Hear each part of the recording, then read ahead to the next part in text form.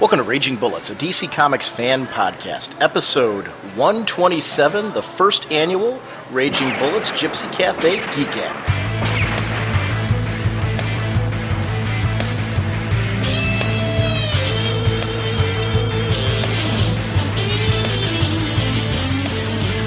Welcome to Raging Bullets. I'm Sean Whalen, Dr. Norge on the CGS forums, and I'm joined as always by my co-host Jim. Bacon is my Viagra, and Mary Marvel is my cure. So says the sensei of the whatnot, master of the Flesh Factory, and purveyor of the Gypsy Buffet, Segulin. How's it going, eh? Okay, that one I did not see coming. Usually I can pick up, I'm like, yeah, it's going to be maybe something like this, but that one was a complete out of left field there, dude. Our sponsor for this episode is DCBService.com and InStockTrades.com. Trinity number 18 to 20 are available for pre-order, featuring the work of last week's guests Alan Pasalacqua, Fabian Nicieza, Jerry Ordway, Mike Norton, Scott McDaniel, Mark Bagley, Kurt Busiek, and more. Regularly $2.99, only $1.79 at DCBService.com. You're getting like one issue free, basically, and still saving on all the rest. I know, it's... Justice Society of America number 20, written by Jeff Johns and Alex Ross, pencil art and variant cover by Dale Eaglesham, and the cover by Alex Ross. It's the Justice Society of America versus the Justice Society Infinity of Earth 2, with the fate of Power Girl at the center of it all. Meanwhile, Starman struggles with his returned sanity as he embarks on his true mission in our time period, one that will have vital consequences for the crisis of the 31st century. Regularly $2.99, only $1.79 at DCBService.com, and we're going to be talking about the annual. Yeah.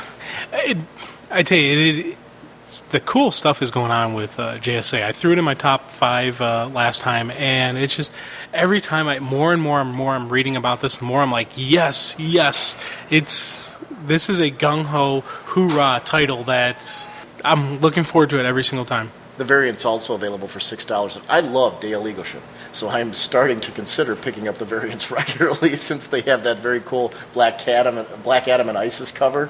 So that's really drawn me in. Rann Thanagar Holy War, number 6 of 8, written by Jim Starlin, art by Ron Lim. The opposing forces of Lady Styx and Sinnar threaten to tear Rann apart as Styx's fleet enters the planet's airspace, and Sinnar establishes his base camp on the surface.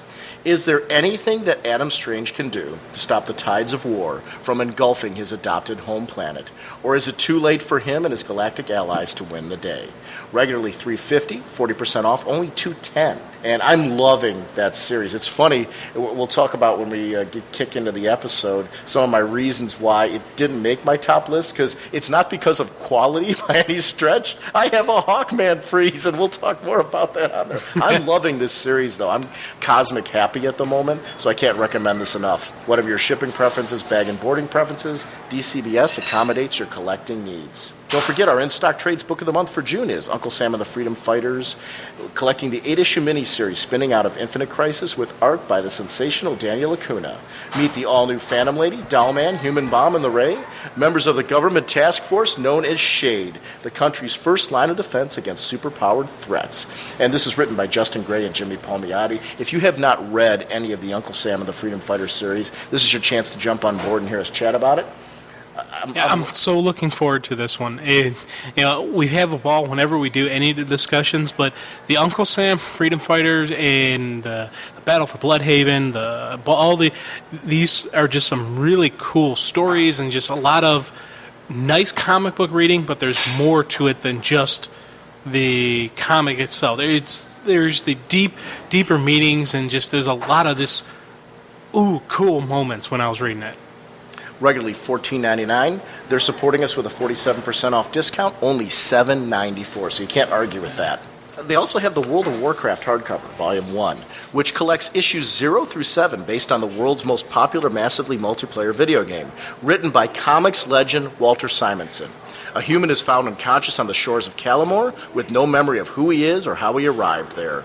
Regularly $19.99, 37% off, only $12.59. And In-Stock Trades is your source for your collected edition needs. Thank you for supporting us, DCBService.com and InStockTrades.com.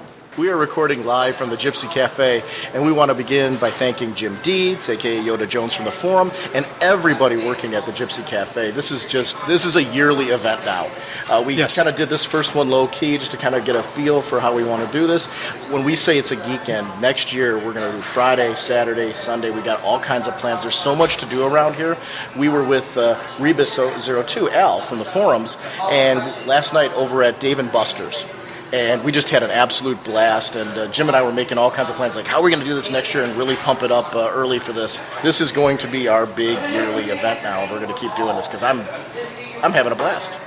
Yeah, dude, man, this has been a really cool time, and we're throwing out ideas, we're looking around, we're seeing what's in the area, like, oh yeah, granted, this is the city of bridges, so I'm never driving here, but, as long as you drive, I'll be happy. I love that. The whole trip I was on bridges with you. It's interesting to me, though, that you're comfortable with bridges as long as somebody else is driving. Yeah. And the whole fear is a completely irrational fear, which I fully admit. Mm-hmm. And even when I'm driving across them, I'm telling myself, this is a stupid thing, Jim. You shouldn't be afraid of it. But the whole fear is stemmed from being swept off the bridge.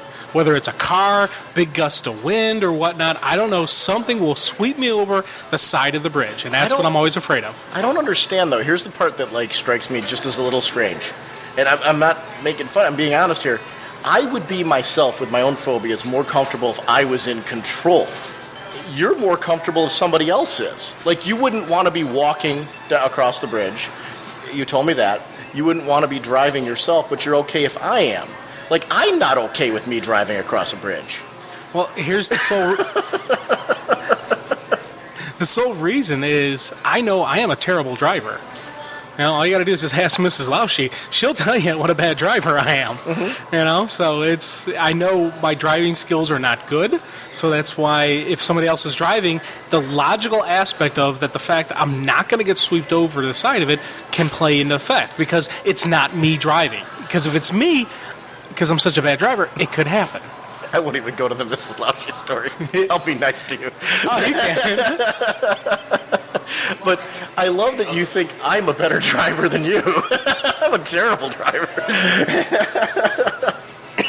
We are proud members of the Comics Podcast Network and the League of Comic Book Podcasts. As we mentioned, we're live from the Gypsy Café. That's gypsycafe.net, myspace.com/Gypsy Cafe for more details. If you are in the Pittsburgh area, you need to make this a stop. It's funny, we're going to do this as an annual event, but I know they did something for Pittsburgh Comic-Con here. This is definitely going to be a more than once a year stop for me, just because I'm having so much fun. You know what? We gotta give a shout out just to the ambiance and just the way the restaurant. This is a cool looking restaurant. Yeah. This is actually. I can see the Seguin family doing a road trip out here because this is the kind of place my folks would love. It's just a cool joint, It's hard to describe. I took some pictures of it, but even the pictures aren't going to do it justice. There is just a vibe here. This is a neat place. And the chow was outstanding. The whatnot waffle, dude. A blueberry waffle with the raspberry syrup. I don't know it's got a special fancy name, raspberry something. I don't know what that is, but it's like a raspberry sauce on it. Dude. And then the whipped cream right across the top. And it was just a really good Belgian waffle. I mean, life is good. Life is good. And the home fries and the bacon and the croissants and it's great coffee. It's just everything you want from a good breakfast we had here. So this is definitely like a for sure for next year. I also want to give a shout out to the quarter bins were provided by Phantom of the Attic, which is at 411 South Craig Street on the second floor, Pittsburgh, PA 15213. That's a new location. Their phone number is area code 412-621-1210. And their website is under construction. They're revamping their website, but it's www.phantomoftheattic.com. You definitely want to keep an eye on that. Bookmark that page and check and see for when the the website's finished and everything like that, so you can keep it up there. But definitely keep this one if you're traveling or if you live in the area. Definitely stop by Phantom of the Attic. We want to thank them for bringing the quarter bins to the Gypsy Café to have some shopping here for a part of our breakfast. So thank you, Phantom of the Attic. Their comic store's moved. Their gaming store is in their former location. So they're definitely like your full service, and you actually can search them out on MySpace as well. So check out their MySpace page. So that's Phantom of the Attic, and it's phantomoftheattic.com for future reference. So it's great, and thank you very much, Phantom of the Attic. And we're continuing to support the HERO Initiative. HERO creates a financial safety net for yesterday's creators who are in need of emergency medical aid, financial support for the essentials of life, and an avenue back into paying work. Visit www.heroinitiative.org. Call 310-909-7809. Check out RagingBullets.com. We have a handy-dandy link right up at the top of the page for PayPal. You can donate right there. The cost of a comic book, just take one of the comic books you're going to purchase, the cost of one comic book, and donate that to the creators. If we all do that, we're helping out some creators, and that's great. It's great for us to be able to give something back to those who've given us so much. Jim, what kind of a podcast are we? Well, Sean, we are a spoiler podcast. We go in-depth into plot lines, story twists, and whatnot of the comics we are reviewing. So if we're going over something you haven't read, you may want to come back later, check us out so you can enjoy the show. We have a contest going on right now, and I want to remind everyone about it. Ragingcontest@gmail.com is the email address. We're looking for website content. We're looking for you to be more a part of the show. Go to ragingbullets.com. I'm actually doing a big update to the website this week. I'm switching to a dynamic template, the suggestion of one of our listeners. I found a way to do that within the program that I'm using. And I've gotten a ton of contest entries and a ton of new ideas for blogs and things that people want to do for the website and things that they want to do for the show. I had a couple people who said they want to do audio comments for the show to enter the contest. There's all kinds of options on things you can do, creating banners for the show, anything, take a look at the website, take a look at the forums, anything that you want to do to participate and be a part of the show in some way can be considered a contest entry. Some of you are already doing these wonderful listener rants on the forum. You can use your listener rants as an entry. The prizes are as follows. Every other month, we are going to be letting you drive the show topic. Our In-Stock Trades Book of the Month is going to be a selection that you choose. And if you would like to, you could join us when we discuss the book that you chose. You don't have to. I know some people don't want to aren't comfortable doing the episode and things like that. And we actually have also from Unknown Fanboy, Chad Burdett. Chad donated to us some comics that we're going to be using also as prizes for the contest. So, very cool.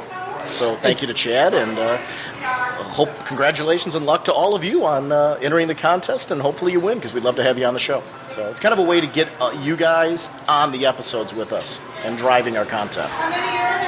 Jim, what's Top Bullets? Well, Top Bullets is another way for you all to get involved in the show. You send in your top 5 picks for the month, maybe a little something at the bottom, what you're digging about it, give you a chance to geek out, rage on about books you're reading. I will contabulate the results, get a total top 5 pick from our listeners, throw it out there.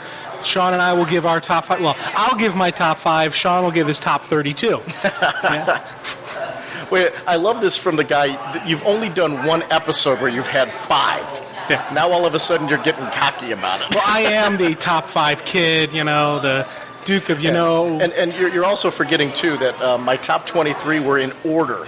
Well, my top 5 was in order, so. That's true. Yeah, but usually your top 5 is like 10 books put together. And I do have to give the credit where credit is due to the great Mr. Chibi. Great Mr. Chibi. He is the one who called me out on, where I mentioned last time when we did our, Top Bullets, where I couldn't remember who it was from the forums that called me out on it. It was him. I give full credit where credit is due. And remember, your top 5 can be from any of the imprints. And Jim, let's do this. When we do the listener ones, can we do like the DC Universe category from the listeners and the outside of the DC Universe category from the listeners? Just because I think it's a great way to talk about some of the books that are falling outside of the DC Universe that we can't always get in other episodes. And I want to talk about Vertigo, Johnny DC, CMX, if anybody has books that are enjoying from that we haven't had the opportunity to get on the show always. Wildstorm is another great line that gives us Wildstorm's doing some great stuff now. Oh, sure. It's Number of the Beast has been outstanding. Yeah. I'm enjoying Dream War a great deal as well. So, and the Midnighter, the books, And that whole World's End thing World's that's going End, on. Yeah, that's really what they're doing is very cutting edge because they're doing something with their event that hasn't been done before with these events. And I'm looking forward to the aftermath of that. So, wow, is this going to be fun? On this episode, Jim and I are going to be talking about the JSA Annual Number 1 from this year, featuring the Earth 2 story that continues off of the Justice Society of America. We're also going to be discussing Batman Confidential, the current story arc, the most recent issue, which is part 3 of the Catwoman and Batgirl story that's in there. So we're going to be discussing that with listener guests that are going to be on here. We're also discussing Final Crisis number 3. We have a very special interview from one of the artists on the most recent American Splendor series that we conducted also from the Gypsy Café. So the whole episode is really geared from the Gypsy Café. We also have one issue from Trinity. And there's a reason we have one issue from Trinity. This is actually the second time we're recording this part of the opening of this episode. And the reason why is we were in our hotel room and we said, okay, let's get started and we'll record part of our Trinity segment, figuring we'll put it out today. Well, we recorded 2 of the issues back to back and then recorded a third issue.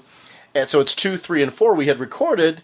We recorded issue 4 at the Gypsy while we were, waiting for everybody to kind of get settled and everything before we kicked in. Well, this morning we were getting ready to head over to the Gypsy. I had saved the first issue, issue 2, that we had worked on. And for some reason, I must have forgotten to save the recording we did for issue 3. Because when we were at the Gypsy Cafe, I decided, let me pop it open while we got a few minutes here and I'll convert it down to a WAV file to make it easier for me today. And there was no issue. Yeah. Oops. Right. So we recorded issue 2. We didn't do issue 3 vanished somewhere, so we're going to re-record that. And we recorded issue 4, and we just decided that we'll save issue 4 for next week's show. We'll record issue 3 for that show, and we'll do more of a Trinity discussion as part of next week's show. The majority of our focus on next week's episode is going to be Seven Soldiers, though, so Trinity is going to be a small segment. Whatever we don't get to in Trinity will be on the following week's show. So Seven Soldiers is the priority for next week, though. That is going to be the key focus. So if we get to Trinity, fine. If we don't, we'll fit it on the next week. The next week's going to be Seven Soldiers. The week afterwards is going to be Rain in Hell, the Hawkman special, and Trinity. And who knows what else. But that's that for sure. Cool. Jim, our next review is we're going to be talking about Final Crisis number 3. Before we get into that, I wanted to shout out the Final Crisis number 1 director's cut. Not only does it feature the artwork without the text, in black and white, and a separate script, but also director's commentary from Morrison and J.G. Jones, which I really enjoyed this. It was interesting to catch a few things we were unclear about. Reverend Good is the new version of G. Gordon Godfrey. I remember that I talked about it and I said that's who I thought it was, but then you started talking about Desaad and we started having a discussion. I started to see your side of it too, and it was kind of an interesting debate between us as far as who actually is this character. It was cool to have it verified at some point from the creators, but I wasn't an issue of me being right, because I actually, by the time we were done with the discussion, I was just as confused as to who it was. I think Desaad hasn't been seen yet, because I'm trying to figure out right now if we have seen him, or if we have, he's a character that we don't realize he is. And my theory is now Libra. 100%. I'm thinking Libra is Desaad. And just looking at his role we've seen in Final Crisis, especially in Final Crisis 3, I can see this being Desaad. He's not as butt-kissing, but he is the servant of the Dark Master, and that's why I'm thinking it's him. Considering Libra's story, though, and how he became this cosmic being and everything like that, at the end of his introduction, there's a part of me that's still thinking Libra's just Libra. So that's kind of where my head is. No, it's not even a matter... and here's the thing, I can say... I'm open-minded to what you're saying, too, though, because I'm kind of like, yeah. Yeah, I think it is Libra, even though you're saying that. I'm not going to back down on it, because I do think it is him. But if it turned out that I was wrong, I wouldn't be upset by it. Because exactly what you're saying, I can see what you're saying. That Libra, the way I look at it is Libra is either Libra or he is Desaad. One of the two. I'm also thinking that Monitor, the evil Monitor that we saw in the first issue, who I guess... The head of the Monitor Council? No, the one that we Midge? saw, Midge, Solomon, whatever. Midge? I mean, because he's not that name. I mean, if you look at the director's cut script, Morrison created names for these characters before they probably appeared in Countdown. So it would be, though, the character that would be Solomon, the one who is, when Ouija and her friend were talking, and then he was in the back saying that Nyx is out of the way now. Yeah. I was thinking to myself, well, maybe that's... Because we've seen him jump into an Alpha Lantern with Granny. So my question is, could that be Desaad? I don't know. I don't know if and there's the other possibility is that we have not seen Desaad yet, which would be another avenue to go. Yeah, I got to think we have, just because I'm with you. He's such a predominant character of the New Gods and of that hierarchy and that of them that we need to have seen him by now. I actually really enjoyed this whole director's cut issue, though, a great deal, because not only did they have the full script, but they did have the commentary from the two where they were chatting about it. What I would like, ideally, is that on release day, seeing as they released the two covers, release the one being the standard issue, and the second one would be the director's cut. That means on release day you would get both. And I would gladly pick up both issues because I like the fact that the director's cut is different enough from the main issue that seeing the art in that fashion, then seeing the script by it, and then the commentary is really a great way. It does give you a little extra bang for the buck. It's not just another marketing ploy to sucker those of us who are collectors in. It's giving you something extra. Right. So that's why when I bought it, I was like, okay, yeah, I no hesitation or even buyer's regret on that because of the fact that it was something different. And then especially because you read yours before I read mine, and you're sitting there, hey, and check out this, and I'm seeing all these little tidbits. I'm like, oh, cool. It did affect a lot of my thoughts on issue 3, having some clarification on certain things that I missed. Because there was, even with all this talking we've been doing about the first 2 issues, there was some stuff I didn't catch. And it was great that were art related. Like the scar on Hal Jordan's head that was apparent in issue 1 that John was staring at. I totally missed that. I didn't see it at all. Yeah, 100%. But it's clearly there if you look at the issue. That was great. There was actually a scar on Hal's head that's been there. It's partially hidden by his mask, so it's something to check at, and we'll be talking about it when we talk about issue 3.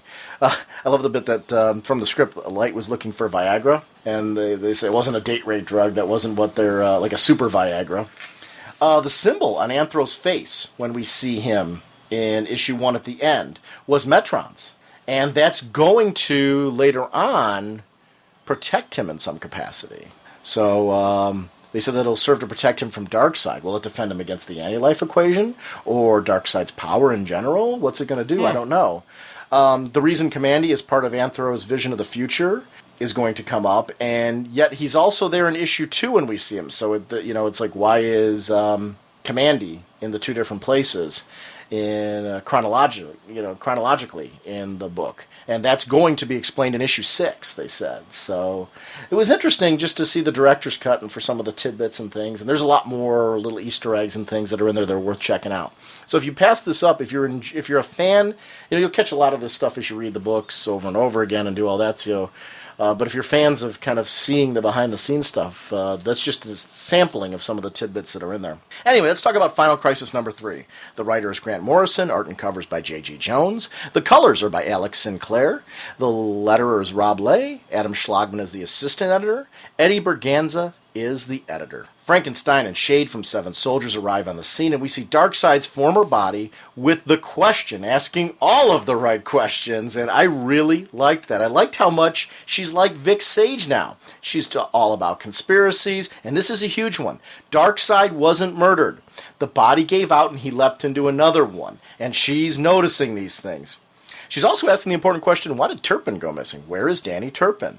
We know that from the last issue, Darkseid's in Turpin now. But it's nice to see somebody observing and noticing that the evidence doesn't point to a gangland murder of Darkseid. This is actually something more. I really digged the fact that they pulled in Frankenstein and that the fact that he's still part of Shade and all that, because that... I liked the Frankenstein character from Seven Soldiers, and he was one of those where they used him and then they were done with him, and I'm like, why haven't we seen him before? So it's just a good throwing him in there. He's a good field operative for Shade, and just gotta just say the Renee stuff was just so cool. Oh, yeah. I was just like really like, yes, I want to see more of Renee as the Question. I wanted to before. I'm glad we're seeing it now. I'm really curious to see, if she's going to start having a lengthy connection with Shade, or if she's going to tell him to go pound salt. Well, It's funny. There's a funny, as you were talking about, there's a funny little Raiders of the Lost Ark reference when the Black King of Checkmate is coordinating with Frankenstein. They don't realize that the ghostwriting No Evil is linked to the evil warlord of Bloodhaven, which is Darkseid, who is set up there, as we saw last issue. They have some global plans, as you were mentioning, for Renee, and I don't see her necessarily being in Checkmate, although she would be cool as some form of espionage agent, so I don't know where they're going with this. Sneaking into other places that people won't go and things like that, asking questions that others won't ask. It does fit her character. I don't know. It's curious to see where she's going to go. I see her more of a solo agent than being necessarily a linked with a group, but... And I'm wondering if this is going to be the lead-in to Revelations, her book, or her, Final Crisis tie-in. So I'm wondering if that's how this is going. Because when we were sitting here talking about, this, one of the big questions that I know I personally have, when we talk about Renee Question, are we going to see Batwoman? Well, if she's connected with Shade, connected with that, I necessarily wouldn't think we would see her. She would be a separate operative. Well, in Revelations, I'm almost positive it's already been said that Batwoman is in Revelations. Oh, okay. Okay, it was one of those things where I didn't know if it was... I'm not 100% sure. I thought I heard that at one of the panels at quite a while ago. So, cool. I've been to and heard between podcasts so many DC panels, but then, I don't know. Sometimes the info gets jumbled in my head. I love the bits where they want to send the most expendable agents into Bloodhaven to cover up the anarchy inside the country's borders. This is interesting because lots of films point to government conspiracies and cover-ups. In the day and age of voter confidence being driven by feeling confident in their government, I kind of get the point. Although, in fairness, I could see another side to it. I could see political powers trying to use fear of this as a way to maintain power as well, and therefore revealing it and showing why they need to stay in office to prevent similar catastrophes. So it was interesting as I was reading this, I'm like, well, on one end I can totally see why this might be true, on the other end I could see where it might not be true. Yeah, I took it the expendable one because they recognized this was a war they could not win. Right. So why send your good operatives in if you know they're going to die? Right. And that was another one I was like, oh, it was wrong morally, but I could actually see a government-type agency, especially one with Shade does have some questionable moral character in their dealings. On one hand, you can sit there and say, no, Father Time really does have the interests of America, but is it interests of America under his control, under his rule, under his definition of authority, or is he actually trying to help the country? He's one of those weird characters that I could see him dancing either way, depending on the circumstances or who's writing him. Or actually what he believes is right. So That's the interesting part of the whole thing, that you can be very patriotic and yet appear to be evil. In the sense that because you believe what you're doing's right, doesn't fall into other people's categories. So it's interesting. He's a interesting character to discuss, because he, I think, a lot of times believes things that we don't necessarily agree with. And I think, though, that he believes he's morally right. Yeah. There's a meta who was pretty battered that fell from the sky, and this was really interesting, because this one was still alive, and I ran through at dictionary.com, German translator, what she was saying. She was announcing that the sky is bleeding. In Final Crisis #1 Director's Cut, they referenced the importance of the red sky, not only to this story, but to DC lore. So I'm interested to learn what all of this means and how it all comes together. It's interesting that this is also the same costume design that Nix was drawing in issue 2 when he was referring to Crimson. So, in his sketchbook, when he was drawing those sketches, one was a male, but the other was a female who looked very much like this one who fell out of the sky. And he was talking about Crimson, so it's interesting. Sky is bleeding, he's talking Crimson. So the red sky is something he's picturing, too, as we're talking about the world coming to an end here.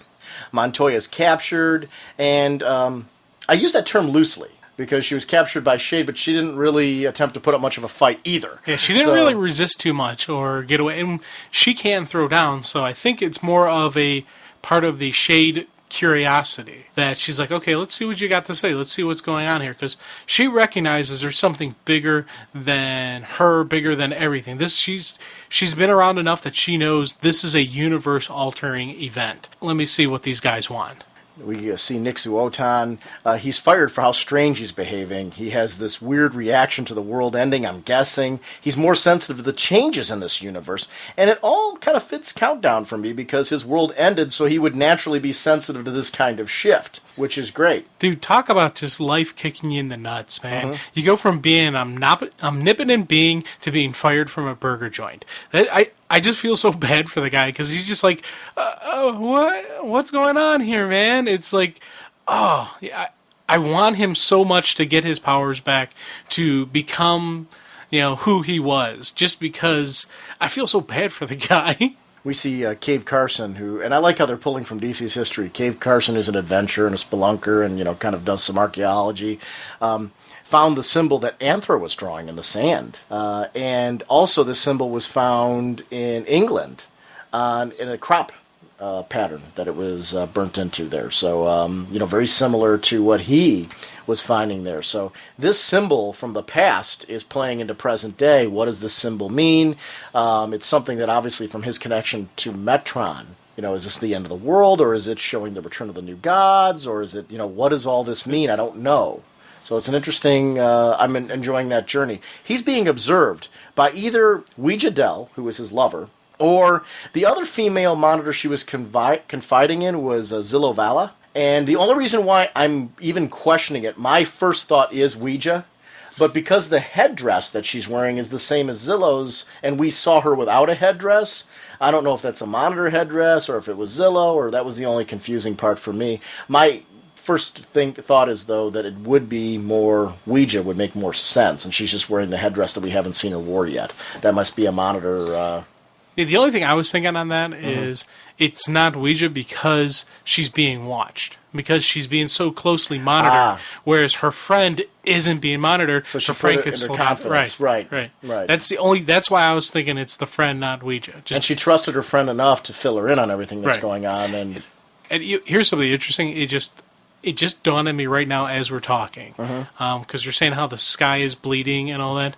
Do you remember there's a line from the JSA annual, and it's where Spirit and Dr. Fate are talking about Earth 2, and they said the universe is bleeding. And I wonder if there's a connection there. Oh, sure. I'm sure it's all... Because I'm like, oh man, that's what it's got to be. So, I love how the Flash family story played out. I was assuming the heroes would save the day and stop the bullet, because we were talking about that, and I'm like, well, what happens if they stop the bullet? What happens to Orion and all that stuff? I love this because I was assuming what Barry was. He was brought back for that purpose. What happens, though, when a hero is brought back and doesn't save the day? This is what we're witnessing here. He has to question himself. He didn't stop the bullet. He didn't save Orion. What does that mean, and what does he do now?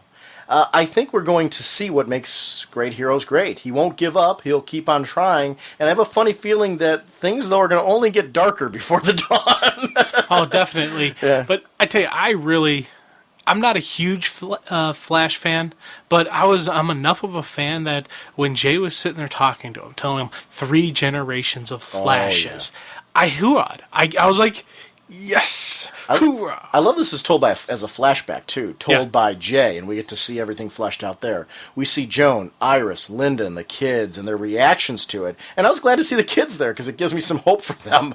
I like that the scene takes us full circle, following the bullet back through time to the beginning of issue 1. And, Death can't travel faster than the speed of light, and Wally is stuck with Barry because he couldn't keep up. Iris learns that Barry is alive, and wow, powerful reaction. They said he was dead all these years, and I knew he'd never been outsmarted before. Not my Barry. She asks the important questions about parallel Earths. Of course she would consider that. Her husband discovered them in DC's Silver Age, meeting Jay. He verifies that it was his aura, and wow. I just, it's just kind of a really cool, geeky moment for me, and I really, really enjoyed it. And you're talking about the kids being there, Jay and Iris, and I tell you, I love the reaction. They're like, yeah, Dad's totally fine. No concern. They're sitting there playing around, doing, their kid thing, and they know that Wally's okay because that's their dad. They know Wally's beaten the odds, and he will continue to do so. And I ate that up. I was like, yes, that's the correct characterization of those 2 kids. And I was just like, cool. There's some great artwork in that whole dramatic segment. They tried to outrace the Bullet to change history and couldn't beat it. And I loved the way that it was all laid out. I love that we joked about Libra's seeming creepy uncle when he took the human flame to chat in private, and Mike calls him out on it. The Hall of Doom, dude, straight out of the Super Friends. It's amazing how heroic the Hall of Justice still looks, and how evil the Hall of Doom can look in today's storytelling. Similar to the Daily Planet, the Batcave, etc., iconic locations can be easily shifted to fit into more modern worlds when handled correctly. I geek out when I see these landmarks from my childhood. It looked really ominous, though, and I liked that. I'm like, okay, this didn't feel hokey or out of place or anything. Yeah. It fit like... it definitely was a cool usage of, I want to say, history, or just what we all know, what we all recognize being an evil bad guy lair. And it's just as they're using the Hall of Justice, they're using the Hall of Doom, and it was just like, I enjoyed it. I liked seeing it, but it wasn't one of those. Sometimes when I'll see the Hall of Justice, I get that grin from ear to ear as a kid, because I remember what I was like when I was a kid watching the show. It wasn't that same connection for me. It was just like, yes, this is a good usage of it. But it was for me. It was a grin ear to ear type of thing. I'm like, yes, because it was a great. It just took me back to my childhood. Yeah. So. Libra cons Mike into putting on his new uniform for his new purpose, well, at least the new helmet. The anti-life equations playing through it, controlling him to be the first of a new breed of soldier for Darkseid. First of, I'm guessing, these justifiers that they're talking about. Luthor shows up and is prepared to take Libra out. It would make sense to shut him down fast. He did what he said he could do. Libra shut down Superman. Libra killed the Martian. Batman's out of action. While Luthor wants all of these things, they don't serve to benefit him in a way that will give him the power he needs to accomplish his goals. In the end, Lex needs to be in control and recognizes Libra as a real threat to that control. Of course, Libra turns on him using his new thugs and gives Lex a choice. Abandon his belief in science and worship the crime Bible and Darkseid, or become an anti-life drone like Mike and his nameless buddy, whoever that other guy was that was over there. Libra is the prophet of Darkseid. That's interesting, though, because, and that's why I'm still not comfortable with the idea necessarily that Libra's Desaad, because I don't see the reason to hide it at this point. I might be wrong. It's one of those where I'm still thinking that, but if I were to find out somebody else was Desaad, I wouldn't care. Yeah. I wouldn't have an issue with it. And I tell you, I love this sequence. I always talk about how Luthor is just this great villain, and he recognized the threat, he makes his move, and in this sequence, it looked to me like Luthor was nervous. Sure. We actually saw fear in Lex Luthor's eyes, and that for me alone just says, wow, what type of villain is this Libra that he can induce fear out of Luthor? Well, let me ask you this one, talking about Libra right now and inducing that fear. Let's say Luthor agrees. If I'm Libra, Darkseid is becoming, an anti-life helmet-wearing vegetable. This whole, that whole vibe that Darkseid's starting up. I would so toss one of those on Luthor's head immediately. I don't care if he agrees or not. That dude's becoming, an anti-life drone. Oh, big time. There's no way you can trust Luthor. No. To be honest, I wouldn't be surprised if we see Luthor defect over to the hero side and say, I recognize we got to stop this guy. Oh, yeah. And that's when I wouldn't have an issue with him doing it. Same thing like with Vandal Savage doing that. I could see Savage doing something like that because he would recognize how truly dangerous Libra is. Yeah, the whole thing's got me curious. I'm interested to see the story of how Libra and Darkseid got linked up. If it's not Desaad, or even if it is Desaad, when did this all happen? How soon did this come in? Because they released that special, showing the old issue of and I don't really think you need to have read that other than to understand who Libra is. But I would be curious to see, seeing as they went to the length of releasing that, if they're going to tell the story how those two got together. They almost have to. The Metropolis Memorial Hospital, Clark, Lois, and Jimmy, giving us some insight into what happened there. Perry on life support, Dirk loses his leg, Adil is the Daily Planet red shirt. Yeah, poor guy. Lois should be dead. She had shrapnel in her heart, and Clark needs to stay there to use his heat vision to keep her heart going. No one else can do anything. The doctors are, useless. She's only staying alive because of him. Talk about life support. Yeah, and talk about just a wonderful way to neutralize Superman. they got rid of it. He's out of the picture. And even, previous sequences, Luthor said he hasn't responded to 18 of the most recent natural disasters. He's completely neutralized. And I was just like, wow, I was really just, when they first dropped the building on Lois, everyone always says there's no way, they're going to kill off Lois Lane. They're not going to do it. But they didn't have to kill her off. They just had to put her in such a way that it would neutralize Superman. And that's what they did. Ouija Zillow offers one chance to save her, but he needs to leave the world now before it's too late. She sensed what Nyx did, that evil's going to win. It's interesting that they're sensitive to these type of changes. The world as we know it is going to end. She wants him to leave before that happens, and there's an urgency to what she's saying. Before, now, we got to move. Moving one of the most powerful humans on the planet into a position to possibly change things. I'm desperately looking forward to the Superman Beyond 3D 2-issue series that begins at the end of this month takes Clark through the multiverse. Morrison and Doug Mahnke from Requiem will be handling that one, and I am assuming it's a can't miss if you're reading this. So, and then issue 4 isn't out till September 17th, so It's real interesting. So it's nice that some of these Final Crisis tie-ins are coming out in between. I like how they're spacing them out a little bit, because it's a chance to kind of read and enjoy these experiences without getting over-inundated with them. And you can pick the ones that you want. But that's one, Morrison's writing it, that's a must-read. That's got to be, if you want to understand. I'm thinking that's a must-read. Yeah, I'm assuming anything with Morrison's name on it, you've just got to read, so... I noticed now with the scar on Hal's forehead as the Alpha Lanterns take him away, he can't remember an alibi on where he was when Orion was killed, where he was when John was attacked. John was unable to connect to Hal's ring during those sequences. So, frame up. What did they do to his head? Notice that the Granny Lantern is the one doing all the talking. Yeah. The question came up at one of the San Diego DC Nation panels. How could Granny be in this position if she died in Birds of Prey? The answer is simple, actually. She jumped into another body, similar to what we saw at the beginning of this issue happen with Darkseid. Darkseid's dead husk is sitting there right now. So it's interesting to see. I'm a little worried for Turpin. Yeah. See, I don't know. I'm worried. To be honest, I'm worried about everybody. Oh, I am too. I don't know what they're going to do, how they're going to do it, how they're going to explain things. But this is shaping up. I'm sitting there going, are they going to actually destroy everything? Yeah. Is this going to be a complete reboot of the DC universe? Is this going to be something huge? Well, I'm wondering. And that's the cool thing, because normally when you go into these events, you think, okay, maybe they'll kill off one or two big names, but you never think they're going to destroy the universe. This one, I honestly think we may see a complete destruction of the DC universe, and there may be a whole new reboot of everything. I don't know. I really don't know. And I'm like, wow. The defense of Granny is interesting. She said there is no celestial emissions that are normally associated with the gods. This is interesting because it points out what we understood about the gods before is no longer valid. Granny did attack John in the Alpha Lantern's body.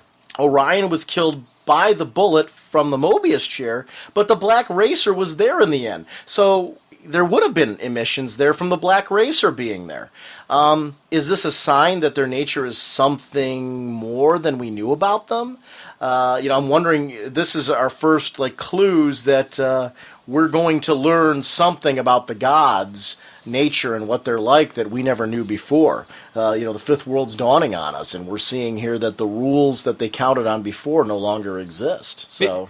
Yeah, I was thinking that kind of stuff where I was thinking maybe she was just lying, and she was just covering it up and changing the facts and all that because she's an Alpha Lantern, so she's got the power to do it. Well, see, but I'm looking at the fact, though, that she's saying there's no celestial emissions. Keep in mind, these are brand new gods, in the sense that the Black Racer's completely different that was there. So, and, Darkseid's nature's changed and all that. So I'm wondering if, in fact, she meant there was no, I don't know. Yeah, it's interesting. Yeah. I mean, there's lots of things running through my head. It's something, obviously, we're going to get explained later as we learn more. I actually like the mystery right now. If I were Hal, I wouldn't be so confident that the Guardians are going to be able to help me right now. Imagine having missing time that you can't account for. This would take you off your game. Only, Green Lanterns in or out of Earth. This is a huge problem. This is something where I'm like, wait a minute, they just trapped everyone in. Forget about the safety from the outside. First of all, the only people that can come in and help you are the Green Lanterns. Well, we see right now that... They've just neutralized 2 of the 4 Earth Green Lanterns. Well, actually, the 2 Earth Green Lanterns that are in charge of this sector. Right. So if they leave with Hal Jordan, who is going to report back to the Green Lanterns that there's a problem in the sector to talk about, period? Right. Remember, we talk about Guy and Kyle. They're stationed on Oa, not Earth. Yeah, well, I'm curious to see if one of them will come. If we'll see one of them returning back to Earth because of all this, or if they'll stay on Oa with Hal, or maybe Hal will tell them, "You guys got to get back there. We need a presence there that we can trust that's not corrupted." Or if the Guardians' answer is going to be, "We don't need anyone there right now because we have a bubble surrounding right. it." They may, and that's maybe the thing. The Guardians may say no. Right. So yeah, it's.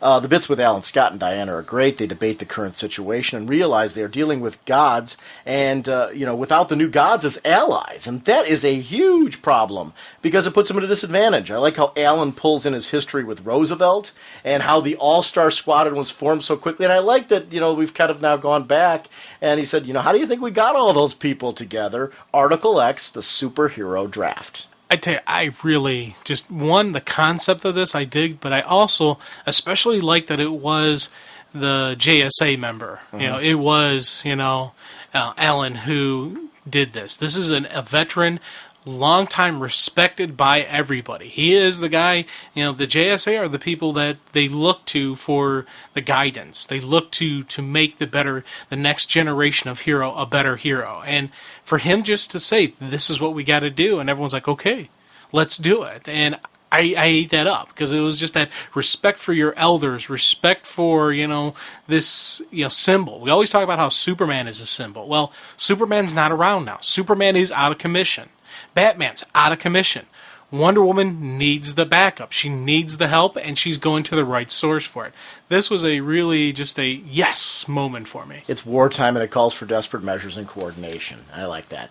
The scary part here is the writing's on the wall, though, dude. The greatest coordination of heroes, and yet they are still doomed to fail. It's funny, Barry's return last issue gave me hope. When I saw it, I was like, yeah, Barry's going to do something. It's going to be, now that rug's, but that's what's so brilliant about how they handled Barry's return and how it plays out in this issue. Barry's return paints a hopelessness for me. I look at all these guys as having targets on them. These heroes uniting, I'm looking at them, I'm like, target. I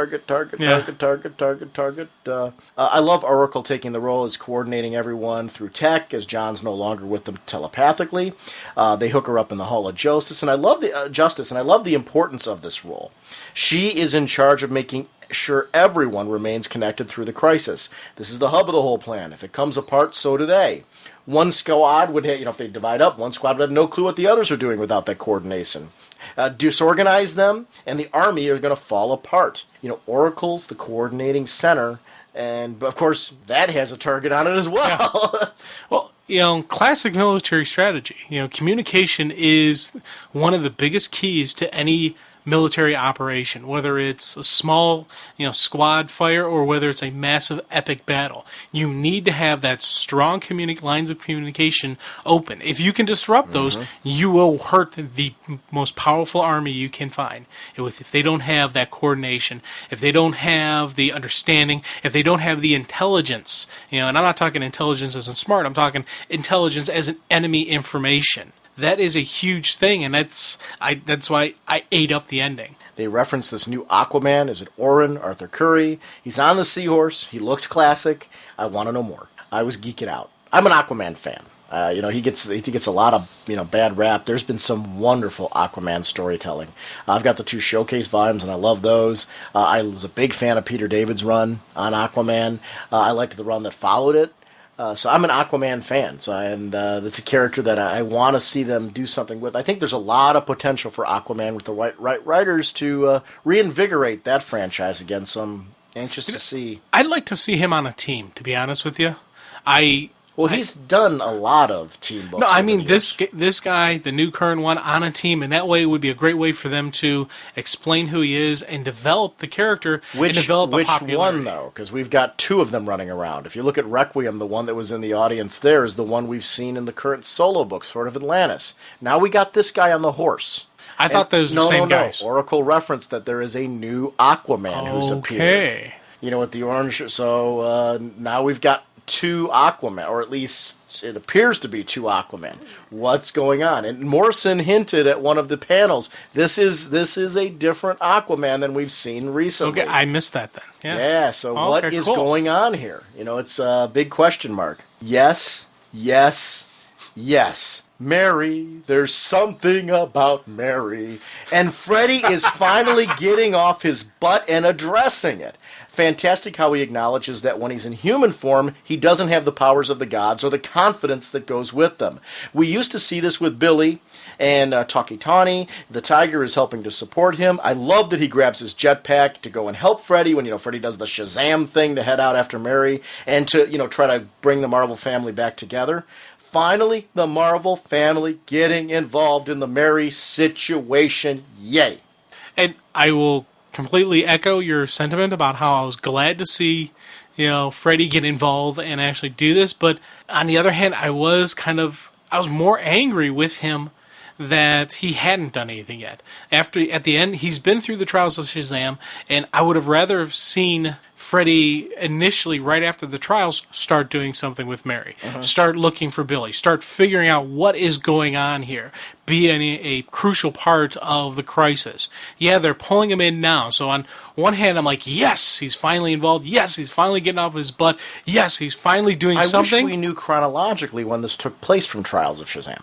True. Yeah, see, that's the other thing. These are just little informations that if it could annoy me. If Freddy was on the trials during this, when this stuff was going on with Mary, then Billy's really the one your anger should be targeted at, not Freddy. Yeah. In the sense that Billy, being in the role that he's in, should have been the one observing that. So I don't know. And it's interesting to see if we'll get that addressed at all or not.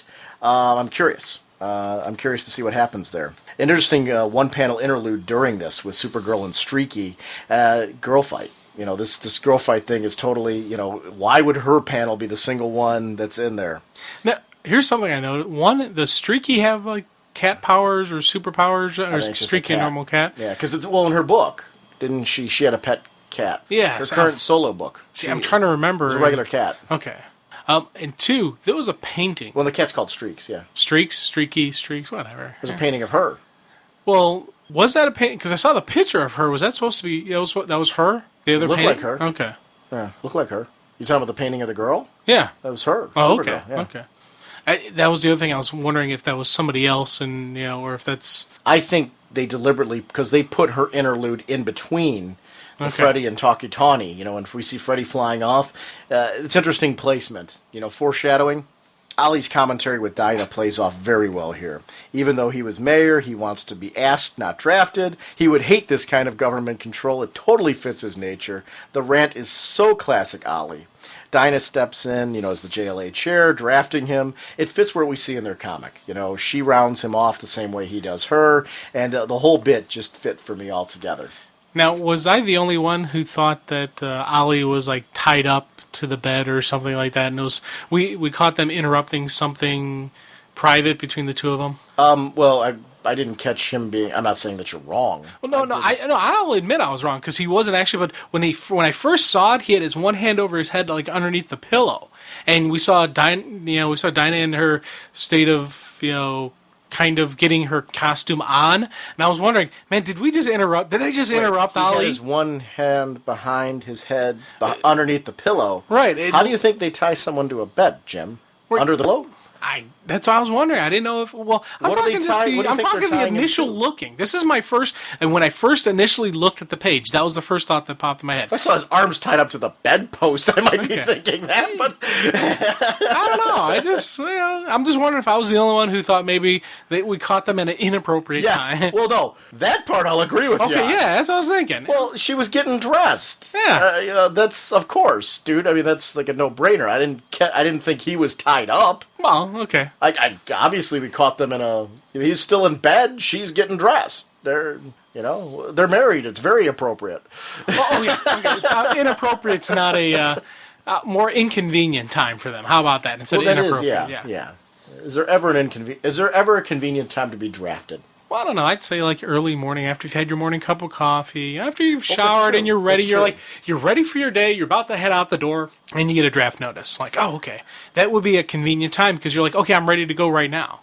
I want to point out it's no accident that in the big event-driven comic, in the front row of the superheroes, you see not only, Freddy and people like that, but you see, of course, Carter Hall. If you're going to put somebody in the front, somebody that you really want to talk to, somebody in a leadership position, you want to look at somebody who is really going to be a general. And, of course, who do you got there? None other than Carter Hall. And you want to know something funny? Mm-hmm. I'm not going to argue this point with you. If I was setting up a massive battle front, I would want Carter there. Oh, yeah. That's your tank. Yeah. I will completely agree with you on your Hawkman rant. He is one of the first names I would pull from, and I would say, okay, we need you there. We need a powerhouse. We need you. You're going to be the lead. That's no fun when you don't grow. You're going to be the lead. You're going to be the lead in, because the first thing you do is you send in your pawns. Absolutely. Your pawns? You send in your general. In chess, the first person to move is... This is war.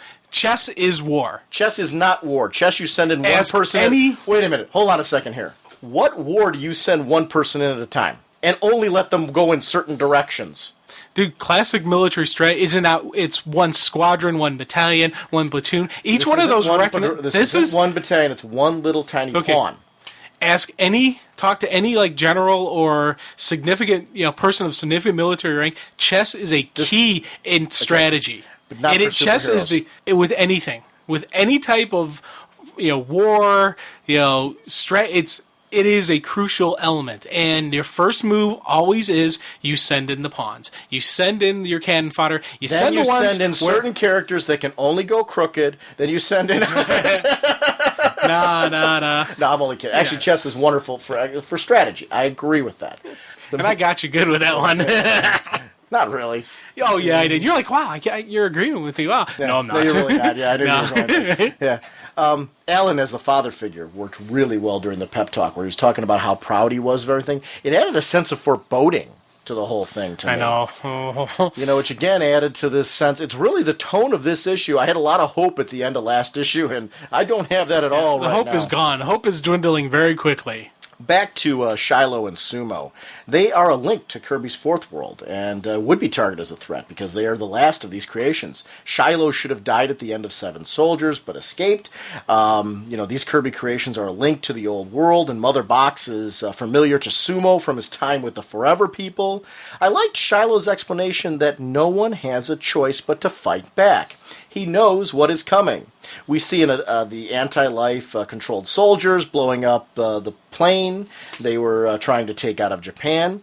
They call for a miracle, and, this has nothing to do with me, but all of a sudden the Wonder Wagon shows up. Yeah, I know, that was cool. It's Super Young team. I really adored this. I would so be driving up in my Norgemobile to try and save the heroes. And I'd be trying to fight asking for an autograph and attempting to look much cooler than I actually am. They want to leave these so-called rookies out of all of it. Excuse me, we are the Super Young team. We've done this sort of thing before. I liked Superbat and all this. It's funny, these characters are growing on me. And I love the Wonder Wagon taking off into the air. And again, I think these are justifiers from the flyer at the end of the issue. I guess that's what we're going to be calling these. But Bloodhaven has been like this a long time, dude, since Chemo was dropped on this. Yeah, boy, have they built this up over time. I remember when this was Nightwing's stomping grounds in his solo title. The Atomic Knights are on the scene, and Grail and his crew lead Wonder Woman in. I did like the bit where he initially suggests waiting for the Shade Super Troopers. She realizes the desperation, though, and needs to find out what is happening. The government won't do airstrikes because of the research area and the pony dogs, or for example. I like that there's an explanation as to why more hasn't been done to bring down the crime lord. So, do you think Replica is done for good, or are some of Replica still out there? Yeah, I'm thinking Replica is going to be on part of it. The cons, they do their memoir, of the heroes gone. I'm thinking Replica's on that list. Yeah, I think he's gone and now tell me, not though, if you back. did enough for him, he wouldn't make an interesting wallpaper pattern. He's the one you'd kind of stare at, and you'd be kind of like, oh, look, it's kind of mesmerizing. Dude, that's just wrong, man. Well, no, he looked good. I mean, It's the seriously. line, man. You crossed the line, When he's man. sitting there That was hanging- my favorite replica, man. Really, which one? I don't know. There was like 7 or 8 of them. Why'd you kill him off, man? That was my favorite one. Now, Mary's new look. Okay, Desaad obviously had something to do with it. The flesh farmer or the scientists that we saw, the two of them that are sitting there. Yeah, they did the evil pimping of her. That just the apocalyptic pimp. Very bad hair day. Yeah. And here's the thing. When I first saw her, I was very just like, what? No. I was too. I was very, and then you learn why she looks like that. You learn she isn't in control of herself anymore, that she is completely in control. That was the question I had for you. Were you taking it as Mary Mary's in control or somebody's controlling her? That's interesting, because the way she's talking, it's... And I was always the advocate of Mary was in control. I hope you're right. So I mean, it's not an issue now I'm like, there's no way Mary's in control. This is something where Darkseid has always been in control of her. Let me ask you a question. What convinces you? Is it the hairdo? No, it was some of her...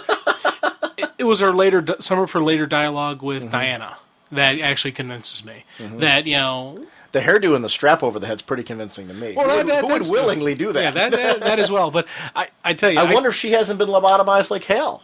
Could be. Maybe that could be the deal. I don't know. There's so much stuff that could have happened. But that confuses me a little bit, though, and let me explain why. Because she actually changes form when she turns. So, I mean, how do you cut open Mary Marvel? Because it's Darkseid. And this is Darkseid, the person who took over a Alpha Lantern. Sure. So I can see him having... It's a god. So this would be, again, showing more of his nature that he can control an agent of other gods. Right. And we saw him control... And she's an agent of other gods. She has powers that are given to her by those gods, but this is a god then going after those powers. Yeah. This is also... Yeah. Darkseid has held and controlled and captured the gods that gave her power. So he had the sufficient power to capture them. So why not sufficient power to manipulate? And it's I know I'm completely going against what I said before, but this really convinced me right here. All the Black Mary stuff was not Mary Marvel. It was manipulation and control by Darkseid, by the power. And... I ate it up. I disliked seeing the look. I kind of really dig the Black Mary look, but I did eat it up, the fact that we get this explanation. We finally get this word that wasn't Mary Marvel before. Do you think you're more accepting now because you don't like the look? Probably. It could be that. It could very easily. She looks really deviant. She's out there. Yeah, she looks not, she's dropped the Black Adam color scheme, which I like because I wanted another version of Black Adam out there, but she's not. She's under control. And I tell you, the only... Well, there's a couple cool scenes from this segment, but I really... She looks like one of those puffy-haired gnomes gone wrong. Yes. Oh, God, yeah. She's, what are those, treasure gnomes or something like that? Yeah. Like, you lift the hair up and then sometimes you can pull it to the side and do all... Yeah. It looks like some little kid took a lawnmower in the middle of it. It's a reverse mohawk, which does not work. No. Yeah. But how cool was it, though, when they had the Atomic Knights sitting there and the ones talking to Wonder Woman saying, man, I'm so glad to be serving alongside you. Marine. This is a true honor. And sure enough, as soon as I read that, I'm like, hello, red shirt. Yeah. Oh, that was just a cool... That was my, Black Adam rip in half type maneuver. Well, actually, tell me you wouldn't want a dog pony, though. But what was more upsetting? Wait, I got to ask you this. What was more upsetting to you? Marine being torn in half or the dog pony? I have to say the dog pony because... Me too. I'm with you. Because here's why. Okay. Because I'm sick and twisted, and I actually enjoyed seeing her fly through Marine like she did, like how Osiris did, back in 52. But that dog pony at one time was a puppy pony. What the puppy do? The dog didn't do anything to anybody. He did nothing. All he thing is, he's just like sitting there, has a saddle strapped on him, going, "What the hell, man? I'm not a horse. I'm a dog. I'm a dog pony. Right. Yeah, I should be playing. And that's a Dalmatian, so you should be riding in some fire truck somewhere, just being the station mascot, just hanging out, not doing anything, not worrying about. But I can't do that because you turn me into a freak. Right. I was like, oh, come on, man. Mm-hmm. He knows, like, if I was in a kennel, people would, like, pass me up because, like, where do you put me? Do you put me in a stable or do you, put me in a doghouse? And who's got a doghouse big enough? Okay, now here's the thing. I'm a cat person, self-admitted cat person. Well, that's fine. But I would actually pick up a puppy. I would pick up a dog pony. Wouldn't that be cool? That would Especially in this day and age with poor gas prices and all that stuff. Man's best friend gets you to work. Yeah, I'd sure enough saddle him up and I'd be riding, and how cool is that? You stop off and get milk bones. Exactly. And your puppy pony gets you from place to place. Milk bones are much cheaper than a gallon of gas. And here's the cool thing. Here's the extra, because I've been thinking about this. Right. Now, if I was riding the puppy pony, I technically would not be in control of like a car. Right. It would be the puppy, the horse, the dog. So you could go over bridges. I could go over bridges. I was just thinking, wow, this would be very cool. So this could be Bridgeman's mount. Yes. Oh, instead of a bridgesicle, he's got the puppy pony. The puppy pony. All right. That's right. There we go. You have to come up with a real cool name for it, though, because it can't be puppy pony, because that's kind of like the Atomic Knights are already using that. You have to come up with a cool name for your puppy pony. Yeah. Okay. I'll think of something. So there you go. Yeah. You know what? Your puppy pony needs to talk like Brian on Family Guy. That would be the twist. The rest of the puppy ponies can't talk. Yours could. Okay. There you go. So, see? Well, look at that word. What the hell did this come from? I gotta say, what the hell are we talking? Speaking of turns. Yes. Mary lets Diana know that she's screwed up and is too late. In 5 minutes, the anti-life equation is released. What is this disease that they released in Diana? Talk about a great way to just dispense it. Throws the punch, Diana does the natural catch, and boom, you're contagious. Yeah. Bam. I was like, oh, that is outstanding.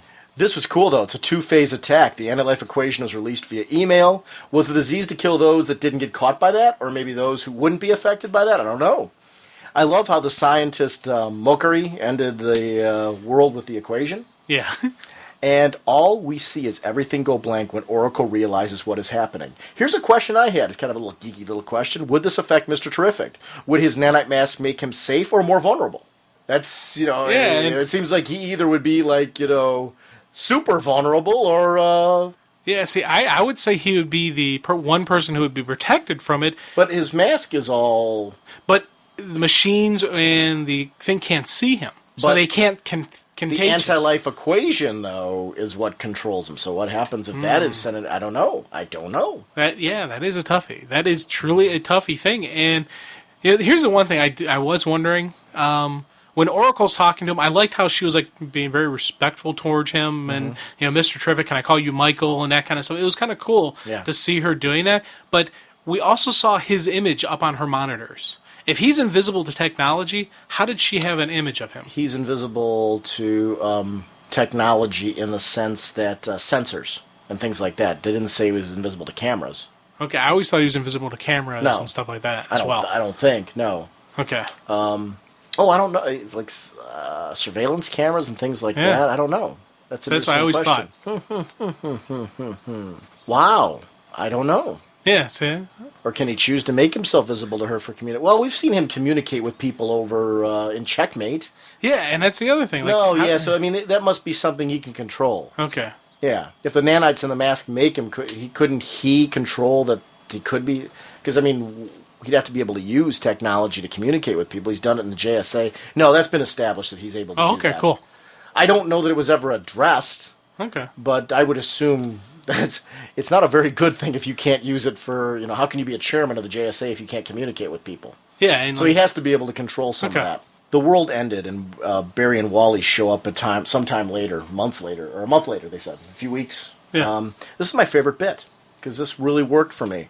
We couldn't save Orion, Wally. His murder had already happened, so why? I was dead. Why did I have to come back? Wally, what have they done to the world? Being brought back to life, you would be searching for a reason as to why. We all search for a reason we exist, but of course it would be even worse if you were brought back to life. Shouldn't it be to prevent this, not witness it? Historically, when heroes come back, isn't that what happens? The story isn't over, though, but no evil indeed, dude. I really like that moment because I'm like, wow, they totally snowed me because I was with Barry. I'm like, oh, Barry's back. He's going to do something. This is going to be it. He might remember my speculations all after we were talking about last issue. They totally got me hook, line, and sinker. Yeah. And I love that. I actually really love that because I bought into the whole thing. And wow, talk about a different twist. He comes back to witness it. And I like that he is outer dialogue, I should say, with Wally is very much what happened. This isn't what should happen. the Furies of Granny? I don't know. See, but you mentioned that one, you thought one looked like Catwoman. I get that point, so I don't know. Here's what and I've been thinking about this a lot. I think these Furies are actually Catwoman, Wonder Woman, Giganta, and I was thinking Batwoman, all being controlled by Darkseid. Okay. And that's how they created the new Furies, not manually created, but these are them under control. They showed in the sketchbook the new Lashina, who did look very similar to this one, so I was assuming it was the female Furies, which leads to a couple different possibilities, because you're right, the one does have a costume that looks similar to Catwoman. I'm either figuring this is the new Lashina, or what we're seeing here is them being controlled, like you said, by the anti-life equation, which is a possibility here. Yeah. Being controlled, maybe their bodies being possessed by something I don't like know. That. I don't know. Yeah, I honestly think these are the heroes under control. Or villains, because Giganta's a villain, so... Yeah, both. Why would it be... That's what I'm saying. I think they got both. It's Darkseid's controlling everything. He doesn't care. It's his world now. It's his universe. Yeah, so I don't know. I don't. Part of me took it as those are heroes and villains being controlled, or those are just the new Furies, and we're just seeing them now for the first time. Well, the one is obviously Wonder Woman, but yeah. How do you take it's obviously Wonder Woman? Because it's her costume. It's the Wonder Woman costume. Oh, that's right, because of the... Right. So then, that would lead to the event. So that's why... Well, see, I didn't catch that was her costume. I guess because of the tone and the shading and everything like that. I'll have to relook at that. That's something that I missed. I saw that the one was obviously Catwoman's costume. Well, then if it's Wonder Woman's costume, then you've got me on that one. That's interesting. Interesting, I don't know if you saw on the bottom of the page, the Justifiers ad. And it's interesting in our... It's interesting commentary on society. We live in, credit age, getting out of debt in our spam, our TV commercials, etc. And I love that it's an incentive to easy money as a justifier. With the tear-off phone numbers that you see everywhere. Here's some thoughts that I have. What if the monitor we saw in issue 1 is Desaad or one of the other evil gods? I don't know. That's kind of some of my thoughts. Barry and Wally can time travel. Will this help them? They can go to other universes. Will this be the route they go? I'm thrilled Wally is with Barry. I love when Flashes team up. Jeff Johns mentioned in San Diego when some angry comments came up about Barry and what does this mean for Wally and that type of stuff, that he wrote Wally for years. He loves Wally, so have some faith. And I do. I'm curious to see where this is going to go. But I know Jeff's not writing this. I'm just talking about in general with Barry being back. Does this mean the end of Wally? And why does that have to? Here's my question for you. Have they 100% said that the new Flash book will be Barry Allen, or have they just said Flash Rebirth featuring Barry Allen? Okay, so they did. Okay, I just wanted to make sure that they flat out said Flash Rebirth featuring Barry Allen. Okay, with Jeff Johns and Ethan Van Sciver. Okay, so cool. That's for sure. And it's called with the title like Flash Rebirth. Well, I know. I just wanted to, just because you never know what they're going to do. No, it's called Flash Rebirth. It's all about Barry Allen. I mean, they've announced it's all about Barry Allen. Okay, cool. Because yeah. Oh, you haven't heard that the title was Flash Rebirth? No.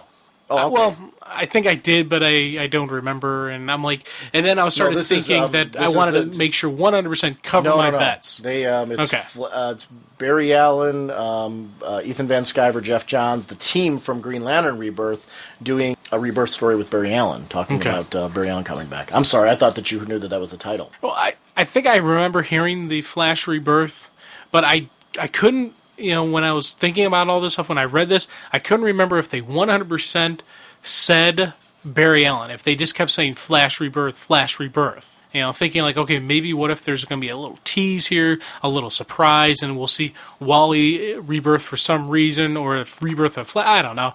And I just wanted to be 100% certain. And I am, so we can just, It's funny, I'm looking at Simulated Stereo's comments, and I want to go ahead and take a look at the listener rant section to see more of those. We have lots of listeners who are ranting in that section.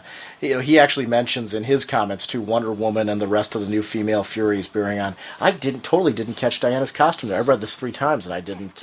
I was so focused on other things, and I guess I just immediately dismissed. Oh, these are new.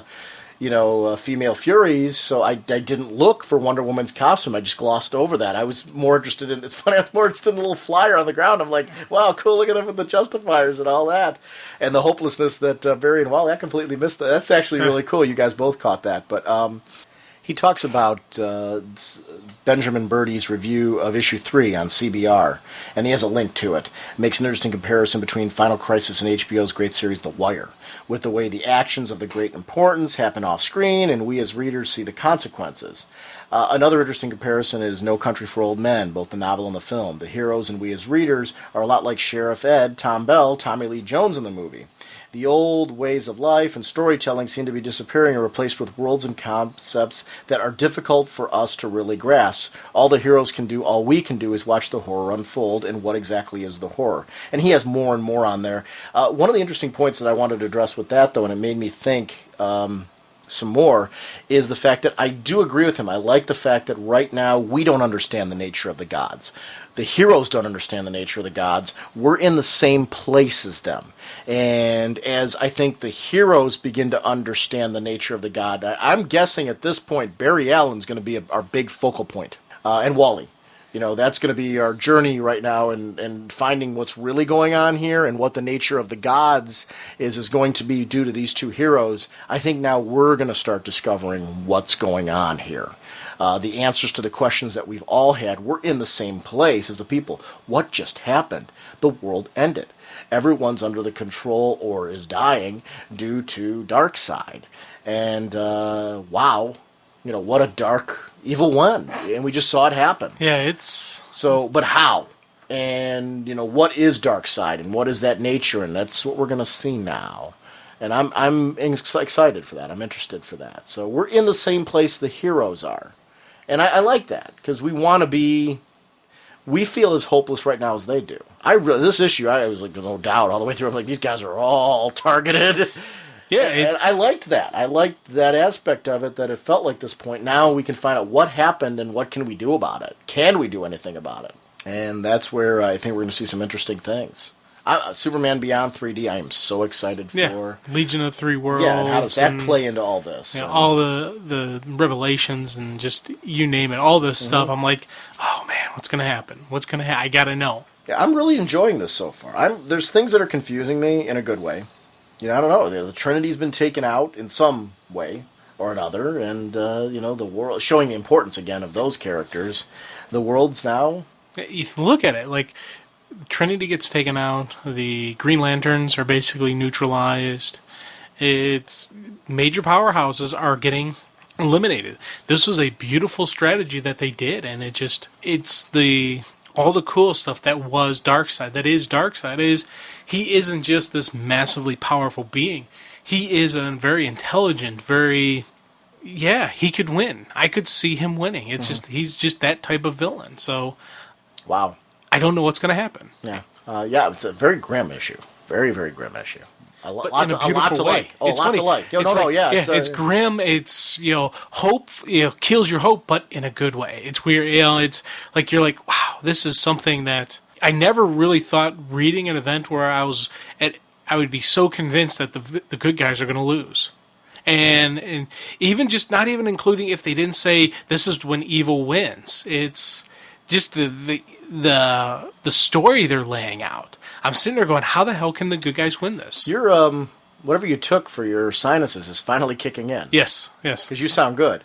I know. Yeah, there are some of our other recordings on this podcast, and it'll be stuff that frames this. As you'll be hearing it, you'll hear him.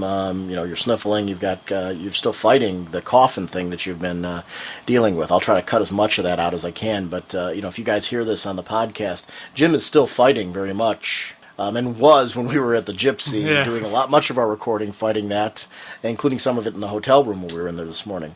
But hopefully you enjoyed this episode. This one, wow. So let's kick on to our next segment. Our next review is going to be the Justice Society of America Annual Number 1. Jeff Johns is the writer, Jerry Ordway on the pencils, Bob Wyacek on the inks. The JSA pinup is by Dale Eaglesham and Wade Von Graubacher. Harvey Richards is the assistant editor. Michael Siglane is the editor with Alex Ross on covers. This was one for me, and joining us is Al, who's Rebus02 on the forums. Al, you've been very patient today. Al came all the way out here from New Jersey today to join us we actually hung out with you last night in Dave & Buster's. We had a wonderful time at Dave & Buster's, an air raid, shooting all kinds of... You and I actually are still in pain from Time Crisis. Oh, you have to keep ducking with your foot, and it just, ow, my thighs, or calves. I don't know if it's a good thing for us to admit, though, that we're in pain from pushing a pedal. I take pride in my laziness. There you go. That's right. But we gutted it out because we were saving the world one enemy at a time. Yeah. Al, welcome to the show, and thank you for joining us in this. Al, you picked this one. I asked you, what are some monthly series that you're reading right now? And one of the ones that you mentioned that you're really enjoying is JSA. Oh, yeah. Why is the Justice Society of America a book that you keep coming back to month after month? Probably because I like the old characters, because it's just always like, okay, with some guy who just punches people, but let's give him a whip or some kind of goofy little thing, or let's give him a couple bees and he fights with trained bees or something stupid, and that just entertains me. It is that classic kind of feel, but it's great because these characters have translated so well into great storytelling today.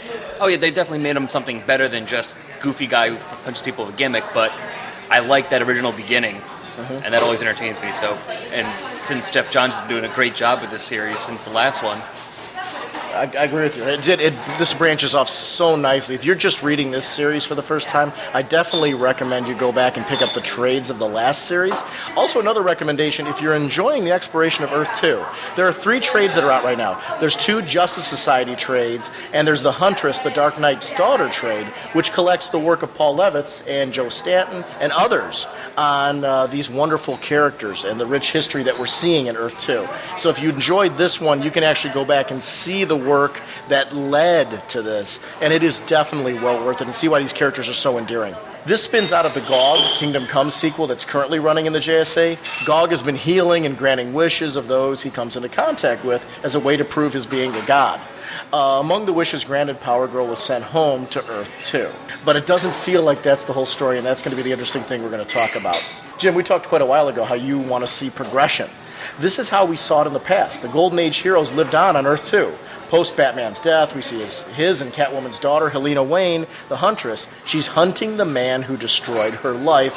Interesting that on the surface he seems to have done something so obvious, but then there is more interesting realities to what the Joker actually did to her and how he trapped her on so many levels. I love how deep this story is, though, because it starts off as a Power Girl story, but then there's this rich Huntress story that's going on in the background that makes this so interesting.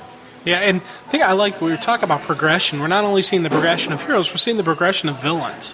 The villains, as time is going on, as they're getting near the end of their life, they've seen Batman die. They've seen the other villains die. They're getting a little bit more desperate. They're a little bit more suicidal. They know they're at the end of their life, so they're going out. They're going for their last hurrah. So you're going to see a little bit nastier from them. And I like the fact that we're seeing that change in already nasty characters, turning it up a notch. Can we say kudos to the whole art team? Like, oh my God, does this book look fantastic. When she was, in later pages, we see her looking through the window at the bandaged Harry. The criminals are becoming more and more twisted and desperate because they are dying. This whole sense of the criminals, her face, the facial expressions, the way she's carrying herself, the artwork was just, beautiful. I also like how they brought back the old costume, the original Huntress costume, which is definitely a combination of Batman and Catwoman. The cape, the way it flows open and all that. That's definitely the Batman gorgeous cape. And if you look at her costume, it's definitely Catwoman's. Yeah, it's a nice little hybrid of the two, showing her parents and that heritage. It makes sense why they changed it since Crisis, but I like seeing this now because she is their daughter now. Talk about the changing criminals here. They're becoming more twisted and desperate because they know they are dying. Going out with a bang, perhaps, trying to make their mark to be remembered, perhaps, trying to recreate their glory days, and often trying too hard. That leads to Huntress trying to take down the Joker for Alfred, Harry, everyone he's hurt, including her chance for a life outside the mask, and I love how this has a multi-layered meaning. The shot of her swinging like in the cape, like you said, was just wonderful. I'm going to find the Joker and do what my father wouldn't. Which this is different for this Huntress. We're very used to Helena Bertinelli, the current Huntress, who isn't afraid to be more violent, who isn't afraid to cross that line if she needs to. This one would not kill. She made an oath not to kill. She's Batman's daughter. And there is an interesting distinction there for anyone who hasn't read this Huntress before. Yeah, I also like the fact that Helena Bertinelli over the last few years has softened a bit, and now we're now back on the original one, and she seems to be hardening now.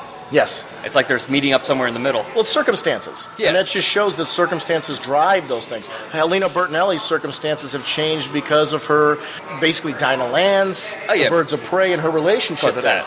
Right, and those circumstances have changed it. And like you're right, here the circumstances have shown us that Helena wanes. She seemed to have that kind of circle with the JSA before, and now she seems to be cutting herself off and heading in that other direction. Right. I do like the distinction and tone difference between the two, in the sense that we can tell they really are different people. Yeah. There's a loud boom and a flash as something comes crashing to the earth.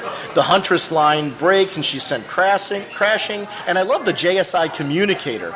Nice build of the distance to close up, shocked look on her face. As there's that pacing inside the art panels, and I loved that.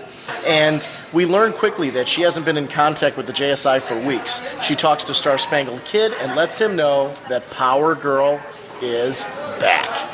And a nice little segment to bring us up to speed on how Power Girl wound up there, but it also let us know that this universe has moved on for any of us that read Earth 2. There has been progression of time here. Yeah, and we talked about when we did the Batman Confidential thing, just about facial expressions. Another just wonderful facial expressions from the shocked look on Helena's face, but also you look at like the passed out Power Girl look. It just I don't know. It just there's not like dramatic or drama, but I'm looking at this close up of her, and where she's thinking, "Where am I? I'm home. What's going on?" It's that confusion. I was eating up just these little things like that. This is right where Earth 2 left off. Infinity Inc. is combined with the JSA. Jade and the female Dr. Midnight try and help Power Girl. I mean, imagine being dazed and hearing voices as you come to and feeling like it's all a dream. And I love the adult Dick Grayson costume and how much it influenced Tim's initial suit in the DC Universe, Tim Drake's. Oh, big time, dude. This is the kind of costume that I did want from a Robin. The long pants, because, I don't like the shorts. But even just he doesn't have the pixie boots anymore. He's got a full-length boot. Well, it's a nod to age and it's a nod to growth. And you can even take his cape is very much reminiscent of the cape we see on Tim now in many ways, in the sense that it's a little bit closer to Batman's cape, which it's a nice... I've liked how Tim's progression's been a nice nod to Earth 2. This would be exciting. Superman could be back. And love that he is as interested in that as Power Girl's return, and perhaps even more. You get that vibe like that's even more intriguing. Our Golden Age Superman, our hero, is back. And, is he here? Alfred's apparently dead from the discussion, and Harry Sims has had an accident similar to that of Harvey Dent. The Joker trying to recreate his old ally to bring that, bring back, like I said, the glory days. Here's the problem. Harry was only attacked because of his association to Helena.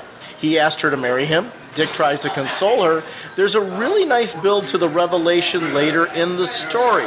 She pulls away from him violently almost when he touches her, then almost begs him and pleads. We find out later she's been in love with Dick Grayson all along. And, to see this build here, to see that there was a reason for her reaction here, and how much that plays into the later revelation is wonderful. It was funny because when I first saw her backing off, I kind of suspected her true feelings towards him, but I was also thinking maybe this is just her version of the Batman back off. Like, there's been times when Batman was distance himself from people. Maybe we're seeing that same thing in Helena. Earlier, she had made comments about how she's getting used to her life. I'm even getting used to the smell in the cave. I was like, okay, maybe she's encompassing more of the Batman stuff. So when we get the reveal later on, I was like, ooh, that's cool. I like it.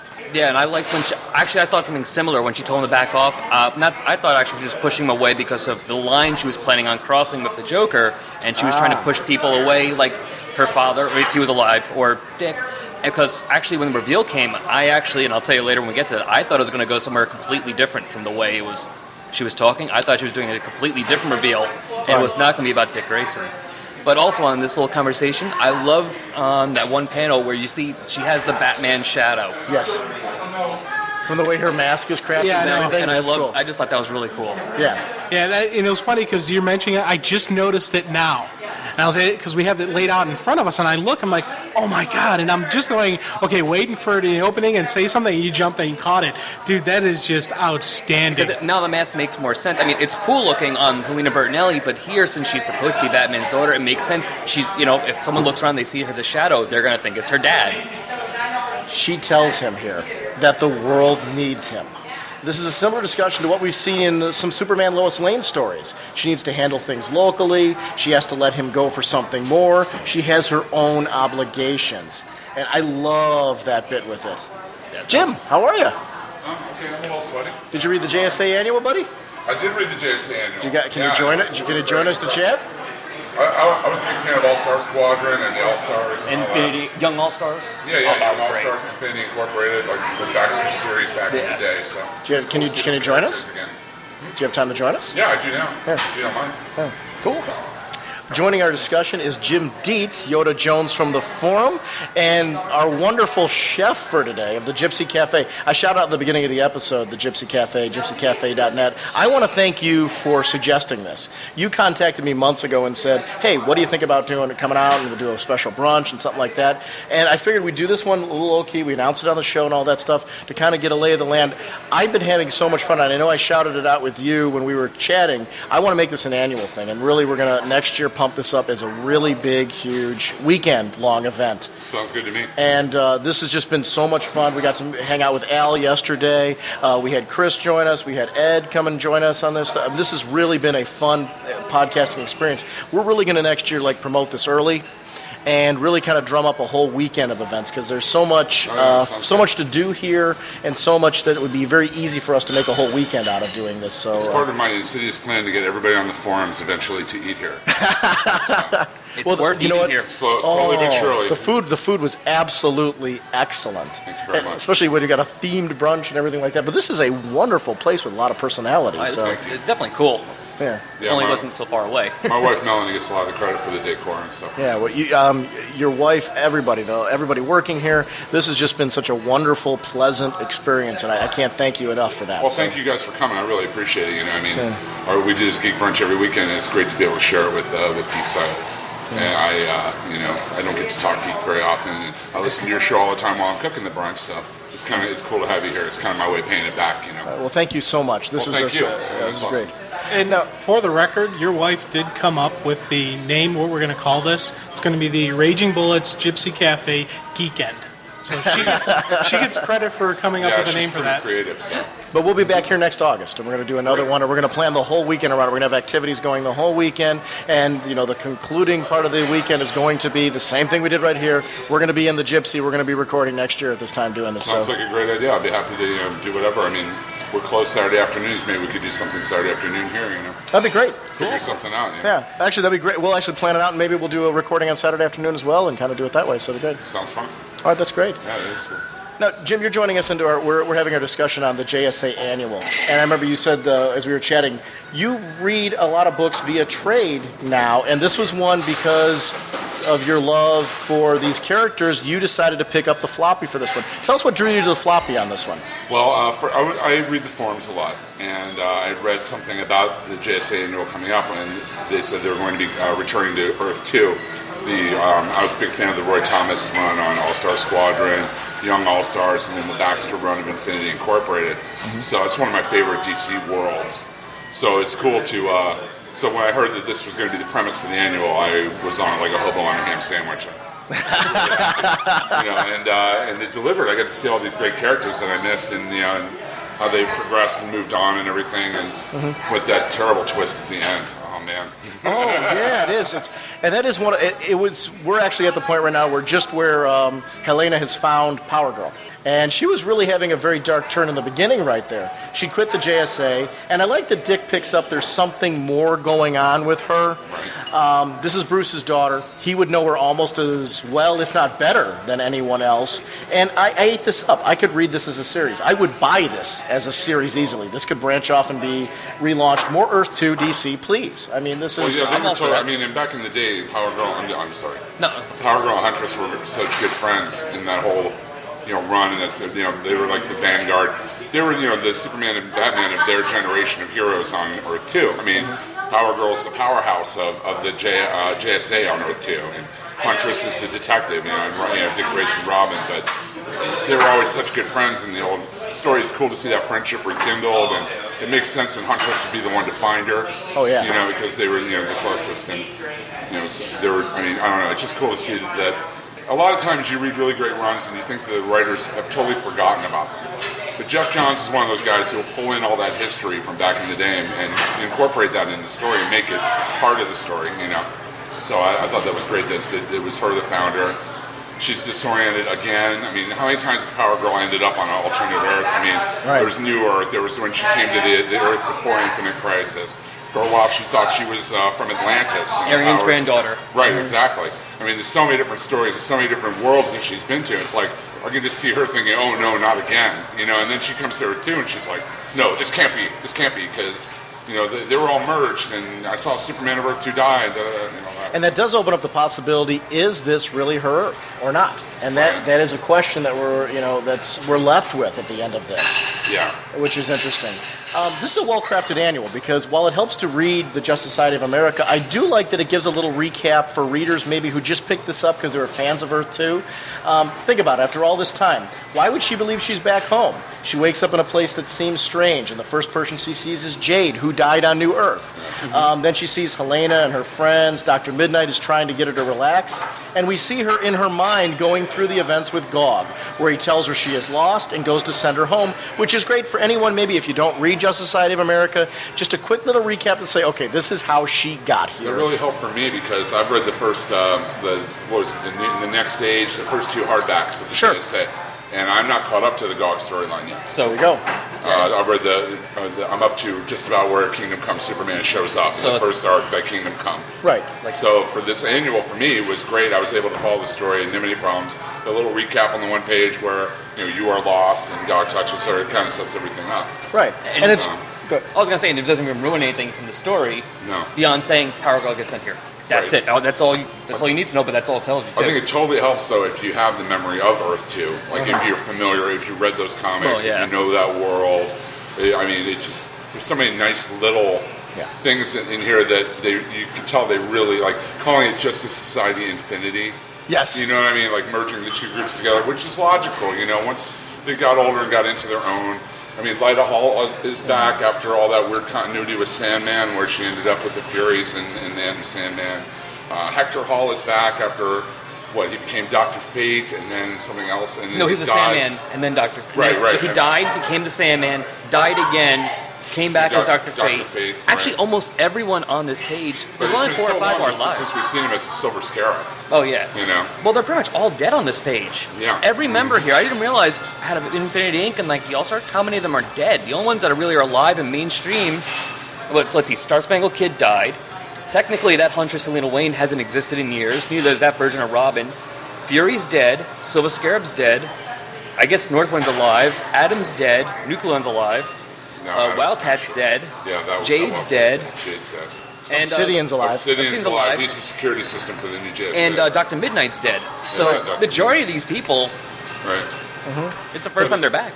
But that's the great thing about Elseworlds right now is you have another Earth where you can see them, where they are alive, and you can explore that. And that was the great thing about the Multiple Earths originally, was that characters, you can see a progression of them, you can see characters that are no longer around, different variations on characters. When the Silver Age revamped them, hey, these characters did keep on living on in that world.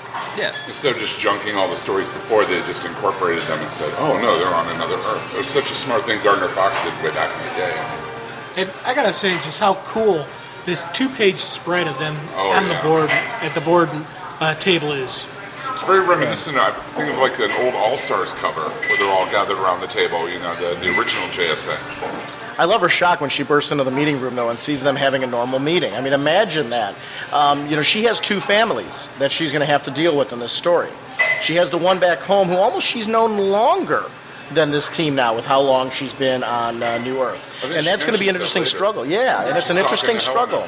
She's like, I know a Jay Garrick and I know an Alan Scott, and we were, and she tries to explain the Earth that she came from, and then... she's like, is this real? Because that seemed real. And like I said, she's been through so many different parallel Earths and crises, and I'm surprised that she, accepted immediately that it was real and it was the Earth 2 that she had come from. Well, and that's going to be part of the problem, is it? Yeah. Well, as we find out later in the story, is it and where exactly is she? Well, and this is the interesting possibility on that whole thing. We might as well talk about it as long as we're bringing it up. When Infinite Crisis in 52 reintroduced the multiverse, this world was recreated at that point. Right. So here's the question here. Is this really the Earth she came from, or is it something new? Like a new version of the Earth 2 and with its own Power Girl. Right. The question is then what happened to the Superman from this one then? That opens up some interesting possibilities. I don't know. Because they say they have their own Jay Garrick there. Obviously, they would have their own Alan Scott, their own Kal-El with an L. So what happened to him, though? Yeah. But then the Power Girl who comes in and calls our Power Girl an imposter says that she was searching for her cousin all along and never found him. Right. So maybe that is the Kal-El from Earth 2. Yeah. But there's one page in here with Dr. If I could flip through it to Dr. Fate and the Spectre, where they're talking about the multiple Earths.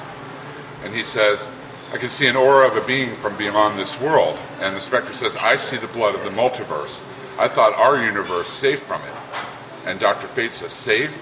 You of all beings should know there is no such thing as safe. And Earth 2 is not safe. And he calls him Jim. It's the Jim Corrigan. Right. Spectre. And it's the Kent Nelson. Dr. Fate. Which would fit Earth 2. Right. Because they never would have changed on Earth 2. He stayed Jim Corrigan, and he never became Christmas Allen like he is now. Yeah. And that was actually, that dialogue was my first clue that this might not be home for her, though. Because they're reading her as someone, instead of someone returning home, they're reading her as someone out of the multiverse.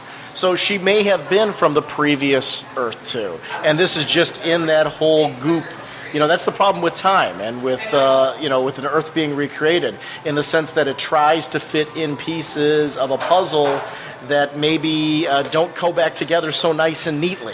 Well, what I'm also thinking for where Superman is, don't they have that Final Crisis Superman Beyond miniseries where Superman teams up with multiverse Superman?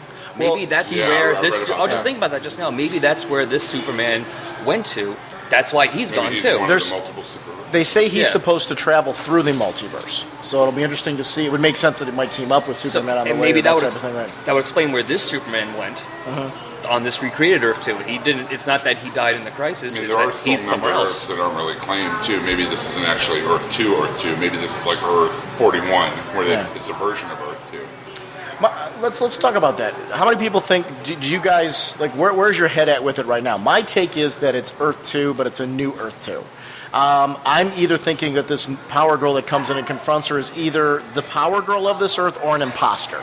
So I think that's the two possibilities. But I'm thinking that what happened here is this may not be the Earth 2 that she grew up on, because we saw that in Crisis on Infinite Earths. That was gone. That was no more. So this was created as a brand new Earth 2 that just happens to have a very similar, if not almost identical, continuity to the one that she came from. I almost think it's God messing with her. I said the old proverb about be careful what you wish for, you might get it.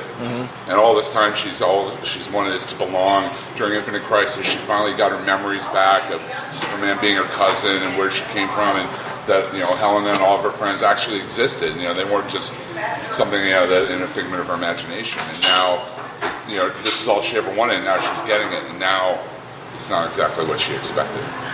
Dun dun dun. Do you think this is Earth 2? Do you think this is a different Earth? What are you thinking? Pretty much, actually, what you were saying is pretty much exactly what I was thinking. I think it is probably Earth 2, just it was recreated after Crisis, so everything, it has its own Power Girl. It's not the one she left, just has pretty much the exact same history. So it all reset. And that Power Girl is probably either the Power Girl from this Earth 2, or, like you said, some kind of imposter for some reason.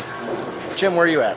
Well, we saw a recreation of Earth 52, of the 52 Earths of Earth 2. So I'm going that this isn't her Earth 2. This is a complete recreation. The Power Girl we later see is Earth 2 Power Girl returning back looking for her cousin. And our Power Girl is really the new Earth Power Girl. She was created, not created there, but that is her Earth now. This is no longer so her Earth. She's become part of Earth 1. She's now she's a part of New Earth. And part of the weird thing on New Earth is that you're not originally from New Earth. Right, because they were all merged together in Crisis on Infinite Earths, and then they all became Earth 1. It would make sense. Your theory totally makes sense. That there would be a Power Girl of Earth 2. There would be all these things of Earth 2. I think the interesting speculation, too, we were talking about Earth 1 and New Earth, is that New Earth isn't necessarily Earth 1. I don't think it is. That's been part of the discussion. There might actually be an Earth 1 out there. So that's a possibility that hasn't been explored yet. Because I'm waiting for the Earth 1 Superman to come back and beat the hell out of Superboy Prime. Yeah. I wish somebody would. Well, he could. He has all that power as he does just as an adult, which means he could smack that kid around. Yeah, well, I'm totally psyched for Legion of Three Worlds. I mean, that's going to be something I'll probably pick up in floppy too. Back to our discussion, one of the things I like about this arc is I'm wondering if from this one we're going to see, like we keep talking about Power Girl always dreaming of going home. Even if this turns out to be her Earth 2. What I think is going to come out of this journey, what I'm hoping comes out of this journey, is her realization that her time on New Earth has helped her to grow. She's the chair of the JSA now on this Earth. She has become something far more than Superman's cousin. She has become her own person and her own identity, and she's developed her own role in this universe out of being time lost and out of her crazy origins that have changed and out of trying to discover who she really is. She knows that now, but I think through that journey she's become something more. And to see her take on this leadership role, I'm loving her in this capacity. And it's one of the great things about this arc. I think she's going to realize, okay, I journeyed back home and I actually need to be on New Earth. I need to be that leader that I have grown into. Well, one of the things we see in this in the annual is when she and Helena are talking about, you're home now, and she's kind of starts accepting that maybe she is home. Power Girl wants to get in touch with New Earth and let them know, hey, I'm okay. Right. And Helena completely understands, like, yeah, they got to be worried sick about you. We were worried about you when you left. And so she's thinking just not about this. She's thinking about that other place. That other place is going to be the realization that is home to her. It's going to be really interesting to see how this plays out in Power Girls monthly series. Oh, yeah. Oh, yeah, that's right. Yeah, Jimmy Gray... Jimmy Gray, Jimmy Palmiotti and Justin Gray, we're kind of like smashing them together, and Amanda Connor. I think that is going to be a wonderful series. Oh, yeah, it's going to be great. As we're talking about this one, I like the division into chapters. It gave it a classic story as well. This annual was divided into a second chapter where Power Girl meets up with Huntress. She was trying to sleep and she couldn't. I love the artwork on Helena's face as we get closer to her, talking about the clown at Haley's Circus trying to get into the Joker's gang. She's trying to follow any clue because he haunts her because of what he has done to her life.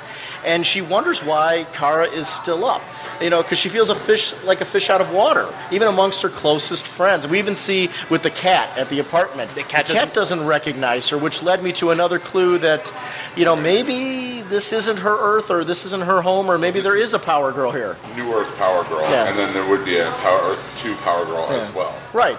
And I think because she got folded in through time, because of that, sometimes time heals itself. You've seen a lot of time travel stories where time kind of makes substitutions for things. Especially if you're out of it, so... Right. So when this Earth healed itself, maybe, the goal, this is the Superman and Lois Lane that we did see in Infinite Crisis was the Earth 2 one. And because they were out of time when all of that was recreated, the multiverse was, they kept that story in place. But because Power Girl was on New Earth, this Earth kind of repaired itself and put in a Power Girl because of that, and that's how the story worked. There's all kinds of possibilities.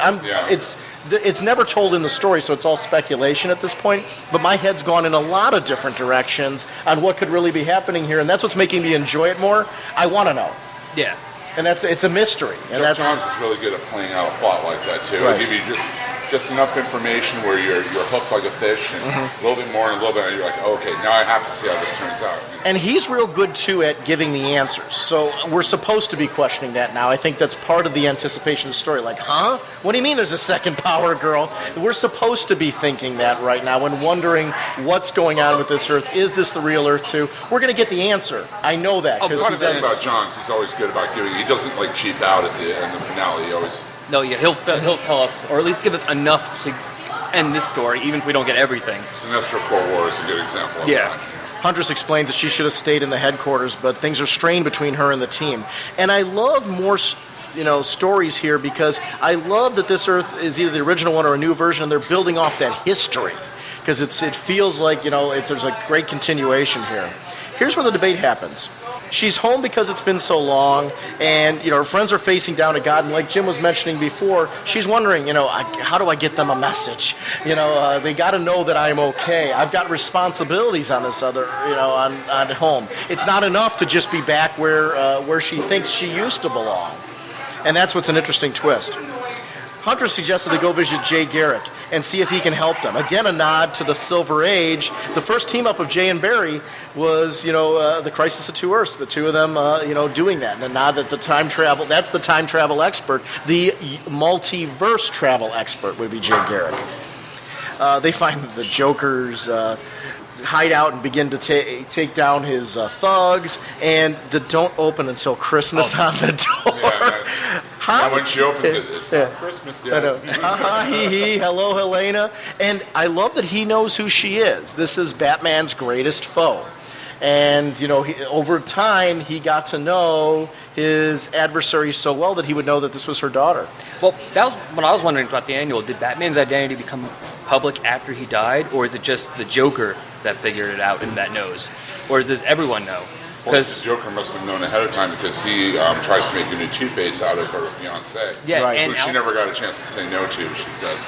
And also, obviously, he did something to Alfred, so that's the question is it just him that knows? Or because I don't remember, I know the Batman of Earth 2 died, but I didn't read that story. So I don't know if his identity came out, like he died in the middle of the streets and was unmasked or something, or if it was still secret. Yeah. So that's the question. I can't remember it ever coming out. I don't. In the death of the Batman story, I've got the issues. It was an Adventure Comics story, which actually showed the death of this Earth's Batman. I don't remember his identity being revealed in that, but it's been years. I've got the issues at home. It's been years since I've read them. This would be something for the forum. Obviously, people can kind of. Robin had a really weird gray costume with the little bat wings with the R on it. Oh yeah, that was kind of weird looking. Right. But then that's what led to this costume then that we currently see him in. It eventually evolved into that. But I don't remember if his identity was revealed at that point or not. I don't think so. I think that would be something that I think would be a standout. But definitely in the forum, if anybody knows that, post in there. It's a good discussion point. I'm sure somebody would know. I gotta tell you, when Power Girl flies into the battle and bullets are just simply bouncing off her, just the look of fun on her face, you can just imagine just how cool it would be to be her. Because these She are just says something like, "This never gets old," or "I never get tired of this," or whatever. and it's a great, and she gives the nod to Helena, like, "Hey, you gonna join me or not?" And comes swinging in, and you can just see two old friends getting together, kicking some butt, and it was just, it had this They're cool like the vibe world's to it. finest team of their world. Right. Well, even the way Power Girl looks when she comes in through that wall definitely does look like a version, like a 40s Superman panel of him, like busting him with the one shoulder ahead, the bullets bouncing I off. didn't even think of that, but you're right. But that's where things take a turn then, though. When they're faced with the Joker, it becomes apparent Helena's ready to kill him. And Power Girl wasn't ready for that. And I liked that because it opened up the opportunity for Helena almost to pull it off. And because she wasn't expecting that, because like we just said here, she popped back into familiar territory. Hey, we're teamed up again. This is fun. And all of a sudden the fun stops, and when Helena almost died. Yeah, Power Girl takes a bullet for her pretty much, jumps in there, takes the electrocution that would have killed Helena.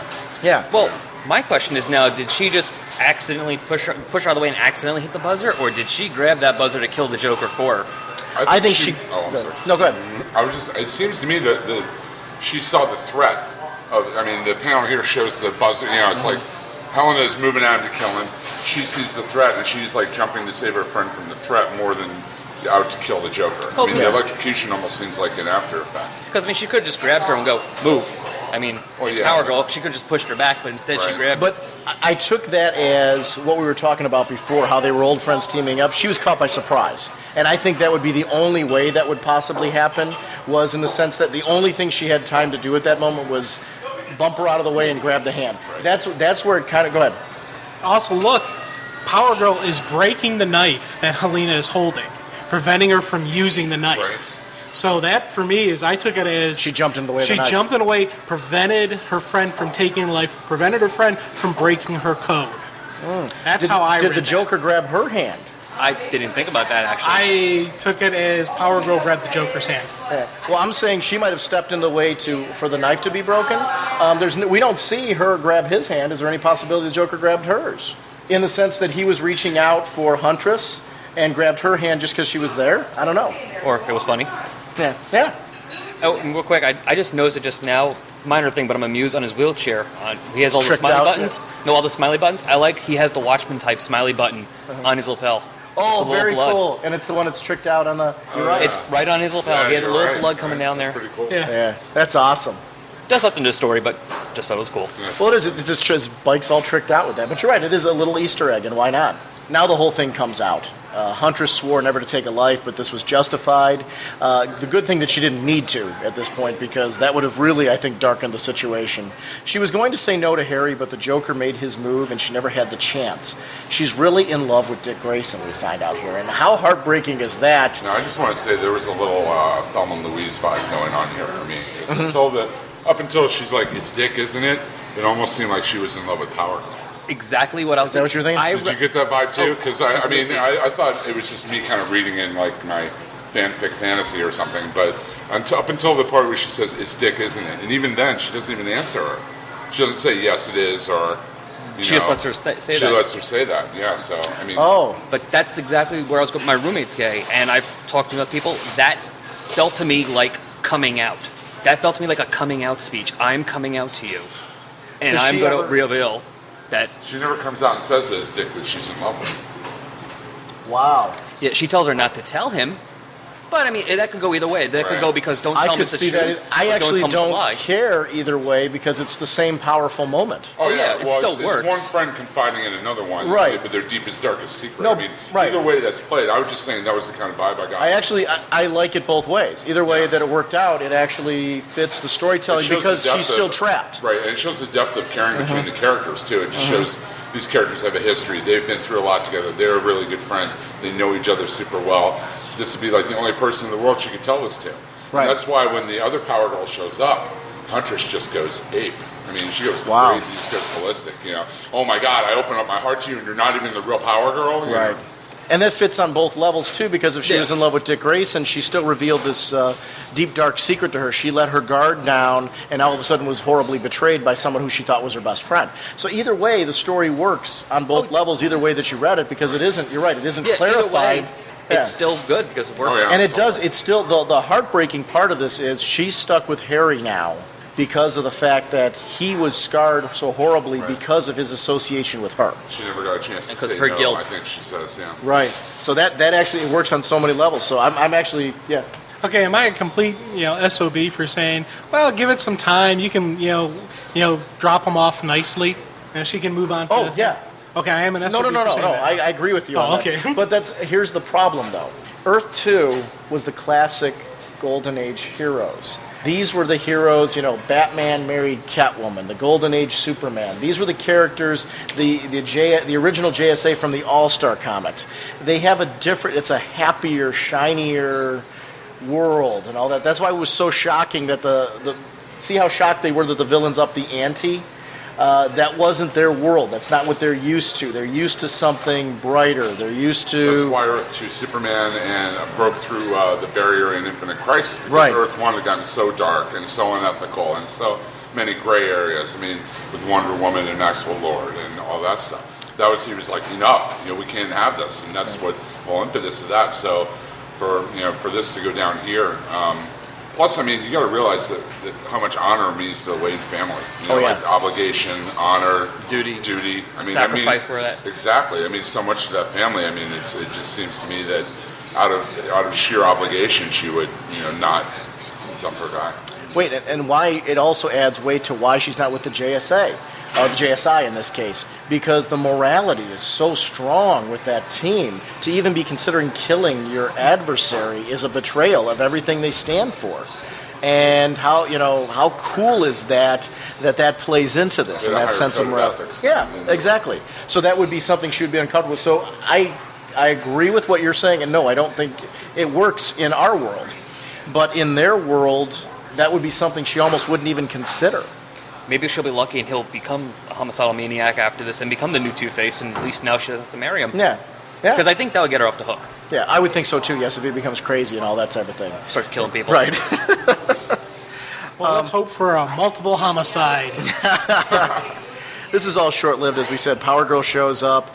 We talked about some of our theories there as far as is she the real Power Girl? Is she not? And I think that's something that we're going to see in the unfolding story. If I remember correctly, and I didn't dig out my Infinity inks for this, but this Power Girl that comes up on the scene has the same Power Girl costume that the Power Girl of Earth 2 did. She doesn't have the little boob bubble that she originally had. If you look at that was her original cut. Right. Yeah, that's, as far as I remember, that is the original costume. Yeah, that's what I thought. The old the Justice Society trade that they released with the original Paul Levitz, where she was introduced. That was the outfit she was introduced in. That's what I thought. And then later they had the cutaway. Yeah, right. So that totally fits. Kara's running in fear, she's feeling that she is not on the Earth she expected. Where did Gog send her? And I love, at the end of this whole thing, we see that 2-page Norman Rockwell-style spread. Everyone is sitting nicely in spite of all the moving around. Obsidian's not in shadow form. It's like a school picture. He's editing it as he's painting it. The last, that was great. I like that. Yeah, I love that he was editing it and putting everyone in proper sitting structure, even though they're all chaotic and nobody's... and it's very clear that nobody's going to sit the way that you want them to. Yeah, I like Sandman being asleep. That was just nice. Yes. The body English is awesome. Like, Amazing Man looks like he doesn't want to be there and kind of out of place. Same with, the Kingdom Come Superman. And then your Cyclone, like, just kind of fidgety, teenage girly, kind of can't stand still. And then Liberty Bell and Hour Man. And then the new kid on the block, Mr. America, trying to, pose heroic with everyone. Yeah, I really dig seeing Cyclone in the Wizard of Oz type motif with the green hat and the little monkey with wings and stuff like that. That's great. That is awesome. Yeah, Wildcat yelling at his kid for smoking. Right. Damage trying to talk to touches. Damage trying to talk to Judo Master. Right. There's like so many little touches going on. It's usually, when you have one of these giant, everybody in the group paintings or whatever, they're just kind of standing there waving or whatever. But there's a lot of activity in this. Just a couple comments from some of the listeners. Bookbag just says a very quick rant to say, wow, Justice Society America was brilliant. For a Silver Age junkie like me, it was awesome. I thought it was really clever the way Johns brought the Silver Age heroes of Infinity Inc. into the JSA. The art was also fantastic. A couple of great double-page spreads. Mart actually has a whole, if you go to the listener rant thread, he has a whole wonderful spoiler description. I'm just going to paraphrase a couple of points that he brought up that he had some mixed feelings about. He said something, do I have mixed feelings about this? As it further muddles DC's post-crisis, post-Infinite Crisis continuity. How I'd love to be able to enjoy the line of DC superstars without constantly wondering what history counts this week and for how long. Did you guys find that this was something that was hard to deal with as far as where it fits into continuity? Or did you think it was something that fit very nicely into things that have been told in the story so far? Where are you at on this? Well, I figured that the history probably was the same for Earth 2 as it was on our Earth 2 up until Crisis on Infinite Earths, and then everything will be different because everything that happened to the characters since then was on the Earth, the new Earth or the combined Earth, whatever you want to call it. So obviously things will be different because there'll be different people in there, different characters, different events. Here, things happen differently. Like Dr. Midnight and Wildcat are killed in our reality, or the new Earth reality, by Eclipso. There's probably no Eclipso here, as far as I can tell on Earth 2, so obviously those things didn't happen. Just diverged at that point. After Crisis on Infinite Earth, they had divergent histories from that point on. Jim, what did you... I am a huge fan of any writer like James Robinson and Jeff Johns and all the writers that are able to mine DC's history instead of ignoring it. Grant Morrison and All-Star Superman, another good example.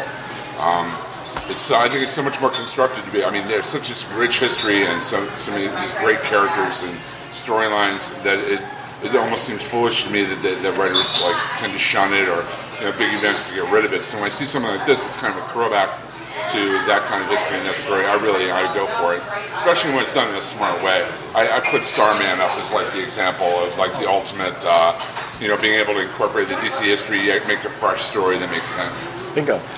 With me, I kind of I'm of two schools of thought, really.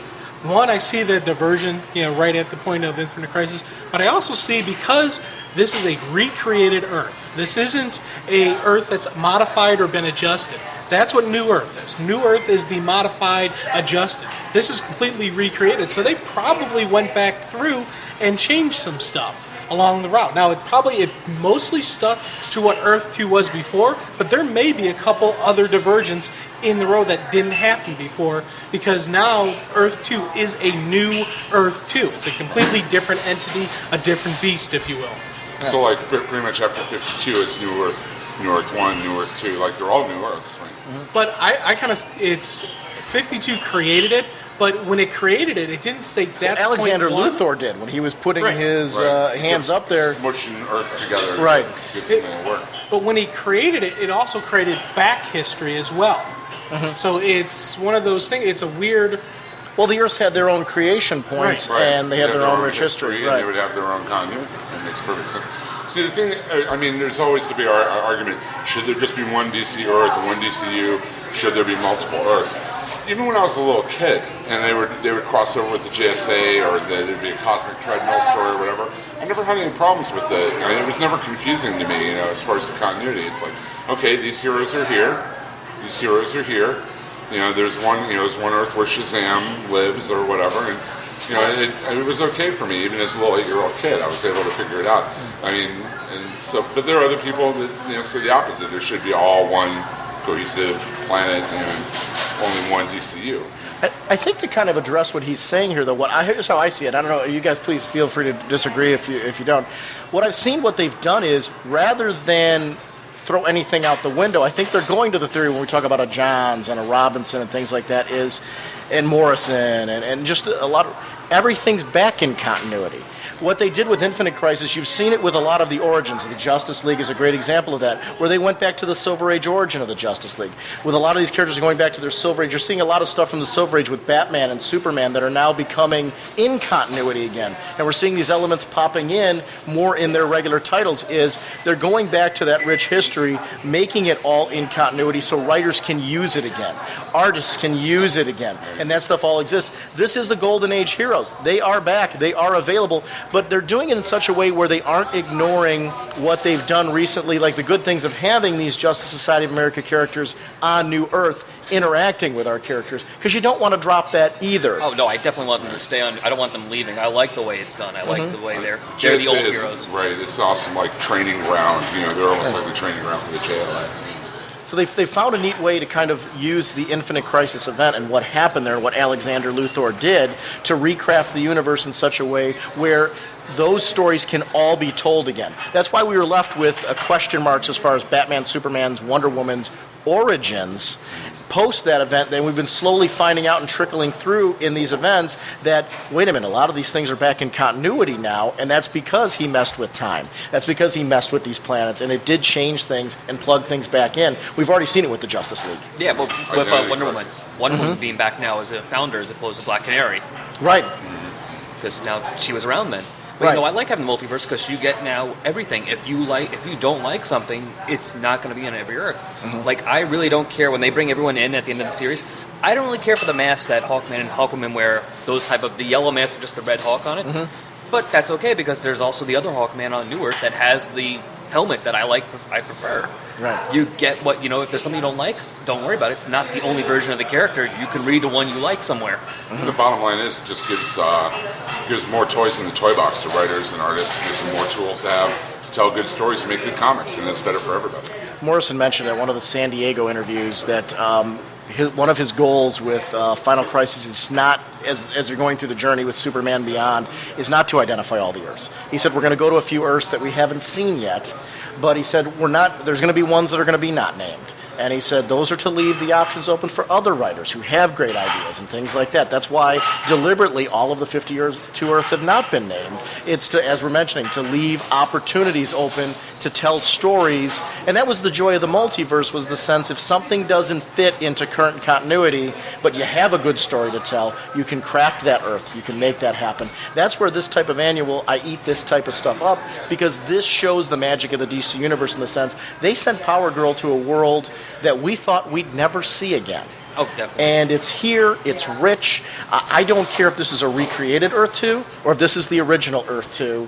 I'll find out in the story. I know just from confidence from Jeff Johns, he's going to tell us what this is, why there's another Power Girl, is she an imposter or not? Who knows? We're going to get that all cleared up. There's more story to be told here because we know this ends in a cliffhanger that it's going to lead back into the pages of JSA. And I like that. I want answers, and I know I'm going to find them, and I'm going to enjoy the ride, but I love this being back. I had so much fun with this story. And I'm glad it wasn't just a Power Girl story. I'm glad they had the Rich Huntress story because I wanted to get more into the heads of these characters, and I want more too. I love that one line in there is, "What on your world I was called Atom Smasher? That must mean I must hate you, Uncle Al." You know? Yeah. So this is fun. So yeah, I hope, I don't know if everyone will agree with those type of answers, but that to me is part of the joy of this, is it's reintroducing that, no, yeah, all continuity can work in DC. We can make all these things fit.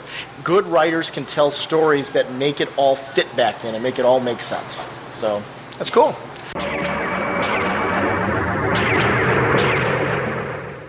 Joining us right now is listener in front of the show, Chad Cicconi. Chad, you just actually brought us a little care package of your sketchbook portfolio for 2008 and Baby Boomers. Can you tell us a little bit about Baby Boomers? What is Baby Boomers, and a little bit about the theme behind it, where we can get it? Sure. Baby Boomers is a comic that I'm drawing. It's written by Rich McAuliffe, who's a core member on the CGS and Geek Syndicate boards. I don't know if he's posted on you guys' board too much. But it's basically two babies who are sort of very sweet and innocent when their mothers are looking, but when the mothers turn their backs, they turn into sort of Matrix-style ninjas beating the crap out of each other. Our tagline is sort of Spy versus Spy meets Calvin and Hobbes. A lot of times their battles will turn into these imaginary things where they're firing lasers and doing Matrix-style martial arts. Little chapter by chapter, reminiscent of Spy versus Spy type things. They started out basically on the CGS forums. I posted there, and there's some artists and writers on there, and I posted about a year ago, I posted a message saying, hey, I'm an artist, I'm trying to, improve my sequential storytelling. So I asked anybody if they had a little 3-page action script, or a writer would come up with one. And Rich McAuliffe sent me a message with a script that evolved into the Baby Boomers. We put it together, we posted it up, got a lot of positive feedback, and he sort of kept sending me more scripts, and I kept drawing them, and then he knew some guys from a company in England called Orangutan Comics. Okay.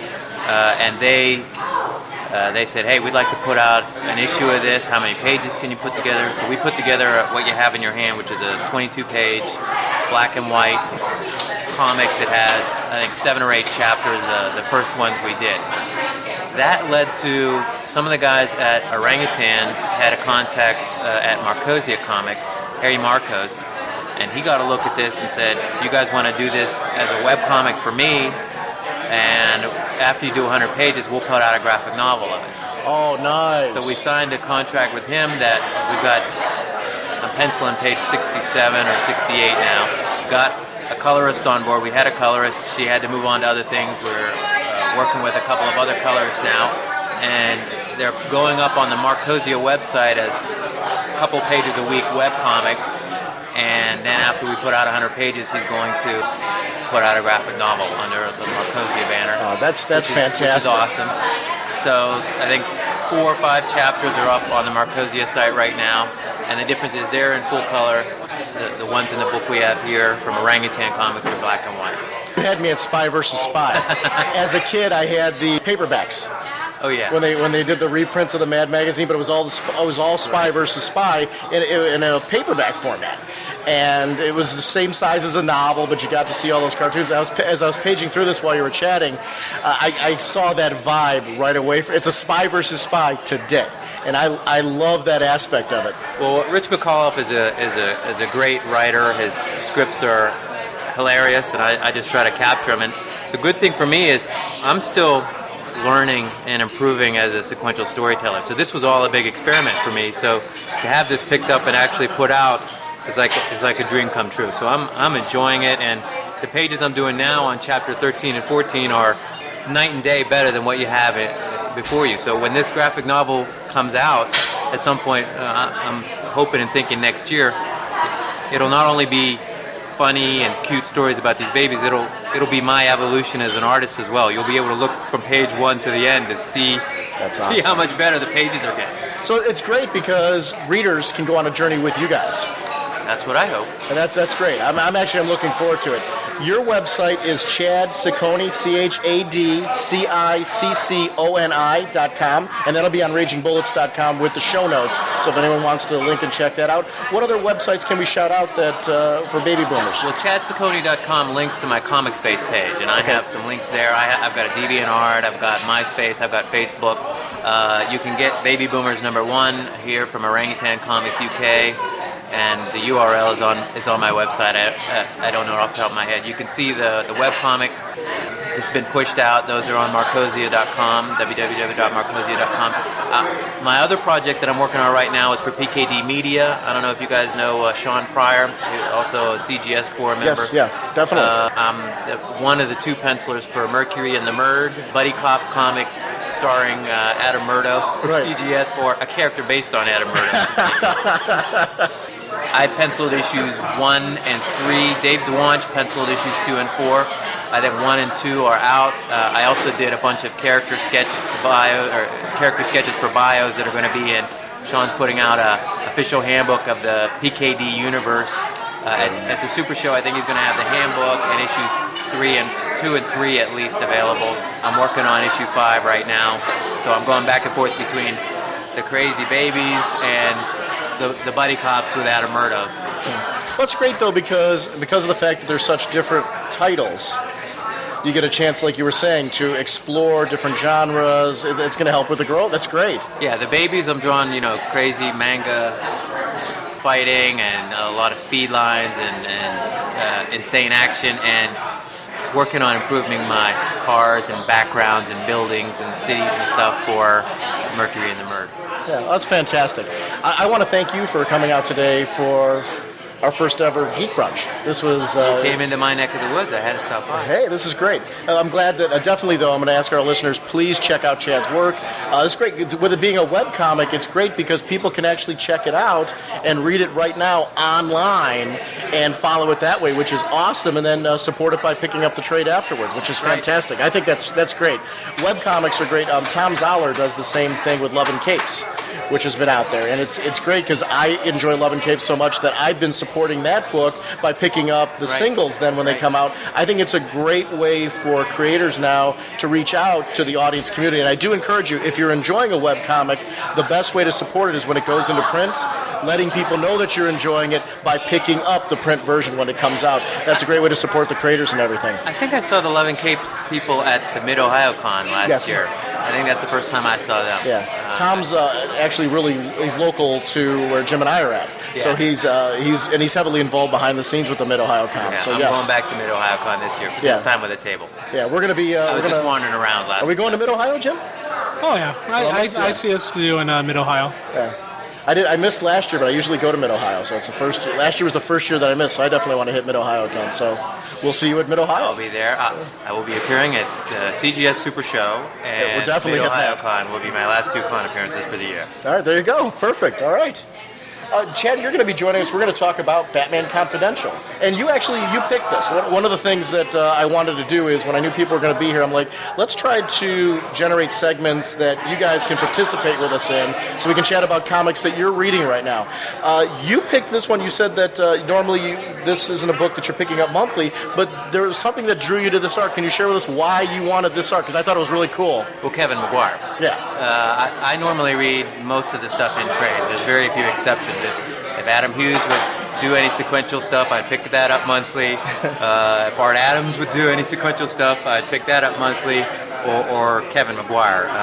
Those are some of my top big influences for my art. I love the fact that Maguire can have a page of 9 panels that are basically all the same frame shot of the same character's face, and it's the most interesting page you've ever seen. Right. So that's why once I heard he was doing sequentials for a short run of Batman Confidential, I was there. This run has been great. We're going to be chatting mostly about Part 3 today. Part 1 and 2, one of the things that I really immediately gravitated toward with this art, Fabian Nicieza really has a script here that plays right into Kevin Maguire's art. It's nonstop fun, it's excitement, it's very fast-paced, it's a story that doesn't stop, which is one of the things I like about it. It's one big chase scene all the way through. Barbara Gordon's father's notebook is stolen by Catwoman, and she's trying to figure out why, because it's kind of an odd thing for a thief to steal. And it leads to this whole dynamic chase theme that leads them into this hedonism club. And Catwoman, I love the reasoning why Catwoman goes in there. Because of the fact that Barbara Gordon's one of the good guys, it's clear that she's real pure and things like that from the way she carries herself. Catwoman assumes she's not following me in here because she has to lose her suit to do it. Well, Barbara has to make the decision and winds up doing that. And I loved those moments because we got to see Barbara in their inner dialogue getting angry and saying she's not going to beat me. And I loved those bits because it seems silly at first, but you really get into the root of characters where a hero's got to make the choice now to go up against something that really is against maybe who she is as far as her perception of morals because she wants to do the right thing. And it seems like a wacky, silly story, but it actually is really great. You get to see these characters the way that they were back when Barbara was Batgirl. And it really was a journey into the past in this story. I had a lot of fun with this. I'm a big fan of Barbara Gordon Batgirl anyway. Yeah. I like those old stories of her. I mean, I like her as Oracle, but she'll always be Batgirl to me. And this series, in my mind, works on different levels. Well, you were talking about the sort of introduction of Barbara Gordon, her inner monologue while this is going on. You learn more about the character, but it's also an excuse for Kevin Maguire to go crazy. And sort of the hedonistic club theme is almost sort of the Austin Powers. They're both naked, but you don't see anything, and a well-placed plant here, or at the edge of a table there. It's just, to me, the art is phenomenal. The action sequences in this are fantastic as well. They have some wonderful fight scenes between the two, and I like that we see for both progressive, damage to the costumes and things like that happen just from the fact that they're jumping from rooftops, they're running through buildings. It's one nonstop fist fight after another. I like that this. One of the things I like about Barbara Gordon, this could very well be Oracle.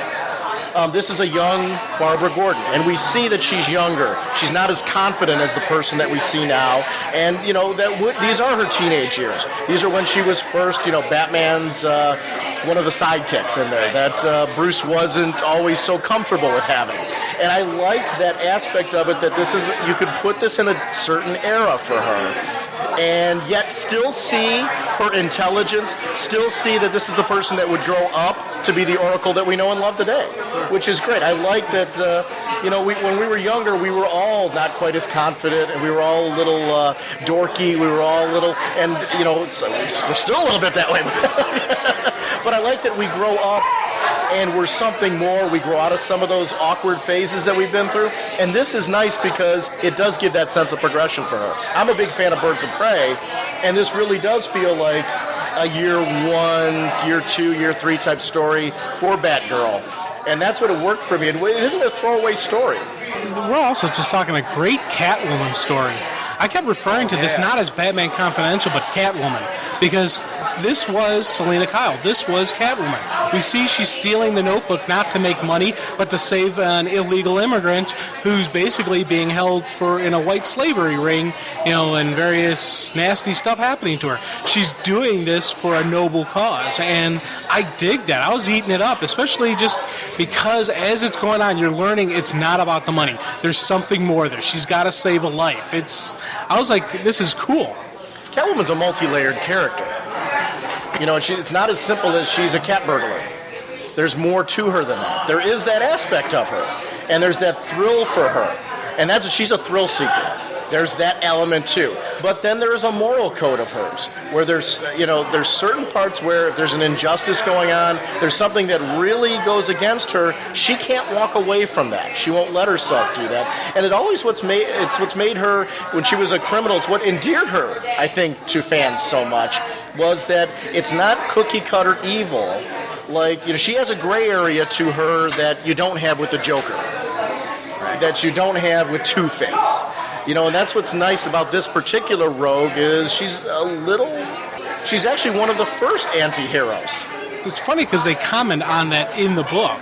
One of the lines Barbara has is she said she was talking to Robin about Catwoman, and Robin told that she and Batman have unusual, relationship that is completely wrong. So it's. I'm waiting to see Robin in this run. He hasn't been in the first 3 issues. She mentioned him, but we haven't seen him.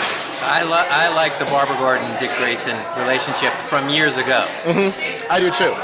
And I did like that they progressed it in Nightwing to the point where they actually had a relationship and that type of thing. But did you happen to, by any chance, read the Nightwing Annual? No. Okay. It's written by Mark Andreyko, and I won't spoil anything, but it was like a history of their relationship, which it's funny, talking about this issue, this Barbara Gordon could fit right into that annual in certain segments of it, which is so great. Fabian Icieza right now, his work on various Batman titles has been fantastic because of the fact that he's going back to the source material and he's writing these characters. You can write a story today that puts the character in the place they were in the past, make it exciting with today's sensibilities, but still be true to the characters, and make this is a fun, very today's story, but these characters do feel like that they're set in the past a little bit, and I love that balance. It's a nice balance. Well, I grew up in the 70s, so that's my Batgirl and my Robin. Right. And, it's always like Barry Allen is my Flash, and it's always nice to see revisiting sort of my characters from like my old high school friends. But it doesn't feel like a story that's out of date. No. And that's what I really like about it. You can still do those things. You can pull the cool elements of classic characters and yet still tell a story today and make it valid, make it fun, make it entertaining by today's sensibilities and what we expect in comics that we read now. That's the nice thing about the evolution of comics is good writers, good artists can then take that and make it something that is fun to read today still. You were talking before with you're doing a version of Spy versus Spy now. Taking a very classic concept but then modernizing it today, adding a little flair and edge into all that. That's what's great. It's great that comics can still pull from classic concepts and ideas that people know and love and modernize them and still make that fun and entertaining today. I like continuity as much as the next guy, but in my view, if you have good writing and good art, it doesn't matter where and when your story is set. If the story is good and the art is good, it's going to be a good comic. Right. And I'm the same way. I'm a continuity buff myself. I love when things interconnect and all that. But my opinion is if somebody changes something up, there's somebody waiting around the corner that is eventually going to tell the story that explains how they connect. So it's kind of like, just wait. They usually can, if there's a reason to fit it all together, they can. I'm with you, though. A good story makes it a lot easier to take some continuity changes that just kind of happen. So now, I'm an artist, so I'm a little biased on the side of the art. Right. A good story with bad art, I have trouble with. Okay. And but a bad story with good art, I can usually slog through. Right. And that's funny. You'll have people who are more on the writing end that will go, you can see the story. To me, though, the perfect marriage is when you have a great script, great art, and you've got magic. You've got that whole team that's on thrusters, and those are the books that people talk about and they endear you. And you'll buy in like 3 different versions. You'll buy absolutes. You'll buy showcase volumes. You'll give them to people because it's that story that you just can't forget and you can't talk about. Yeah, and this is one where I was picking up Batman Confidential the whole time, and I was enjoying it. But this story arc actually kind of got put on the back burner just because I was reading everything else. And then when we were getting ready for this, I sat down and read the second and third part in one sitting and went back and reread 1, 2, and 3. And it was just this beautiful just flow through with artwork, with story, with whatnot. It was just a really cool read. And I immediately actually, because you talked about the Maguire, I immediately jumped on the database and seen what other stuff he's working on because I'm like, I got to pick up more stuff from this guy. These are just some great facial expressions. Well, Maguire's the guy from the classic JLA run in the 80s, the Bwahaha, Justice League, and then a couple of follow-ups, and he did a run on the Defenders for Marvel a couple years back. Didn't he do Trinity Angels? Was that his? I don't know. Okay, that wasn't Marvel or DC. That was I want to say it was Malibu. I might be wrong on that. I think he did something like a year ago for what is it? Top Cow, their pilot season. Is that who's doing that pilot season? I think he did a part or one of the books for that last year. I picked up. Yeah. He's one of those artists, too, that I will typically follow. Like, if I see his name on something that I don't normally pick up, I'll grab it because I just happen to enjoy his visual storytelling, which is great. when we get into this issue, when we take a look at issue 3, I like that Barbara is questioning whether or not she can trust Catwoman. Because this is a crook. This is a villain. This is somebody who will deceive if she needs to get what she's looking for. So, she's telling Barbara a story. Barbara's like, can I trust this story or not? Is she really trying to do something noble, or is she snowballing me so she can escape?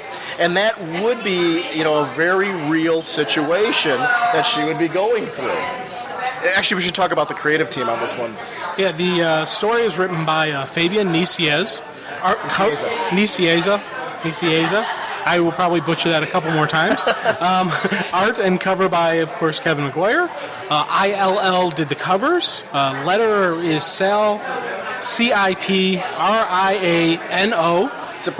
Cipriano. And the assistant editor is Tom Palmer Jr. Associate editor. It's associate editor? Oh, sorry. Well, I just have ASST, so sometimes it's assistant, sometimes associate, I don't know. But it's associate editor, Tom Palmer Jr., with editor Mike Carlin. And Batman, of course, was created by Bob Kane. There you go. Is McGuire inking himself? Is he doing pencils and inks when it just says artist? Yeah, he did it all. So he's doing the whole shebang. I was trying to remember if he did that back on the JLA stuff back in the day, because it seems to me it looks slightly different. I mean, it's not exactly like the old stuff, and it seemed to me the difference was the inking. Maybe he's had a little different inking style. I want to say the book that I was thinking of was called Trinity Angels. I remember I picked up a book that Kevin McGuire did the whole shebang for. And I think he did the story and the art and everything. I'm going back. I don't have the issues anymore, but it was something I specifically picked up, and it was 3 characters, and it was, I want to say the artwork is totally reminding me of that, because I think he did the whole shebang on it. It was his baby. And I think it was it might have been Acclaim. When Acclaim picked up the Valiant line, I think it might have been one of the original books done through there, if I'm remembering it. But I remember specifically picking it up at the time because I'm like, okay, I love Kevin McGuire. I'm going to enjoy it. It was another fun series. You can find out on comicbookdv.com. There you go, absolutely. All right, Jim. Okay, well, issue opens up with Barbara basically diving for the save on Catwoman. Last issue it ended with a nice little cliffhanger where she says, I'm getting the book to save someone's life. Bam! She gets shot and falls off the end of the building. And this is, again, we're talking about just, Barbara questioning, should I just let her fall? No, it's the right thing to do. And we get a 2-page spread where instead of the traditional panels where it's the smaller side-by-sides, it's cut the full length of the panel. It's a nice spread through of her rescuing her. And you get not only cool action sequences, but you get these great facial expressions on Catwoman, and she's like, wall, as her ramming into the wall. Bullets are flying, and it was just a cool, nice, it's a different style. It's a different way to approach something, and it was something that I was like, yeah, I like this. One thing I like about it is that she's questioning in her head how Batman does all this stuff. Because it's something, she's very young and she's seeing this character that's a villain, and, how does Batman always make these decisions and make these saves and things like that? I really love that dialogue and it does, in this story, it makes Batman seem like something more. Seeing him through the eyes of one of his loosely called apprentices. One of the things I like about it is McGuire is subtle enough in the way he draws that he doesn't draw sort of generic female superhero body. Right. If you look, there's differences in the way he portrays Catwoman body versus Batgirl's, because she's an experienced, seasoned. He portrays her as more muscular. I think even in the scene where they're in the hedonistic club, she has scars. Right. I'm a facial expression freak too. You tell a lot from a person's face. We all do. When we look at people, we can tell they're emotional. And you can actually see throughout this entire set of panels, you see a lot of different emotional expressions, from strain on Batgirl, straight on through strain on Catwoman, to surprise. It's a lot of the story is told through us journeying along with the character's facial expression. Those are little tiny details I love. His backgrounds are really, really great in all this too, because you've got to get the sense of distance and height and all that's built through the sides of the buildings and the different use of perspective to show that height. Because we can actually see perspectives from the top down, from the side, from looking up, and that's one of the great aspects of this as well. Through different close-up shots and distance shots, we get really a sense of how close Catwoman came to being a pancake. Yeah, she almost used up one of her 9 lives there, and there is the save because basically you knew it'd have to happen because they're not going to die. But it wasn't a stellar save. It wasn't a perfect landing. They crash into a trash bin, and it's the beginning of some pretty cool buddy cop, banter moments between the two of them. And the banter between the two of them throughout all these issues was something that was really cool for me. I am the writer kind of fan. I'm more story drawn than I am the art drawn. And I was just eating up just back and forth stuff, where it just little used, it's been used before. She's like, how are you doing? I was dropped off a building, landed in a trash bin. How do you think I'm doing? Kind of stuff. And it's still funny. I've been shot, fell off a roof, and into garbage, and I needed you to save me, with the emphasis on I needed you to save me, because that was probably the most vile thing out of the whole thing. But what I loved about that is the marriage of the art with the dialogue in this, because you can tell from the look on her face, like she's just thoroughly disgusted that she even has to admit that. This is making me hate the purple costume less than I did before. Mm-hmm. Catwoman's. Yeah. Of all the Catwoman looks, that sort of purple costume with the big boots, I like that the least. Right. But I like the fact that he went back to that era because it fit where Barbara was. That's what she was wearing then. So. And it's so totally, you're right. It actually works so well in this story. And I'm with you. I like the more modern look of her now, or the original, like the Black Cat look. Well, he uses it when, Batgirl catches her by the tail to... I don't think her new leather outfit has a tail, does it? No. So you're right, it totally fits like that, and it actually fits the storytelling and made for a humorous moment that was really appropriate. Now, they're pinned down in this trash bin, and I liked how Barbara used a broken mirror that was in there to kind of spot and see if she can find the sniper and, just get a line of sight where the guy is. It's part of the detective in her, to the bat training. I don't know how much formal training she's had from Batman, but it's still, there is that oracle. There is that, Well, it shows her intelligence. Yeah. I mean, in general, you're going to improvise in situations. You can't train for this. You're not going to train for falling into a garbage bin with a sniper shooting at you. Who would think that this is something that you were going to have to train for? And it also shows the difference between the two characters, because Catwoman is basically like, we're hosed, and Batgirl is thinking 2 steps ahead of, okay, I have a plan, here's what I'm going to do, let me find a mirror. Yeah. Cool. And probably a difference in what their opinions are, because Batgirl's probably thinking about, is there a way that I can get a beat on this sniper and take him down, where Catwoman would be like, I want to get away, which is more of her MO as well anyway. Barbara buys them a little bit of time by popping off a phosphorus flash bullet, which, once again, I liked, it's the Bat gadgets. Earlier she had dropped some gas on Catwoman. We've seen her use the grappling gun. It's using the toys, using the devices, but it's not just a normal usage of it. This was a cover to give her, so she can get into position to find the sniper. Now, unfortunately, she kind of does find the sniper, and we get our first glimpses of this guy in a barrage of punches as he just completely owns her. He finds him, but does not get the drop on her. Yeah. I love, again, facial expression. You see her dazed. You see her out of it. You see that he's taken that. So he takes that opportunity to get a beat on. And this is, again, one of those defining moments for Catwoman. I just was talking about the fact that Catwoman normally would escape. And that's her MO. But in this case, could she leave Batgirl to be killed? No. Catwoman could have gotten away there. Instead, she took this opportunity to get a one-up and perhaps save Batgirl, who was clearly getting pummeled and was going to die. Because this guy was going to kill her. I mean, there's no doubt in my mind. Oh, definitely.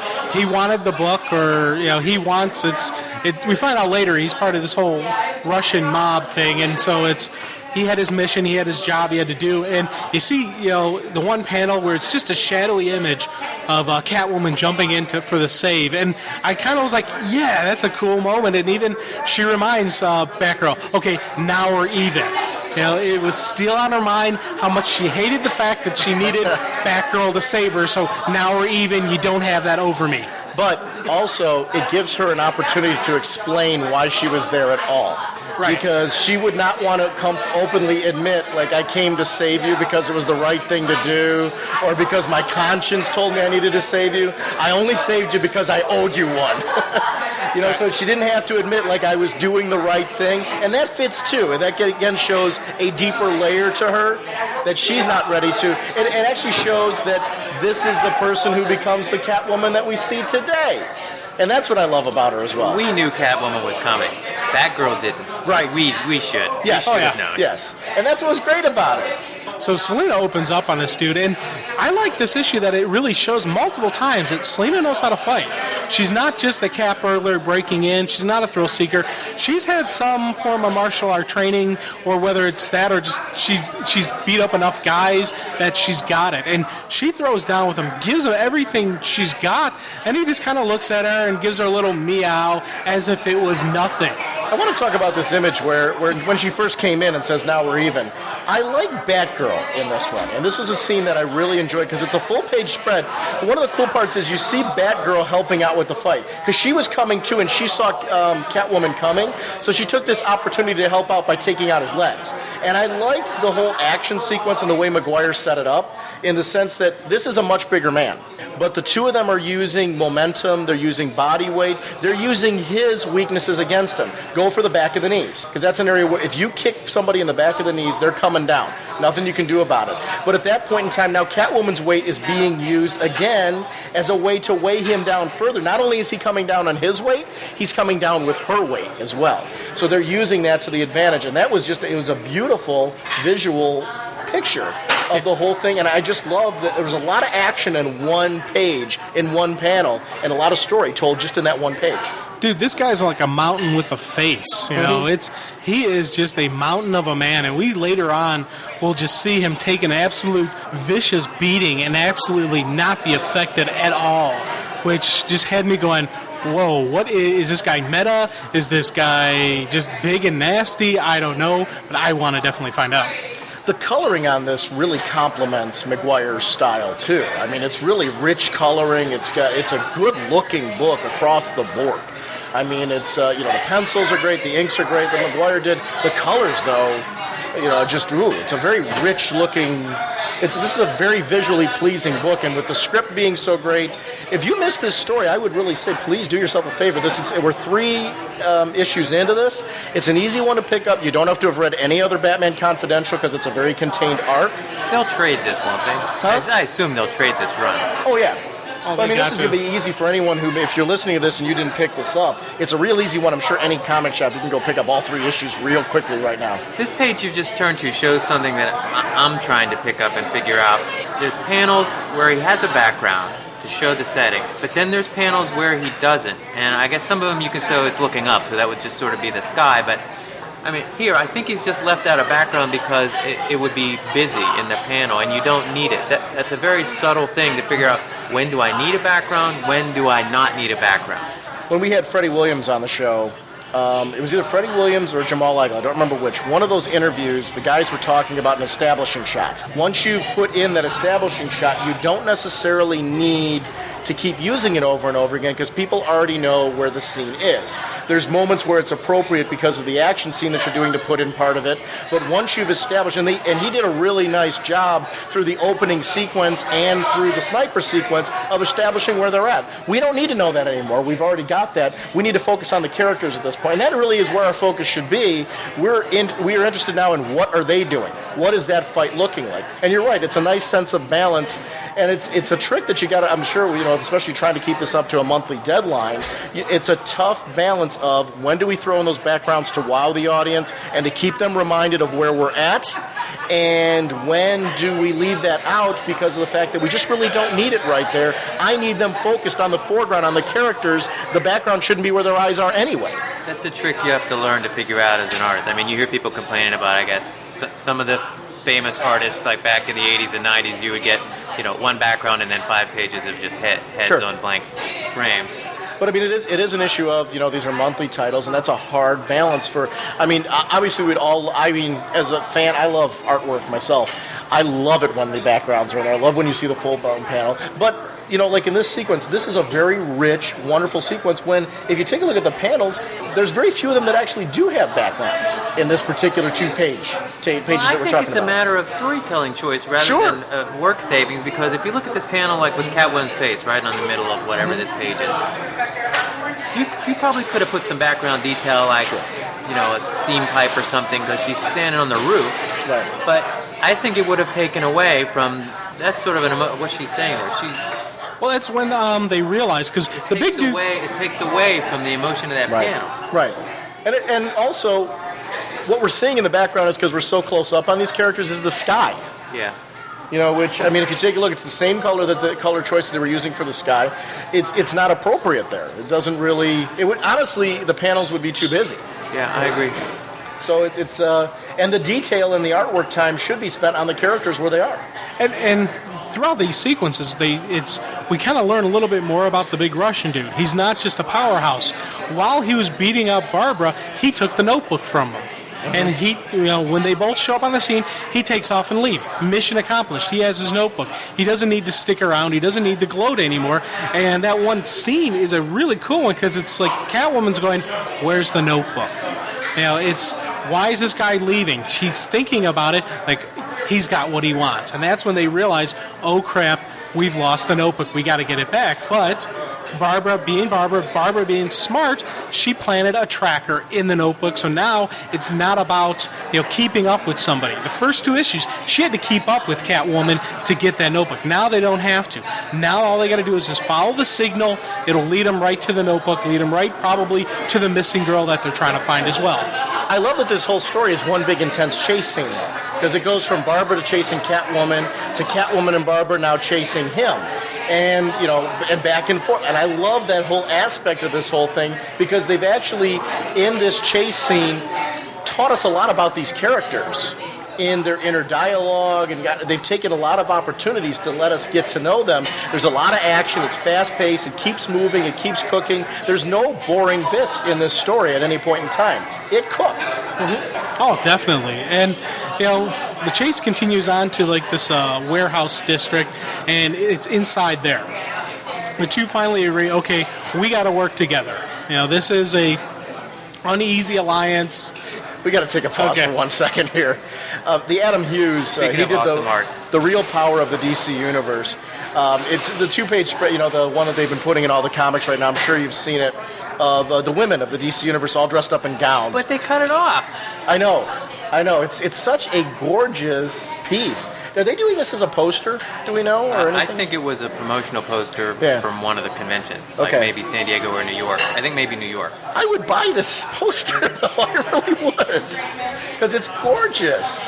It features every one of the characters. I love it. Right from Catwoman to Zatanna to Oracle to Black Canary to Supergirl to Power Girl. I read some post on one of the news sites or somewhere where somebody was suggesting when he was doing this, the folks at DC didn't want Catwoman on. They said, they did that to DC Nation. He put it on and said, or he put it on anyway, and then they were like, okay, we changed our mind. The DC Nation blurb in the back, that's one of the stories that's told back there. Okay. And it was whoever was behind the scenes on it said, sometimes I hate my boss. And they're going back through, and Dan DiDio didn't want it initially, and then when it was in there and he saw the whole thing, he came in and said, I am so glad Catwoman was in there. I'm glad we decided to go with that. And it was a funny story. So we're getting the buddy team up, which I digged when we did our countdown stuff with Holly and Harley. Same type of deal here. You got your experienced veteran, you got the rookie in there, a little bit of comedy relief and some of their banter back and forth, but overall it's not just a goofy slapstick story. It's a nice blend of everything, and as they're laying out the plan, naturally Catwoman's going to take the lead and go in. she's a better candidate for this. One, maybe she can figure out a way. It's crook to crook, thief to thief type thing. Maybe there can be a way in there, but Barbara's going to be there for the backup. Wait, but also, of course, she's going to take the lead because she wants the notebook. Right. She's not going to let Barbara go in first and get her hands on the notebook. Catwoman's the thief. She wants to make sure if anybody's getting their hands on this notebook, it's going to be me because I need to complete my mission. So that was twofold. I agree with you on that, but I think it was twofold to that mission. This is classic Brave and the Bold.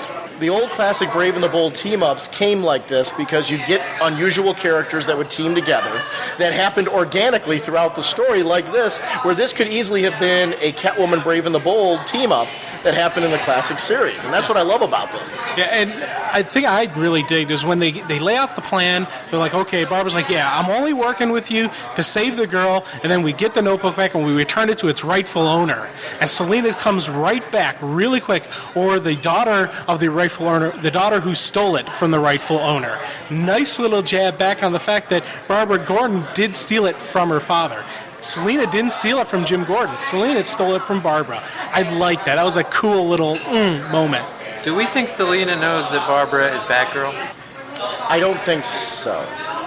There are points, though, where kind of I don't know. Does she later learn that in the current present-day continuity? No, because in Birds of Prey, Barbara's been very careful about remaining Oracle and not letting people meet her. Like, it took many issues before Dinah Lance actually met her in person. So, Oracle was like this, and same thing with Huntress. It took quite a long time before these people actually got to meet her in person. Now the team congregates with her, but there were, in the old Manhunt, Birds of Prey miniseries, Catwoman was a part of Birds of Prey team because it and Huntress, and it fit that whole sequence, but she never met Oracle in person. It was always this voice that was talking to them. That's where the Oracle mask that we see in the comics comes from. That was the way whenever she had to do a visual presence, she did it digitally, and you got to see the Oracle mask. You never got to see her face. And I guess because we don't hear the audio, I would assume there's probably a voice disguise being done through the computer as well, so you wouldn't be able to ever, even if you met Barbara Gordon, you wouldn't know. Yeah, because they've made comments, like with some of the stuff with Oracle and Calculator going back and forth in Birds of Prey now. Sure. That he even comments about the distorted voice. Maybe Oracle just does the Christian Bale thing. There you go. I'm Oracle. Okay, so they're sweeping in there, and this was some cool, some more cool Catwoman moments as she's confronting these mobsters. She's playing up to what she knows about a thief. She's like, "Hey, in that notebook is all the information on these Russian mob guys. You could become the king of kings. You could be the top dog here." And she's playing off of their need for power, their need to control things, their need to be one thing. She knows the dark side of a villain. She knows what buttons it takes to push the thief. She's like, that thing is, it's the notebook is encoded. I can decipher it. You can't. You get it to me, I'll give you the information. You give me the girl. And I was like eating that up because it's a nice play off of, she knows we see again the dark side of her, because there's no doubt in my mind whatsoever if he had given her the notebook willingly and given her the girl, she would have given back the notebook, the information in it. There's no doubt in my mind she would have done that. Right. One of the things I like here is that she set up that backup plan. Don't be an idiot, to let Batgirl know. I like it too because it was her way of giving her a little dig. Don't be an idiot, basically talking right to her because she's been poking at her throughout the entire issue. But it's smart because any thief going into a situation would have an escape plan, would have a backup plan to get out in case you got into trouble. This is her escape plan. This is her backup plan that Barbara can kick off the lights. That way, this evens up the odds because she really is outgunned. She doesn't have a gun, but she's outmanned and outgunned at this point, and she needs something to give her an edge. And I liked that. It was a nice little tiny thing that added a little bit more depth to the story and added a little bit more depth to the character. Yeah, and we do eventually see that, of course, because brings out the girl. And I like how immediately Selena's looking at her. She's seeing how she's doing. Yeah, she's been abused, but she's still alive. And it's, there is the concern for the person. There's a concern for that female. It's not just about money. There is a higher purpose to this. Naturally, of course, the bad guys aren't going to honor the agreement, and they start pulling out the guns, and we get the "don't be an idiot." Lights go out, and we get probably one of the coolest fight sequences. It's funny, all black with the basically just the dim blue lighting in the background, and really the sense of speed, the sense of motion, the sense of force in each of the panels. It told its own story. There is no dialogue in that whole sequence up until we get to the very last panel of the fight. And I liked that. Everything was told straight through the action. And I really, you didn't need to see the colors of anybody involved. It was an interesting way to do it. I found it very visually pleasing. I love good, solid action sequences. When they're scripted well, when they're drawn well, and all that, they add something so intense where you're just like, cool. This was a cool moment in the issue. It was a very cool moment. It was so cool, I didn't even notice it was silhouettes. Before we turned to this page, if you'd have asked me, was the final fight scene done in silhouettes, I'd have said no. But how cool is that? I mean, it's just a very interesting way to... And that's one of the great things about looking back through a book again. I'm the same way. If you had asked me the same thing before we started chatting about this, I would have said the same thing. It's great to go back through and take a look at a book a second time, a third time. Because, if you're trying to keep track of the story dialogue, trying to keep track of the art, there's so much that you miss on the first initial reach-through of any comic. It's wonderful to go back 2 and 3 times and see little subtle nuances, little things that whether it was the artist or the writer or the colorist wanted you to catch, but you can't catch in an initial surface read-through. That's one of the rich things about getting a lot of bang out of your comics and looking through them 2, 3, 4 times. And this is a sequence where, as a creator, I'd be very interested to see what did the script say. Yeah. Was this a decision McGuire made at the art board, or was this a joint decision that he and the writer did, or did the writer come up with let's do this in silhouette, and did he go panel by panel? I mean, they say the quote DC style is a full panel by panel script. I'd be interested to see what did the script say about these 2 pages. Right, and it isn't. I know if it's different from writer to writer too, as far as how much detail they put into it, because some writers. I know when we interviewed. Just say fight scene. Right. Exactly. Pages 19 and 20, fight scene. When we interviewed Gail Simone, she likes to really script out her fight scene because there's something specific that she's looking for. And I'm sure then the script changes, though, as you get to know your artist. In the sense that, okay, I know that this is Kevin McGuire I'm working with now, so let's play up to some of his strengths and do this type of thing. Or I know that Kevin will handle this in a certain way. Kevin, just go with it. So, Fabian Nicieza, obviously, when he wrote the script, knew who he was working with. This is probably completely crafted to Kevin McGuire. Have they worked together before? Do we know? I don't know. I don't know. I don't know on that one. It's clearly a story that was pulled in Kevin McGuire on purpose for... Right, he certainly wasn't the writer back on the JLA stuff. Or the Defender stuff. No. So, I don't know. Maybe just, Fabian Nicieza is clearly a comic fan in the sense that he just seems to do really well on any book that he pops on. He knows the characters, gets to the core and the root of them, and seems to know the creators that he's working with, too, and play up to those strengths.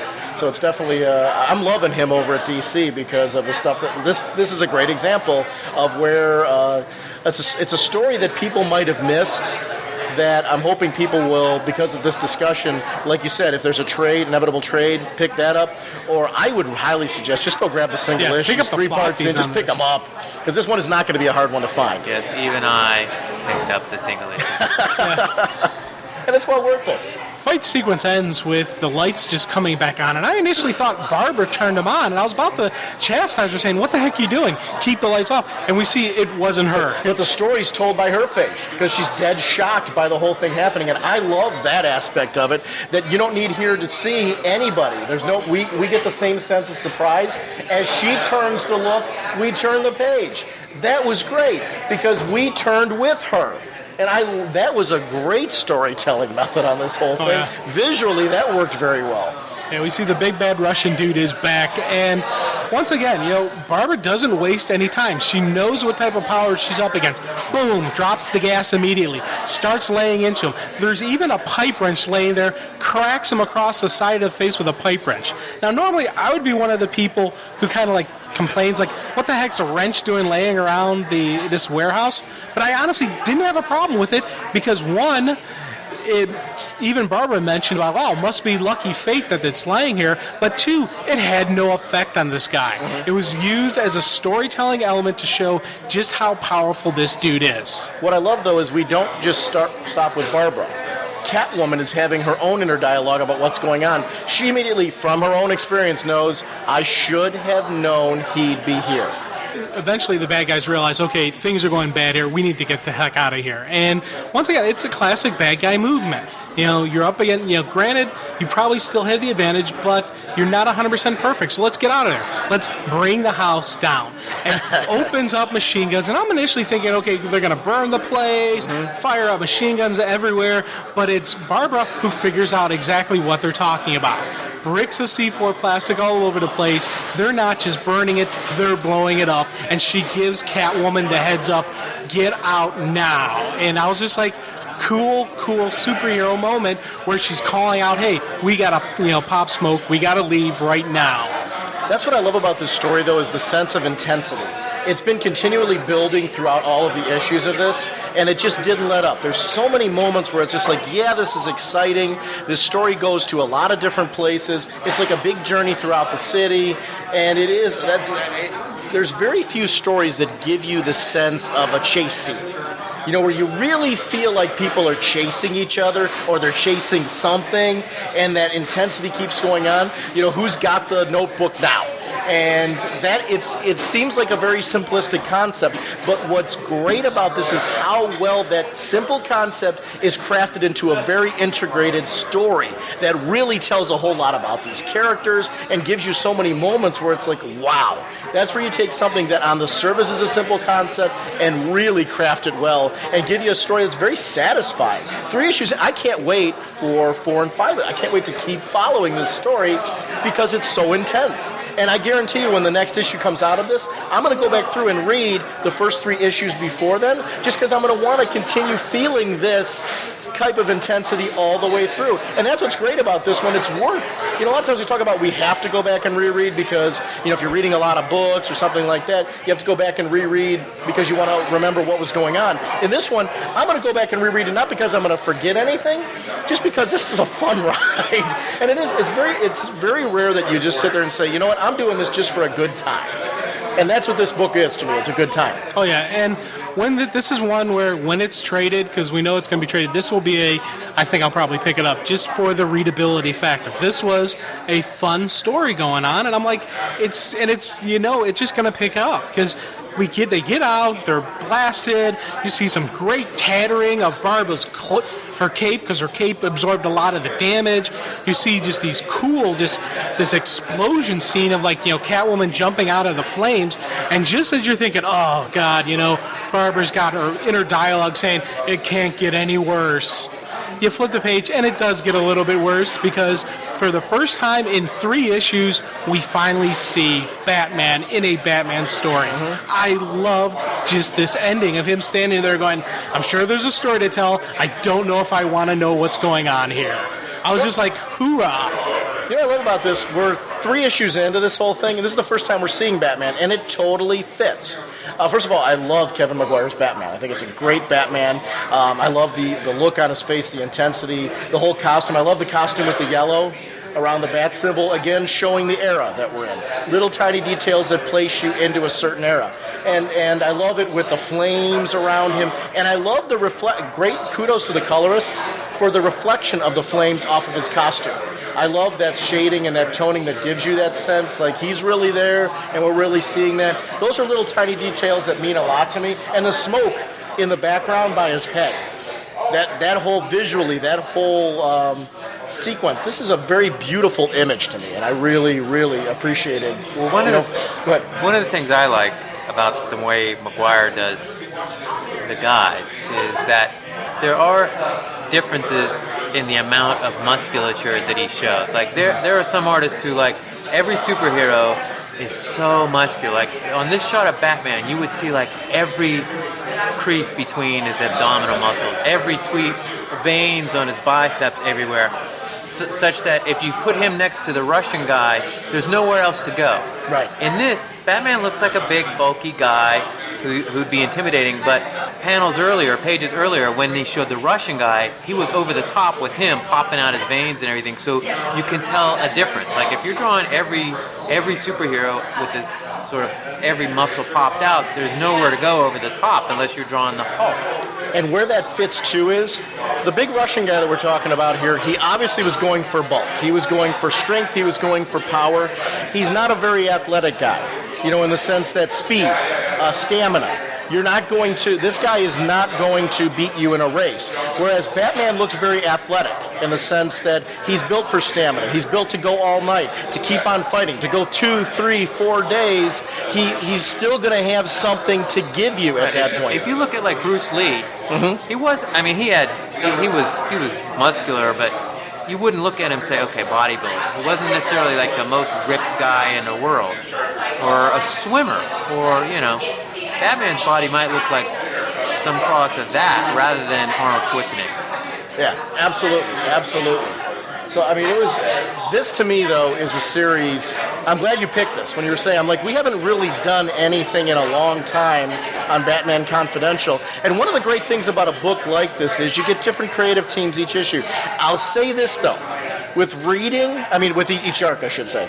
I'll say this, though. With this particular arc, I'm wishing this creative team was on a book together set in Gotham in this era all the time. I would love to see them go on and do more stories. It doesn't necessarily have to be Batgirl and Catwoman every issue. I would love to see an exploration of Gotham from this era, from these characters, because boy, did this work. Or even different eras. Different Batman stories set from this creative team because, is this fun? I'm in favor of anything that gets me more Kevin Maguire. Yeah. This was a great book. I definitely, this is a good one to show, really, DC that this is a great creative team. If they see sales numbers on this book, so that's why I'm saying 3 issues, go pick this up. You're going to have a good time with it. It's a great creative team. Let your dollars show them that, hey, people took really a big notice on this Batman Confidential creative team because it is very visually pleasing. The script is great. This is magic, and that's where magic comes in. It's not just the artist. It's not just the colors. It's not just the writer. It's all of them together are hitting full thrusters, and you got a special story here out of it. So I'm glad you picked this. And so you're saying, Sean, it's it's magic? Oh, no. I had to sing at least once in this episode. Come on. No, I don't think he was saying that at all. No, I really wasn't saying that, and I wished you hadn't. But I want to remind everybody to go to ChadCicconi.com to check out your work, and we'll have links to that on this episode. Great. So go ahead and check that out. And Chad, it was a pleasure to meet you in person. Thank you very much for coming out today for it, and support Chad's work. Spy versus Spy, that type of vibe, you've got me hooked, and I can't wait to read this. So keep your eyes open for the graphic novel coming from Marcosia. Yeah, and the great thing is, go check it out today. That's right. When you're done listening to this, you can go check it out right now. Go to Marcosia's site and take a look at it for yourself. They're putting up a page or 2 every week. I've got 4 chapters fully up now, and starting on chapter 5, it should be the next pages out this week. That's fantastic. Thanks for having me, guys. Thanks a lot.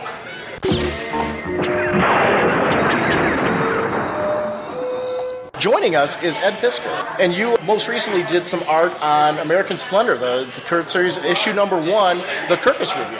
One of the questions I have on that one right away as I was looking at it, what is it like when you get a script from Harvey Pekar about one of his life stories like that? Because this one's one where he's actually talking about work you guys on Macedonia that you guys did. Right. And what is it like to get a script? How much of the visual in this is scripted by Harvey? How much of this is you making decisions based on, maybe meeting him or work that you've done with him previously? Did you ever see the American Splendor movie? Yes. So you are sort of familiar with how he scripts things by drawing like little hieroglyphics and intelligible sort of chicken scratch words? Right. Well, that's true to life. The guy, he delivers these scripts that are sort of hardly scripts. It's just weird chicken scratch. But he developed his own little iconic language with how he scripts things. Like if a stick figure has a little triangle on their head, that's representative of long hair. So I know that that's a female. Does this come with it, like his little hieroglyphics, or how do you know that that's what it means? Just from experience working with the guy, and he makes himself very available whenever he delivers a script, because he knows that it's chicken scratch and it's not easy to read. So it really is a collaborative process then, where you guys kind of work together in developing the story. Very much. He isn't a tyrant when it comes to the visual aspect. In fact, I'm not even so sure that he always has an idea in mind for what the scene will be. He wants to make sure that the words are exactly as he had them written. And sometimes, there were scenes where I was just kind of clueless about where the setting should be, and I would call him up and just say, Harv, where are these people? What are they doing? What's their motivation? And he would go, whatever.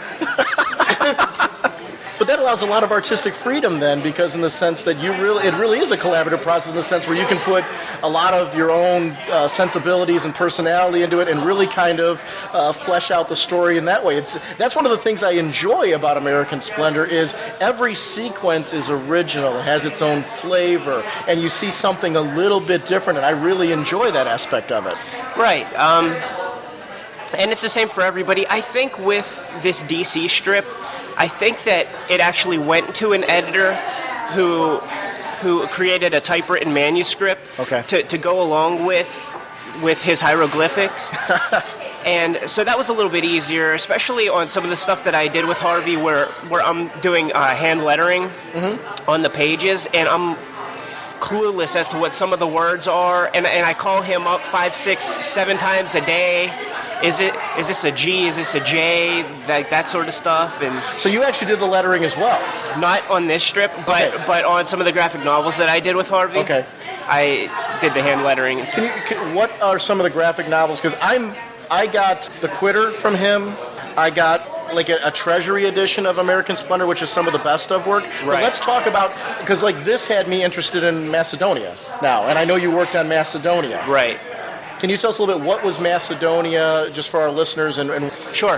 The Reader's Digest version, I guess, would be when Harvey was promoting the American Splendor movie, he was going around to a bunch of theaters in the country.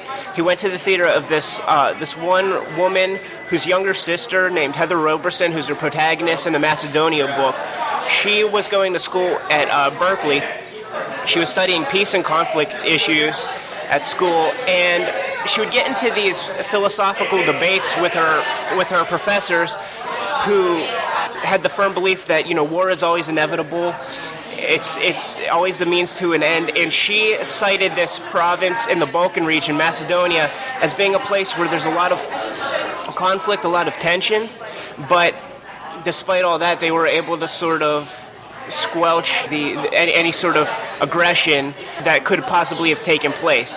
So she went over there. She took a lot of notes. She wrote some of the story and delivered it to Harvey, who sort of fashioned it into this more thorough sort of graphic novel, and then gave it to me to just interpret into comics form. How did you get hooked up with Harvey? How did you get involved in these projects? I did. I have a real sort of indie comic style, if you want to call it that, and I wasn't having much success getting any work from like Fantagraphics or somebody like that. So I started sending my comics to creators that I liked. Sure. And he was one of the guys on the list, and I wasn't even sure if I was sending it to his correct address, because the address I sent it to, there was a Dark Horse comic. It has a photograph cover of his face on there, and it's sort of done up like a Time magazine. Like, when you have a subscription, they sort of mechanically put your address on there. Absolutely. So it was on the front, and I just sent it to that, and it became part of like my habit whenever I would submit things. And I wasn't sure if it was getting to him, but eventually I got a call from the guy not too long after the movie. And I have this friend who can do a pretty good Harvey Pekar impersonation, so I thought he was playing like a vicious joke on me. Nice. He's like, hey, Ed, it's Harv. And I'm like, shut up, man. This isn't Harv. Quit playing with me. And he's like, what the hell are you talking about? From that conversation, he gave me a tryout strip in this book called American Splendor, Our Movie Year, which came out after that, Treasury. Absolutely, right. And I did a 4-pager there. And then a couple days before my birthday that year, he called me up. He's like, Ed, are you interested in doing a lot of work in a very, very, very short amount of time? I'm like, well, what do you have in mind? And they needed like 25 more pages in that book. Mm-hmm. And I'm like, he needed it in like 28 days. So I'm like, all right, man, I'll do it for you. I guess I'll just celebrate my birthday like next month or something like that. And then from there, I sort of proved myself to him that I can do a lot of work really quick, and he offered that Macedonia book. Well, that's great. And we have a book about the Beat Generation coming out in like March next year. Okay. Oh, perfect. Okay. Yeah. So, and where's that going to be published through? It's a company called Hill and Wang. Okay. Yeah, they're like an offshoot imprint of a larger company called Farrar, Straus and Giroux. Okay. And their big claim to fame at this point is a 9/11 book that they put out, which sold gangbusters. Okay, that's perfect. Okay. Besides Macedonia and the work that's coming up there, you have a creator-owned book that you're currently working on. Can you tell us a little bit about the title of that, a little bit about what that book's about, and where we can find it? Sure. The book is called Wizzywig, which is the phonetic spelling of, what you see is what you get, the acronym. Very cool. It's a graphic novel about phone phreaker / computer hacker, and it's sort of a life story, more of a character study than just a story with beginning, middle, and end. We're sort of exploring what the character's about, the motivations of a person who has a sort of hacking mentality. Right. Just with a lot of research that I did, I saw a lot of parallels between cartoonists and these people who play around with these hacking endeavors. I see a lot of there's a lot of loners who do both sorts of things. We all have sort of an obsessive quality, which I can identify with.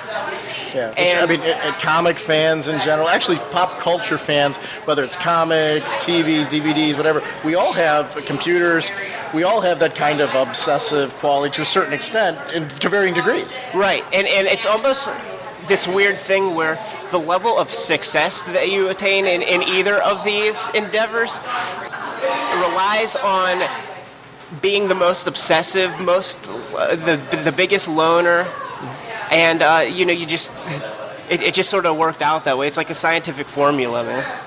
Actually, while I was working on Macedonia, I just needed a lot of audio material to listen to get me through the process. We did about 150 pages on that book, and I was running out of CDs to listen to and everything. So I found this archive for this radio show that dealt with hacking, and it's about a 20-year-old show. I listened to the entire audio archive of this thing, and I just sort of absorbed all of this information. And they would speak with authors from time to time of people who wrote these books on hacking, about hackers and stuff. So I went to the library, got those books, and I just sort of absorbed all this knowledge. And the idea with the Wizzywig book is to take all these stories from these real-life hackers and cram them all into one character and just see what happens. So there's a lot. He's sort of like the Forrest Gump of hacking. He's seen a lot. He's been to a lot of places, and he's done a lot of things. But it really is implausible to happen to one person. So this kind of expanded out of your own. Just happened to listen to this audio, and it all of a sudden just developed into a character and story idea for you. That's great. Yeah, my main goal as a cartoonist is really to write and draw my own stuff, and everything else is just a means to an end. So it's a real start-up and stop kind of process, because I will get work from Harv, put that on the shelf, do the strip for him, and then pick my work back up, which is what I'm most passionate about. At this point, I want to have the entire book done before I take it to a publisher. Okay. And that's just going to take some time. It's going to be the size of a phone book. Wizzywig, what is the tone that you feel that Wizzywig's going to have? What kind of the tone? It's not like a dark story or anything like that. One of the main elements to the story is the idea of media manipulation and sensationalism, and a lot of the definition of the word hacker is really skewed, especially the way it's represented in mainstream media, where, I say the word hacker, and more often than not, a person's going to think of a criminal, a villain, somebody who's trying to get into my bank account. And that's really not what the spirit of hacking is about. It's about exploration. It's about taking. So I'm definitely more biased to that side of the fence, and the book reflects that a little bit. That's awesome. That's awesome. Where can people find more information if they want to follow the progress of this and follow? Do you have a website? Do you have blogs? Things like where can they find out more information about this? The book is in some comic stores. I'm handling the distribution completely myself. Okay. Just like, we're skipping Diamond and all that. Right. The easiest place to grab it is from my website, edpiskor.com. Okay. And I have the first half of the... It's edpiskor.com. That's it, yeah. I have the entire first half of the first book on there with a link to buy the collected work. And I have the first half of the second volume, which I'm working on right now. As soon as I leave here, I'm going to go back and work on it some. So I'll have a link in our show notes, too, to your website, so people can get right there from our show notes. Cool. And they'll get there from our websites, ragingbullets.com. They'll be able to just click on it and link directly to your site. So you don't have to worry about remembering it. You can just go right to our site, or you can go right to the show notes for this episode and get right to more information about your book and things like that. That's fantastic. That's really I appreciate it, man. What have you learned about self-publishing, in the sense like doing it yourself? Because, not going through Diamond, you're not just creating it yourself, you're distributing it yourself. What are some of the challenges to self-distribution that you've learned? With this particular book, I feel that I sort of lucked out, and the idea not to use Diamond as a distributor was a very conscious decision because of the sort of business model that I fashioned for myself. Mm-hmm. It's a book about hacking. It's a book about like tech culture. Very cool. It seems like the internet is a good home for that, and people who are into the internet, into hacking, they should be able to find it pretty easy online. Podcast listeners, it's a tech culture. We're all in. So this audience is a very good audience that would be very interested in, hey, this is more underground, a little bit more. Exactly. Cool. So a lot of the people who have this comic, and I've sold plenty of them, and I continue to sell them.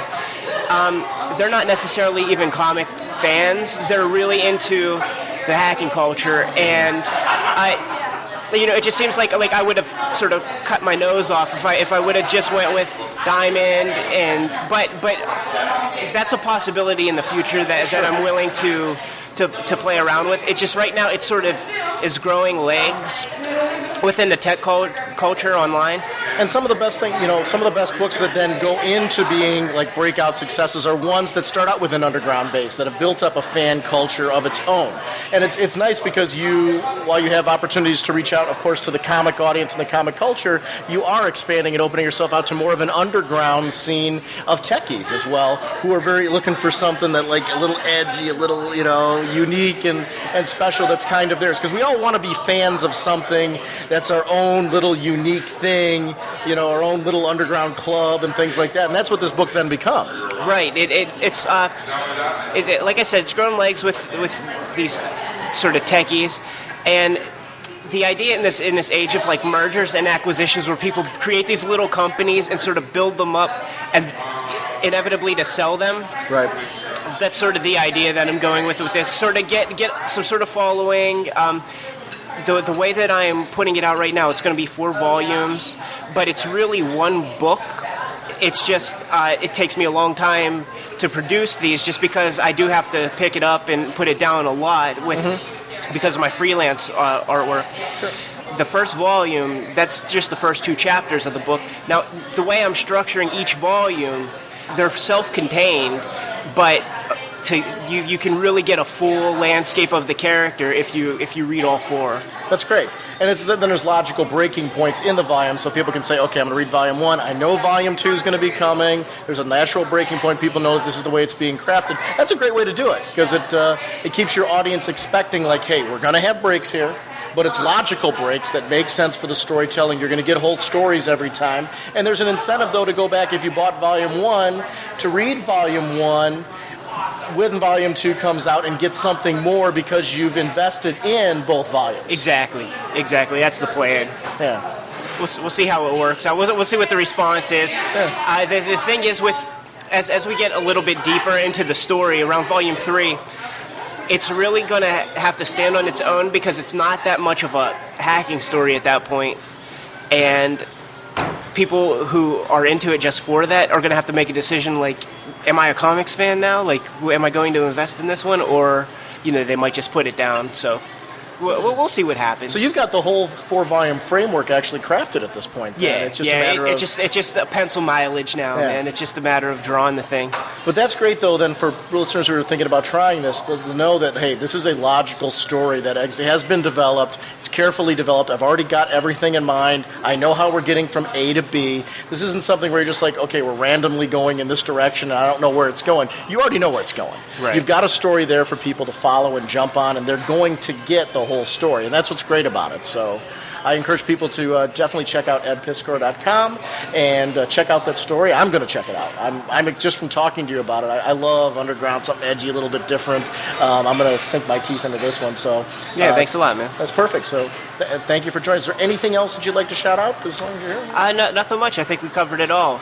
I appreciate speaking with you guys today. Yeah, well, thank you very much for stopping by, and I loved your work on American Splendor. It's got me to the point, reading this, I'm going to go check out Macedonia at this point, because I want to do that. Thank you for coming down and chatting with us, just on your experiences. I love getting, everybody's got a different story on how they've broken into comics and where they're planning to go in comics, and I love seeing that, because that's something for us as fans to get into your head and to see that creative process. It gets me more excited to read comics and be involved. So yeah, thanks a lot. You know what? I just started up this blog called Fanboy Fables. It's fanboyfables.blogspot.com. Sure. And what the idea of that is to have comics professionals, retailers, super fans, podcasters, sure, sort of give a little story about how they sort of got excited by comics as kids, and like highlight a specific issue. And I'm talking time, place, feel, like, you got it for your Holy Communion or something like that. And we got a lot of entries in there. Jim's going to put one up pretty soon. I'll put one up too. That's great. Yeah. That's please. fantastic. So anybody out there listening who's a super fan or cartoonist or retailer.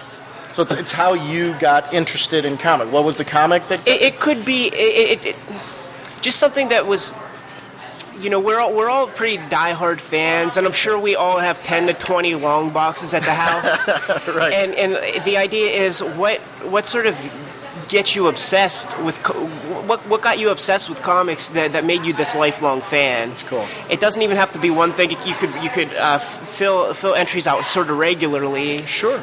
Just because, like, I sort of am getting a lot out of the other cartoonists who are participating in this, because I see specific things like in the strip that they highlight that sort of became derivative in their artwork.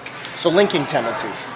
Yeah, like there's some of that. I don't know. It's a really cool little experiment. We're doing it just for fun, but you should check it out at fanboyfables.blogspot.com. Definitely, yeah. I'll put a link to that in the show notes as well. So that's great. Cool. So thank you, and I'll definitely stop by there and participate. I think that's fantastic. I'd love to have you, man. Yeah, our whole theme to our show is that it's a celebration of why are we all here, what are we celebrating. So that's definitely the common theme of that. So our listeners should be jumping on that as well. Yeah, in the indie comic scene, it seems that there's a lot of negativity. We all sort of feel like, we do comics and we sort of got tricked into it because it looks so glamorous and fun as kids, but it's really all this hard work. Mm-hmm. And so there's a lot of people who are just downers. And this blog is an idea. Like I want it to be positive. I want it to sort of be inspirational. To re-energize. Yeah. When you need to re-energize, this is why are we here? Why do we keep doing this? I like that. That's a good way to put it, yeah. Yeah, that's the idea of it. Yeah, I love that. The second you were describing, I'm like, oh, I'll eat this up. This is a lot of fun. This is up your alley there. Yeah. This is a chance for you to rage on some more about some stuff. Yeah, so definitely check it out. Well, Ed, I want to thank you very much for stopping by to chat with us, and it was a pleasure meeting you. I'm going to be following your work. I'm a fan. I mean, I was a fan from this, but I'm a fan not just from talking to you. I'm like, okay, you are a creator who gets what I'm here reading comics for, so I'm like, I'm going to follow up with it. I got to tell you, just, I'm looking at the American Splendor. I saw the movie. I didn't pick up the comics, but I, borrowed Norge's, just to see what was going on. We're going to have and I absolutely just love the way you drew Harvey here. I have this image in my head of this, this raging madman from the movie, and when I look at this picture, I can hear that voice from the movie just saying these lines. I just got to give you complete kudos on that, man. Thanks a lot. I'm the only guy who draws liver spots on the guy, and Harvey's so cool that he encourages ugliness in the drawing. That's great. His wife, on the other hand, that's a different story. Uh-oh. She was very angry with the way I drew her. I had to change it up a couple times. Well, you know what? That actually fits, though, because I know my wife would be a lot more like me. I'm kind of like, I'll just have fun with it and all that stuff. My wife would be that way, though, as far as, no, you got to... Yeah, it was a tough... I thought that, because he's real into the warts and all approach, as a family, they would be into the warts and all approach, but that was just youthful arrogance or something like that. Yeah, I just didn't understand exactly how that sort of worked. And the way she didn't tell me that she hated it. Harv told me, and I hear this door creak over the phone, and there's this whisper. He's like, "Hey Ed, you got to do me a favor. You got to draw my wife better. She hates me right now." So I redrew her some. It still wasn't great, and I apologized to her personally. I like those kind of personal stories, so it was a pleasure meeting you, and I want to thank you for taking the time to stop by and chat with us today. Yeah, real good meeting you guys, too. I'm going to listen to the backlog of Raging Bullets podcasts. Yeah, we've got quite the backlog to listen to as well, but thank you, and we're definitely going to keep following your work. So awesome. All right. Thanks a lot. Take care. Hey, thanks, man. Watchmen. And our next review is going to be Trinity issue number 2. The writer is Kurt Busiek, art Mark Bagley, ink by Art Thibert, colorist Pete Pantazis, letterer Pat Brousseau, covers by Carlos Pachenko, assistant editor Pacheco. You keep adding this mysterious N. And yes, I do. Pacheco. Cover by Carlos Pacheco, assistant editor Elizabeth Garland, and editor Mike Carlin. The issue opens up basically with Superman saving a bunch of people, which is kind of cool because the last issue ended with that huge... I thought it was maybe an energy ball at first, but we start seeing that it's just this mini solar system. And I like that everything said is done. It's like Superman's reaction is like, huh? It's not we had last time we did the Great Scott, and now he's like, huh, what the heck's going on? I kind of like to see a humanistic side of Superman, because we just had this giant solar system hit Metropolis, so that would get a little, this isn't an everyday occurrence kind of reaction. I do like, too, though, when you're taking a look at him, as he's flying down, he is calming with the people who are in danger. Relax, I've got you, and don't worry, everyone's going to be just fine, before he gets to that puzzle state. And that is one of the strengths of Superman. I agree with you. I love the fact that we got to see the human side of Superman. But it's also great to see that when he gets into business mode, he totally reacts to the needs of the people. Because Superman is supposed to be that superhero that you believe when he saves you, everything's going to be okay. Yeah, he's the savior, and that's a recurring theme that they have throughout Trinity. Is each one has their own views, and people see them a little bit differently. He's the guy that you would say, oh, thank God, it's Superman. Dun, da, da. It's kind of cool. Plus, dude, that artwork, man, of the 2-page spread showing the planets crashing into the city was just absolutely awesome. That was just a really cool piece of work there.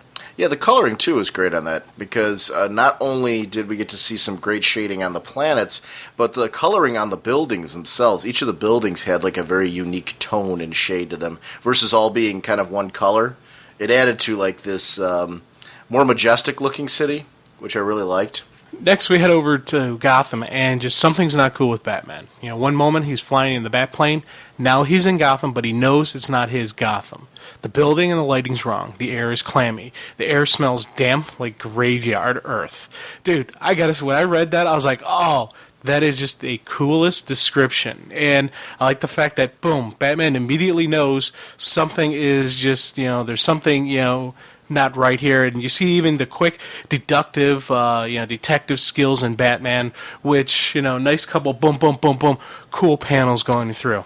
I want to comment on the lettering again. I really like not only the fact that there's like this, when there's a shift between characters, there's this highlighted capital letter, but I love the gray tones of the lettering box for Batman, and that each character has their own different color. It's great, and it works especially well when all three of them are within scenes, or like the scenes kind of continue off of each other, because it tells you whose inner thoughts we're getting. I like that shift. I like that little tiny detail that kind of personalizes the scenes to Batman, which I thought was kind of a neat little touch. It's something that it really kind of struck me with the first issue. Yeah, Trinity's been doing that throughout. Just even with non-Trinity members, changing around the lettering to personalize it. We'll see some stuff later on with John Stewart, Green Lantern, where it's a little different for him, as well as Justice League. And we saw that with the Flash. There was little stuff with him when they did his inner dialogue. I like seeing that. It's not everybody does it, and if I don't see it every single time, I'm not like, oh, it's ruined. But it is, when you see it and you catch it, you're like, oh, that's cool. It's a personalization to what they're doing, and I like that. It's a nice little touch. We then head back over to Wonder Woman, and I like the fact they're going boom, boom, boom through all the Trinities. And last issue, I really dig just how Wonder Woman saw the attack, and she's like, yeah, bring it, let's get started.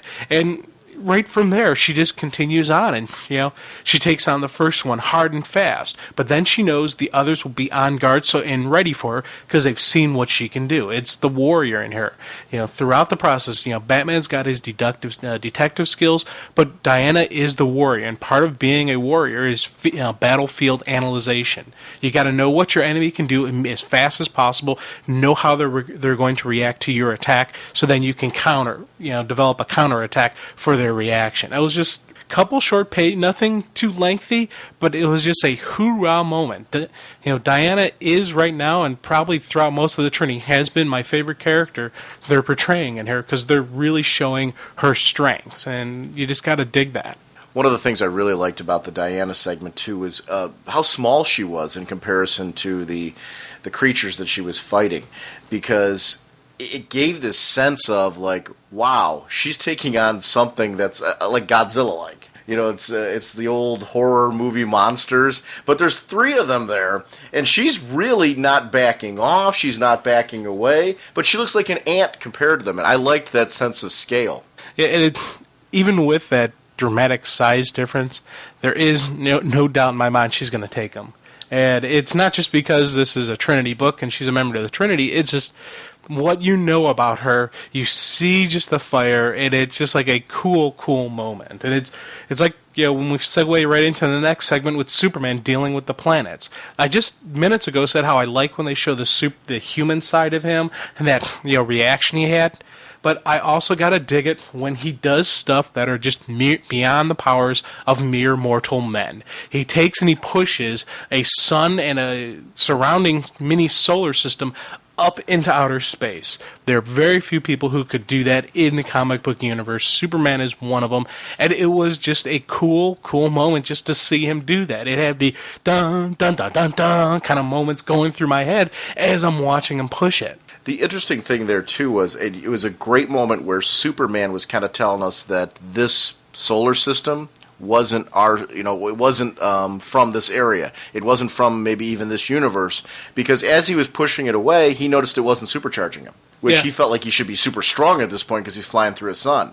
Yeah, and also just more credit just to the art team and I'm talking full art team, colorists, pencils, inkers, and everybody, on just how cool that looked that sequencing, not only when he flies into it and he's pushing it, but when you start seeing the solar system rise up and everything rise up together. That was just, I don't know, that was one of those couple panels. The Superman panels, I really sat back and just said, these are some cool looking stuff. It's probably because it was a lot colorful and a lot of bam, bam, bam, pop of the colors and contrasts between, with planets, buildings crashing and whatnot. So I gotta just say, those are some really cool looking stuff. The one thing I was looking at when I saw the scene, it was my one minor moment where I'm kind of like, all right, I'm going to suspend my disbelief here. But I was thinking to myself, with the gravity of a mini sun in Earth's atmosphere, shouldn't there be parts of Earth being yanked away as well?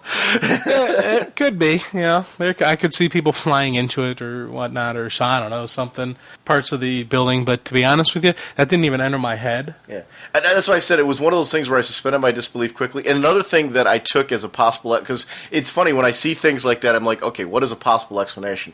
And when Superman was flying through there, I'm thinking, okay, yeah, sure, this is magic-based. And by the fact that there's magic involved in this whole thing, that might be one of the reasons why it wasn't affecting, other than smashing things gravity-wise. And that also would be why it didn't supercharge him. If it's a magic-based sun, he doesn't get any powers from magic, so right there. Yeah. That's or our if it was at least brought here by magic. Right. You got to dig, though, that as he's pushing it up, he's thinking about Diana and Bruce. He knows they're in trouble. He knows they got the situation they have to deal with. We've talked about super hearing, just how it rocks, and the usage of him having it, that he would be able to hear everything. He would be able to hear Diana's fighting, hear Bruce's what's going on with Bruce. I like that. It's just another nod to the fact that he isn't a mortal man. He is something beyond what any of us could ever dream to be, and I don't have an issue with that. I love the bits with him, like where he kind of deducts what's really going on here. Like the single word might be enough to shatter everything, and you see that happening. It's his strength of will, which is another thing with him. He's honed himself his entire life. So we get to see here this man's strength to see through that this isn't really necessarily here. This is something that I can change. This is something that I can control with my mind because it isn't really happening. Yeah, and it's just another nod to his mental convictions and his discipline that he's had his whole life. He's trained not only his body but his his mind, and it's cool to see that Batman could just boom take it out with a single word, and I like that. I was like, yes, this was a cool Batman moment. I was glad to see the reference to the subway rocket, because it's something that we don't see that much in the Batman comics right now, but it's something that was established in the lore, a few years back, that he had underground had a subway rocket built so that way he could get from place to place much quicker. And I'm glad, just a tiny little tidbit, but it was kind of a neat little nod that, this still exists. Why would he disassemble it? And it's another opportunity for him to get back to the Batcave very quickly, even faster than he would if he was taking the Batmobile. Yeah, and he was in the Batplane before, so this is even quicker. So yeah, that was a neat little tie-in. But I tell you, once again, Wonder Woman just kicked butt. And it was just wonderful seeing her duke it out with the robots. Superman shows up. She's like, no, hang back. I got this. I will deal with this. And, beautiful just, swings one robot into the other, destroying them both.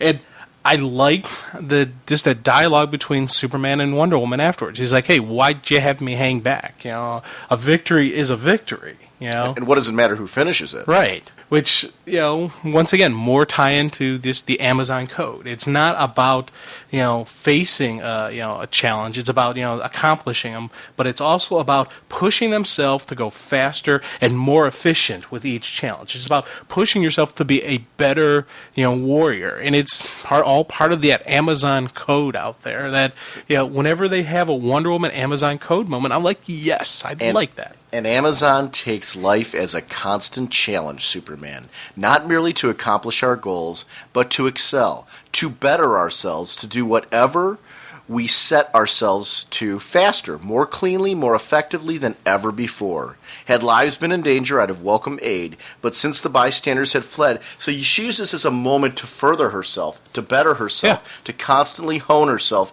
and her warrior skills. And that actually fits historically warriors. You know, your warriors that get complacent and things like that will get overrun by the hungry warrior, the warrior that has been training, the warrior that's got the edge. So she's got to constantly keep that edge to be one step ahead of potential enemies. I love that. Yeah, she's basically got to keep the eye of the tiger. Yeah. And, just that was just a cool moment, but also it leads into a nice segue for this issue's title, where Superman goes, you wanted to go for your personal best in giant robot smashing. Little funny moments between the Trinity are what really sells me on the concept, because we want to see a cool story, which we're getting. We want to see, beautiful art, which we're getting, and now we're getting that behind the scenes of the Trinity. We're getting that interaction between Bruce, Clark, and Diana, which is what I truly wanted from a Trinity. Now, throughout all this, we see that Morgan Le Fay and Enigma are watching the Trinity. And I like the fact that the villains know everything about the heroes, but the heroes know nothing about the villains from the beginning. It gives not only the bad guys an edge, which adds to the disbelief that maybe the Trinity won't survive this. Maybe the Trinity won't live because they have to overcome so much. Not only the physical challenges that keep getting thrown at them, they got to get over the fact that their villains are one step above them, intelligence-wise. So all that stuff just adds to the believability of the villains. But I dig about how Morgan's more impressed with Superman and Wonder Woman. She sees the raw power, and that's something she would be drawn to and attracted to. She's like, yeah, okay, I can understand these powerful things, but Batman's just immortal. And she quests for more power. That's part of what she's seeking here is for, powerful artifacts, powerful things like that. That's part of who Morgan is. So those two would definitely be like candy to her, whereas she doesn't get him, which is an interesting twist, because a lot of times that's why Batman wins out in fights, because people underestimate him. I also like the bit here where Enigma is the one that starts talking about the mystic cities and demon lawmen. These are things that were dissipated. And because of the fact that adds right back to my question about the solar system, when I was reading it initially, that solar system bit, I was thinking to myself, like, well, wouldn't this be wreaking a little bit more havoc because of the gravity? But that's where right away it worked for me, because Enigma's dialogue there was the one where I'm like, okay, this is all mystical, magical, all that. It changes the rule. Anytime you're dealing with magic, it changes the normal rules and the normal properties that we would come to expect. And I loved that. Yeah, and it's funny because when we see Enigma defend Bruce and Batman and his role in the Trinity throughout all this, it always just brings connection that there has to be some connection between Enigma and Bruce. But the other thing I started thinking is, what if he's not only he's justifying Batman to justify his own existence in this Trinity? Because, you think about it, when you're dealing with villains, once you have a villain in a group that no longer appears to be important to the group, what happens to them? They get eliminated. So Enigma keeps reassuring and, defending Batman's position in the Trinity as maybe a way to defend his own position in their evil Trinity.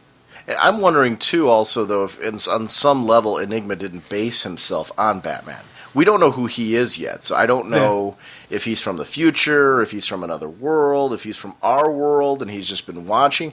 There's his whole outfit seems to be based on Batman villains. So there are some twists here to him. So I'm just insanely curious to find out his origin. I'm actually glad that we don't know right now. Oh, definitely. It adds to the story that we don't know who this guy is. There's got to be some type of connection to Batman. I don't know. There's every issue I have a different theory as to who it is. When I see him, just fervently defending Batman's position, I think, maybe it's like Damien from the future come back, or maybe it's Otherworld. It's another Earth. I don't know who he is. I want to know. I'd like him to be a completely original character. I don't want him to be... that's kind of like my wish right now for him. I guess, depending on the origin, I'd be fine with it if it is somebody that's already been established. The alternate Earth theory does open it up to being somebody that we would already know, but then because they're on an alternate Earth, they were somehow shifted. I like that idea because that would also keep him a completely original character. But if he's from our Earth, I like the idea that he's somebody new versus it being some character that we've already had established.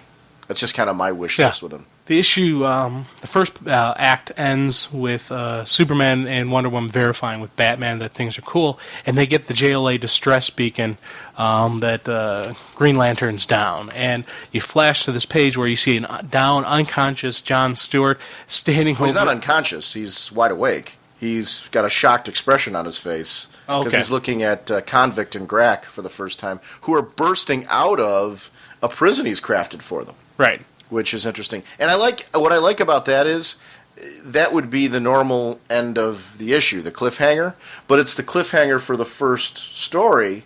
We kick into the second story, which really explains how he got into all that. And I like that the fact that these second stories in the back take a different perspective, a different scene. Now we get to see John Stewart. So they're really open-ended in the sense that they're not always going to be about the villains, and that was the great thing about issue 2. It showed us that these can be used for whatever story needs to be told to flesh this out. Like I said, it's very much like with Countdown, how they had the minis separate from this whole thing, except with Trinity, everything's right in this book. This really should be a template on how they handle these weeklies from now on, because I really, really like this all being contained in this single book. Big time. This is like my top of my stack read. Anytime, just like with the other weeklies, I always grabbed it. This one, I am really just oh yeah, this is awesome, cool, just diving for this first. The second act is written by Kurt Busiek with Fabian Nicieza. Fabian Nicieza. Art by Tom Dernick and Wayne Faucher. Colors by Alan Pasalacqua. Letterer Pat Brousseau. Assistant editor Elizabeth Gerlin, and editor Mike Carlin. As we said, it just opens up with we're seeing what exactly happened with John Stewart, and I tell you, this is kind of cool. I like seeing more characters. We talked about the first issue, we saw Wally. Now we're seeing John. Later we're going to see JLA in this. It's a Trinity book where they are the prime focus, but they're not the sole focused in the book. So I was definitely like, hoorah to see John Stewart and seeing him so well portrayed. It was a very accurate read. I wasn't reading this at any time saying, who is this guy? This isn't John Stewart.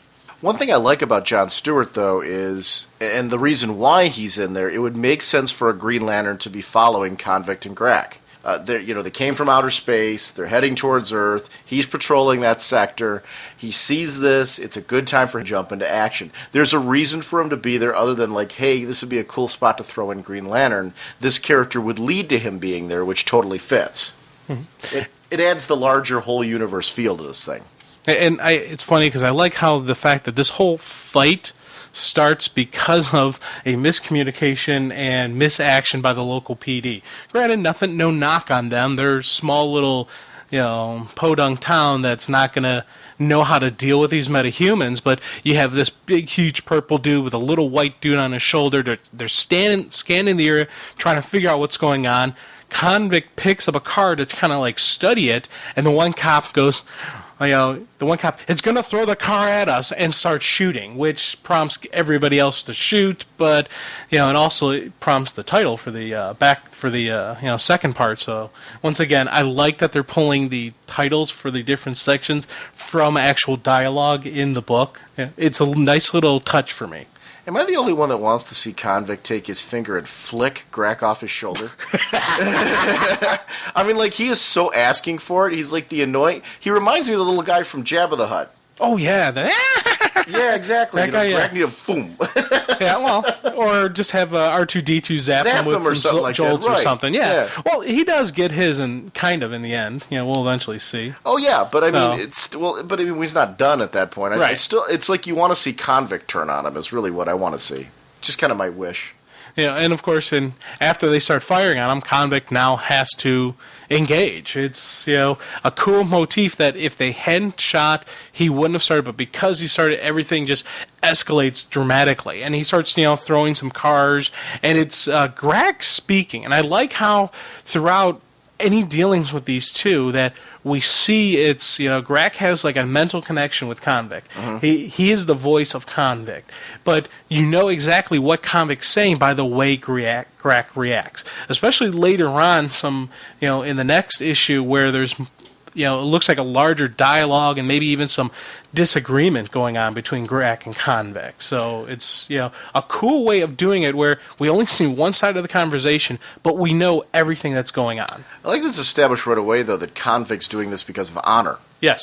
That's the whole reason. They shot at him. He's, got to do this because of honor. And I do like, it's interesting to me, this is an alien. Why would he know English? I love that tiny little tidbit, and when you establish right away that Grack has at least some form of mental or telepathy or something like that would make him adapt a little easier to language, that whole bit worked so well for me. It was tiny little details, but it gave them more of an alien feel, which I really liked. Now, when I first saw these two, I initially thought that maybe this Convict could be the third member of the Trinity, or maybe I was like wondering, because we saw him in that dream sequence in the first issue. When I saw him, I'm like, why not him? And then Morgan explained, no, he's not the one for us, and that's when they showed Despero. But now that I've seen Convict and I'm starting to understand the guy, I realize why he was not the right one for the evil Trinity, because he wouldn't just want to destroy the universe to destroy the universe. This dude does have a code of honor. Granted, we find out they are escaped from a prison type facility, but there is just a little bit touch with him because you see, kind of like a more, I don't want to say sensitive side because he's throwing cars and he's a powerhouse of, might, but there is a little something with him, and like he got his heart broken by a female, and I guess that sent him on a rage, which sent him to the prison, is what I'm getting from that, but I'm not 100% certain. Or it could have been in a similar circumstance to what we're seeing here. He's attacked the police here, thinking that it was the right thing to do because they were attacking him, when in reality they were stopping him because it was a strange alien. So what other planet did he wind up on? What kind of history is there? It does open lots of different possibilities as to what happened with him. And as the fight's waging on between, John Stewart, because John shows up to, for the save because, granted, it's something he would do because he was tracking the pod, sees an alien attacking police, he's got to jump into the battle. And some cool fight sequences with him, as I've always said, I love Green Lantern characters because of the bright greens, and it's just a very powerful looking, and just especially when you got a good colorist doing the work on it, where they just make everything just bam, kind of like glisten. And definitely see that in a fight sequence. But as John's fighting him, something kind of happens weird with his power. He starts talking in zeros and ones, and some alien tech type thing appears on him, and it blasts Convict. Now, on one hand, that's kind of a nice thing to have this massive energy burst, but on the other hand, it does break his concentration, which is the pure focus of the Green Lantern power ring. And it breaks his concentration because he didn't initiate it. And I love the fact that you see it in his eyes, too. You see actually what looks like computer chips or computer code in his eyes, which is an interesting twist. So this totally, right away, led me to believe that Enigma somehow initiated this because of his tech background. Yeah, see, I didn't know if it was Enigma or something else. I wasn't sure what it was, what's going on. This is another mystery in Trinity that I'm wondering, what the heck are we going to see out of this? I'm totally taking it as Enigma because of the fact that we see that Morgan Le Fay and Enigma have been watching this and observing this whole thing as it unfolds. I might be wrong, but I'm just saying it totally leads to his, being more Batman-based like he is in that role in there. Tech would come from him. It's certainly not going to come from Morgan Le Fay. So tech would be coming from Enigma, and that's why I'm totally in that place. And you know what? If that's the case, I'd have absolutely no issue with it because it does make perfect sense. But for some reason, I'm thinking there's a outside power that we haven't seen yet. There's another player that's going to make themselves known in the whole Trinity stuff that isn't any of the Trinity, isn't any of the evil Trinity. It's something else out there. And part of me, my wild theory is maybe it's more connected to the fact that it's John Stewart. It's a Green Lantern. that is doing it. With Jon Stewart not being a part of the story in the sense that he's not the major focus, I don't think we're going to see a villain targeting Jon Stewart, other than the fact that he's a part of like kind of a supporting role for this, as far as for the Trinity. I think whatever villains are going to be in here are going to be targeting the Trinity, not Jon Stewart. I don't think it's a villain targeting him. Okay. I think it's somebody... What, like a hero? Or like somebody in between? I don't know if it's a hero exactly, and in later issues of Trinity, I'll be able to better explain it. I don't want to spoil stuff for later issues until we get to those issues. But think about future issues of Trinity. There is a tie-in to a Green Lantern story. Right, but I'm thinking something associated with that tie-in is maybe going through. That's the character that's trapped, that's trying to break out. Right, but maybe there's somebody else. I think you're throwing in extra people that aren't necessary. Like, why would there be somebody tied in with that? That's and this could just be another crazy theory. Yeah. I fully admit. I'm fully admitting this could be a crazy theory, but it was something about it. I was like, and then at first I was thinking exactly what you're thinking, Enigma. And then when I read the later issues, I'm like, wait a minute, there is a strong tie-in to a Green Lantern story arc. What if it is because of who Jon Stewart is, not because of something else? Maybe there's another. You think it's somebody trying to take down the Green Lantern to enable this to happen, or someone who is trying to help John but didn't. They don't have a strong enough connection yet with John, so it's not going to be a solid piece. It's not going to be a solid unity between him and this other agent. Maybe there's somebody else trying to help them out and give them assistance, but they of course inadvertently do not help because they break his concentration, because John doesn't have a strong enough connection with them to establish actually a serious usage of this extra firepower in his arsenal. There you go. So I don't know. Of course, we're talking about with Convict having all this honor and just being this kind of I don't want to call him a villain in this circumstance. He's just misunderstood. But we do see Greg just completely go over and be the official bad guy. Bow down, simians. Bow down to Convict. Convict will crush you. Convict will annihilate you. Convict will destroy you all. Every time I read that, every time I see that, I just have, just a WWE flashback. I'm half expecting to hear, Jim Ross just start yelling, "Oh my God, King! Oh my God!" It has just that villainous, heel rant to it. I was just like, I ate it up. It was just a great way to end this issue. They give us a nice introduction. He's the villainous manager leading the Gentle Giant. Exactly. He's Bobby the Brain Heenan, man. And I was just like, yes, this is cool.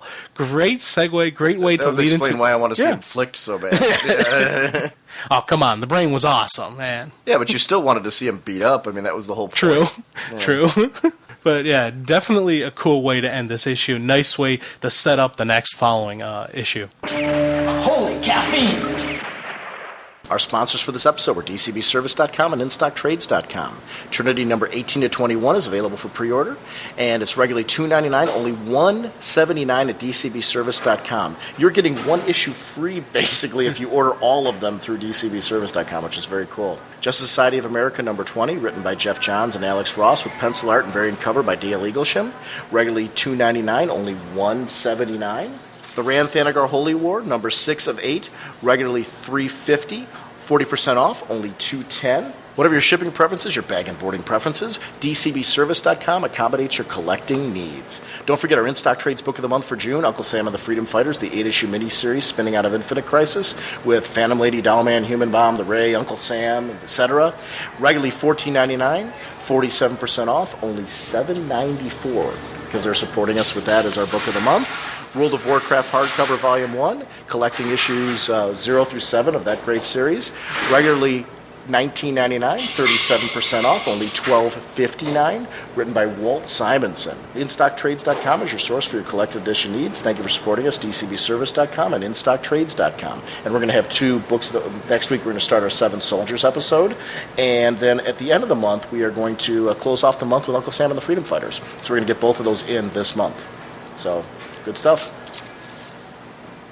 Jim, first of all, I want to thank you for the Gypsy Cafe, for hosting this, for having us, for suggesting this. It took us months to work this out, but I want to thank you very much for your flexibility. I want to thank everybody who works at the Gypsy for your patience and helping us set this up and everything, because this is fun. This is definitely going to be, we're back next year in August, Sweet. so we're going to do this. And try to come for Pittsburgh Comic-Con, too. We will. We always have a party for that, too, and it was great to finally meet you guys in person after talking to you in the forums and listening to your show for so long, and thank you for coming down. Great time. The Gypsy is the official restaurant of Raging Bullets now. We're going to be back here next year. We're going to do this again. It's gypsycafe.net, myspace.com/Gypsy Cafe. Definitely check this out. If you're going to be in the Pittsburgh area for any reason, definitely stop into the Gypsy. I think the Raging Bullets brunch menu should be on that MySpace site later today. Okay, that's perfect. So definitely check that out. And it's also on our website, so you can click on that. It's still up there, and check it out and check and see what we had here.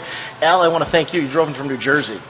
And we got to hang out with you last night at Dave & Buster's, which was a blast. This was really fun. Like I said, we did this one a little bit more low key because of the fact that we wanted to, kind of get through this the first time, so we knew what we were doing.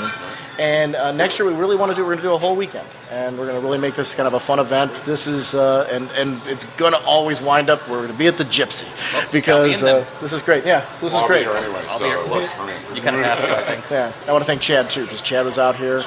And that was great. Ed was great. Yeah, good guy. Yeah, wonderful interview with Ed. And definitely check out Ed's work. Check out American Splendor if you haven't. Definitely check out Piskor.com. Oh, and the Fanboy Fables blog that yes. he's starting is really awesome. Yeah, I'm going to be contributing to that actually. Awesome. Yeah, and I'm going to pop by there and contribute to it too. Really it sounds like it's fun. Really neat blog. Check it out. Yeah, so it's great. So this is great, and thank you guys. Thank you. Next week we're going to be back with Seven Soldiers. We're going to finish up Volume 1 and Volume 2. That's going to be next week for sure. Is that the Morrison Seven Soldiers? Yeah. Okay, I'm going to have to check out in-stock trades then. So we're going to be doing that one. And Jim, we'll see everyone next week. Bye. Jim, one of the things I did last night when we got back to the hotel room, we went to Dave & Buster's. We had a great time with Al, as we mentioned. I downloaded, and it's a strange thing to say that I listened to it. I listened to, while viewing, the first issue of Watchmen done off of iTunes. And this was one of the iTunes downloads. This is part of a new line of motion comics that they're doing. It was $1.99. So it's Chapter 1, which was the first book in Watchmen. And I really enjoyed this. It had a single narrator, but what they did is the narrator was doing the voices. So he didn't just read everything verbatim. He kind of adjusted his voice to match some of the characters. So I really enjoyed that aspect of it. It was kind of like a books on CD or an audiobook kind of thing, something you hear from Audible or something like that, which was great. I mean, the voice itself was great. I mean, it was somebody who obviously has done this a number of times.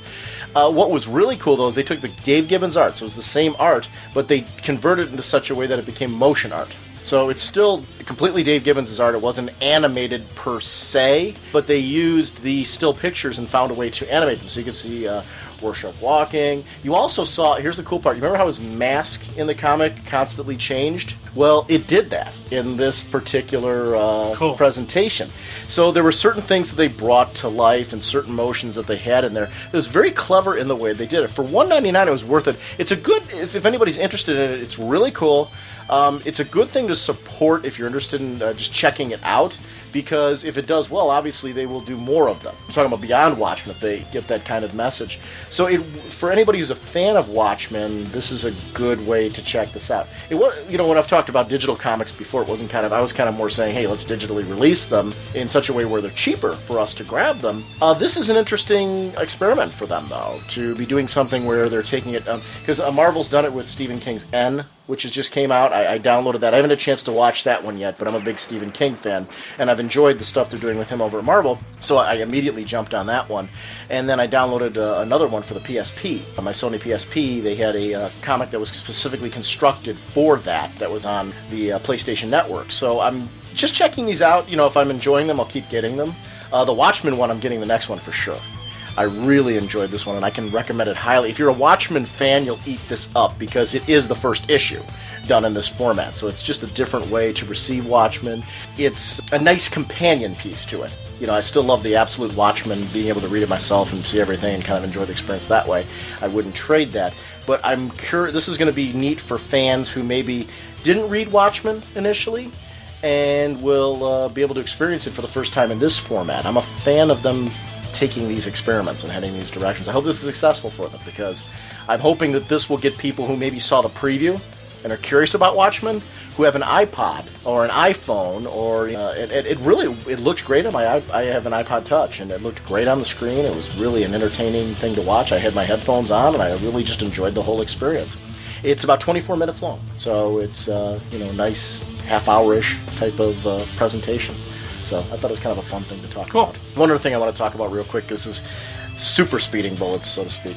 I've been doing some thinking. Remember when we did Top Bullets? There were 2 books that I left out that we had discussed, and it was racking my brain because there are 2 books that I really enjoy. The first is Booster Gold. I didn't have Booster Gold on my list. I was trying to figure out why, and I don't have a really good answer for why Booster Gold didn't wind up on my list, because I really enjoyed the most recent issue of it. I'm not going to spoil any of this because it's not part of our spoil discussion, but I will say there were some heroic decisions made at the end of a current arc, and I really enjoyed them. And I enjoyed then the epilogue that had come after that whole arc and what that led to in some of the reveals and things. So I don't really have a good answer on that. Booster Gold is a wonderful book. I don't know why it didn't make my list. I really was going off of, and kind of my way of doing it is I'm like, what books did it really kind of struck me that I remembered reading them in the past month, and then I figured I'd put them in chronological order. When we get down to my top 5, those are really my top 5 top tier books. But I figured, seeing as I was listing so many books to figure out my top 5, I would go with every book that I remembered reading and, put them in a chronological order so we could discuss them more on the show. And that's really more the point of my list that I do. So I don't know why that one wasn't on there, but I love Booster Gold. So I figured it was kind of a fun book to talk. I know you're enjoying Booster Gold a great deal. Oh, big time. The new writer for Booster Gold has been announced. Dan Jurgens is going to be the writer of Booster Gold. The creator of Booster Gold is going to be writing Booster Gold after the Chuck Dixon arc, I guess. Oh, that's cool. Yeah, so, you can't get a better person to be writing Booster Gold, so I've got a lot of hope for that series, because you got somebody who's got a lot of love for the character, obviously, that he created, and he's been so integral to the series anyway right now, and been helping on the stories. The other book I wanted to talk about right now is Rann Thanagar Holy War. We did an episode of it. I was so excited, and I really enjoyed the series, and I've been enjoying the series, so I'm like, why didn't it make my top list? I love Hawkman. And forget just Hawkman. We talk about it on the show. I love all the cosmic characters. So why didn't it make my list? I'll tell you what it is. Starlin's been talking recently about Hawkman and about how he is thinking about how he's going to be doing a revamp of Hawkman. Not so much a revamp, kind of like a reimagining or a re-explanation of him. And it's been racking my brain because I've been like, he doesn't need one. I love the character the way he is. What Jeff Johns did in JSA, that whole Return of Hawkman arc, and how he kind of explained everything. I really enjoyed that because it had a nice build up to the Return of Hawkman, and then it led to his series with Robinson, and then of course Gray and Palmiotti's stuff, which was stellar with Joe Bennett. I still talk about that. So the question is, what is getting me on this one? Nothing. I love Starlin. I think, though, that's been left me so uneasy, unfairly, because I've been enjoying Rann Thanagar, that it's been affecting my decision on that. We're going to be talking, actually, in 2 weeks about the Hawkman special that just came out, because Skyhawk from the forums, we've been chatting, because he does some stuff over with Comic Book DB, and we were chatting about, hey, come on the show, and we'll do something together.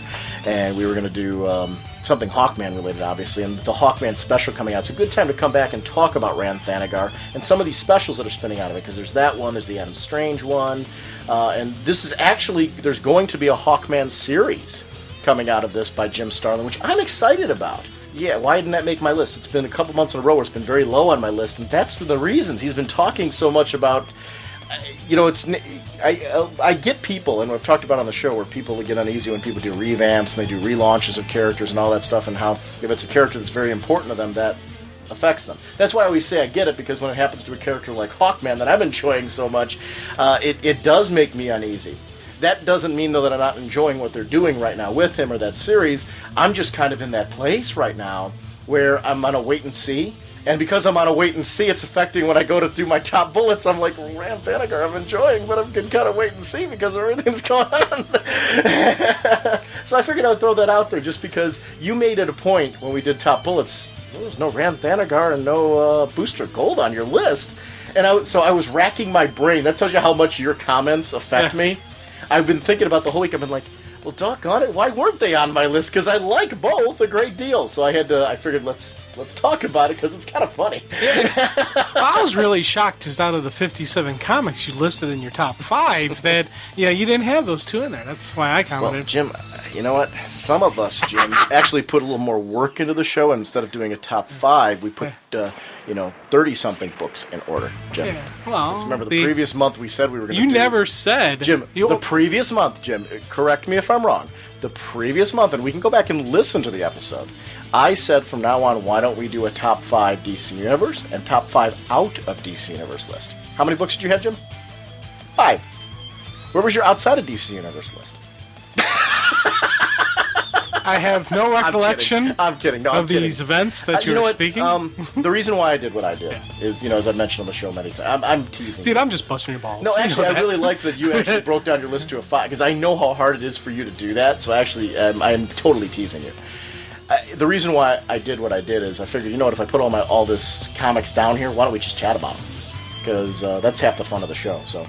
Anyway, it's a funny little brain freezes I can get on that I wanted to chat about this. You had to talk about it too, and you were going nuts. You even reminded me when we were in the hotel. Make sure I talk about this. I gotta explain this. It was bugging me.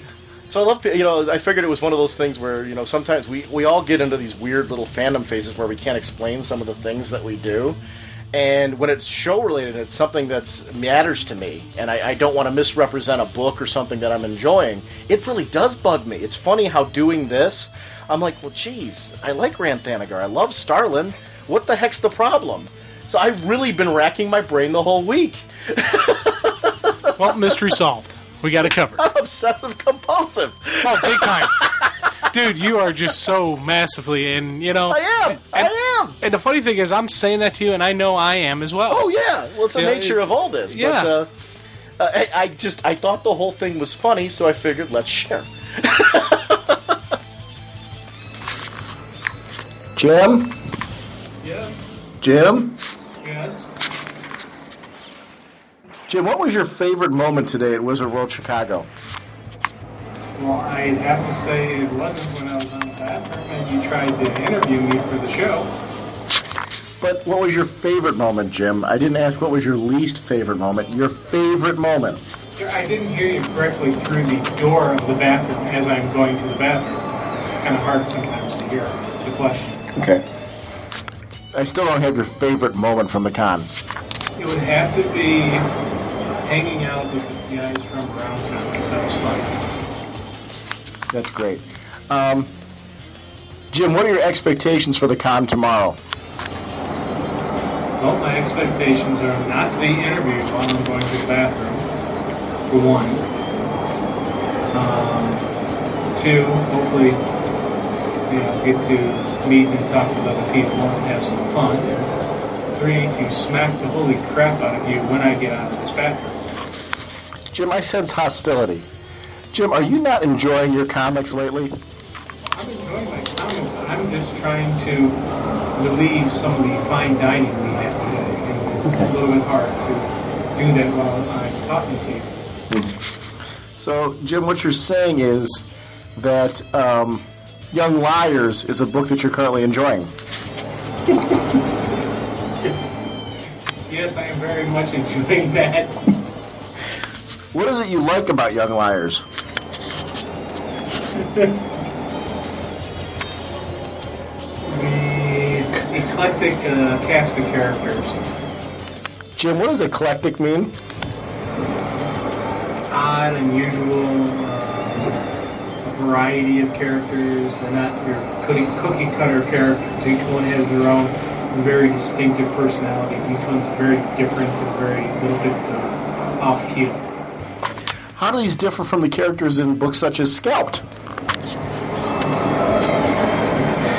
Well, one of the reasons I like Scalp is because it seems like... Jim, could you speak a little louder? Sorry. I'm trying to record you through the door. I'm wondering how this is turning out. The Scalp characters I wouldn't call odd or, weird in that manner. I'd call them very, they have a very realistic feel to them. They're very accurate on, my understanding of various people who are currently living on reservations. I think it's a different class of character. Wow. Jim, what other Vertigo book are you reading right now that you're enjoying? You know, it's funny that you talk about Northlanders right now because that's getting basically right down to the roots with the Northlanders. Jim, do you feel right now that you're more like a Northlander than, say, perhaps a character in Young Liars? I don't know. I wouldn't say I feel more like a Northlander right now. I actually probably would say I feel more like someone from Vinyl Underground because they really deal with the bizarre. And this, by the way, is extremely bizarre. So is this like a mystery that you would read in Vinyl Underground? Not a mystery I would read in Vinyl Underground, more like one of Herv's premonitions. Ah, there you go. So you're right now, you're having a premonition about a mystery. Yeah. Jim, does this have anything to do with your thoughts on seeing Batman Gotham Knights possibly on Saturday? No, two completely unrelated topics. Okay. Are you excited about that, Jim? Do you feel like right now you're thinking to yourself, you're making a plan on how you're going to get a ticket? Do you feel like perhaps Willy Wonka at the Chocolate Factory handing out golden tickets, or do you feel like you want to receive one like one of the kids? Oh, I'm definitely one of the kids. Just the scoop. Okay.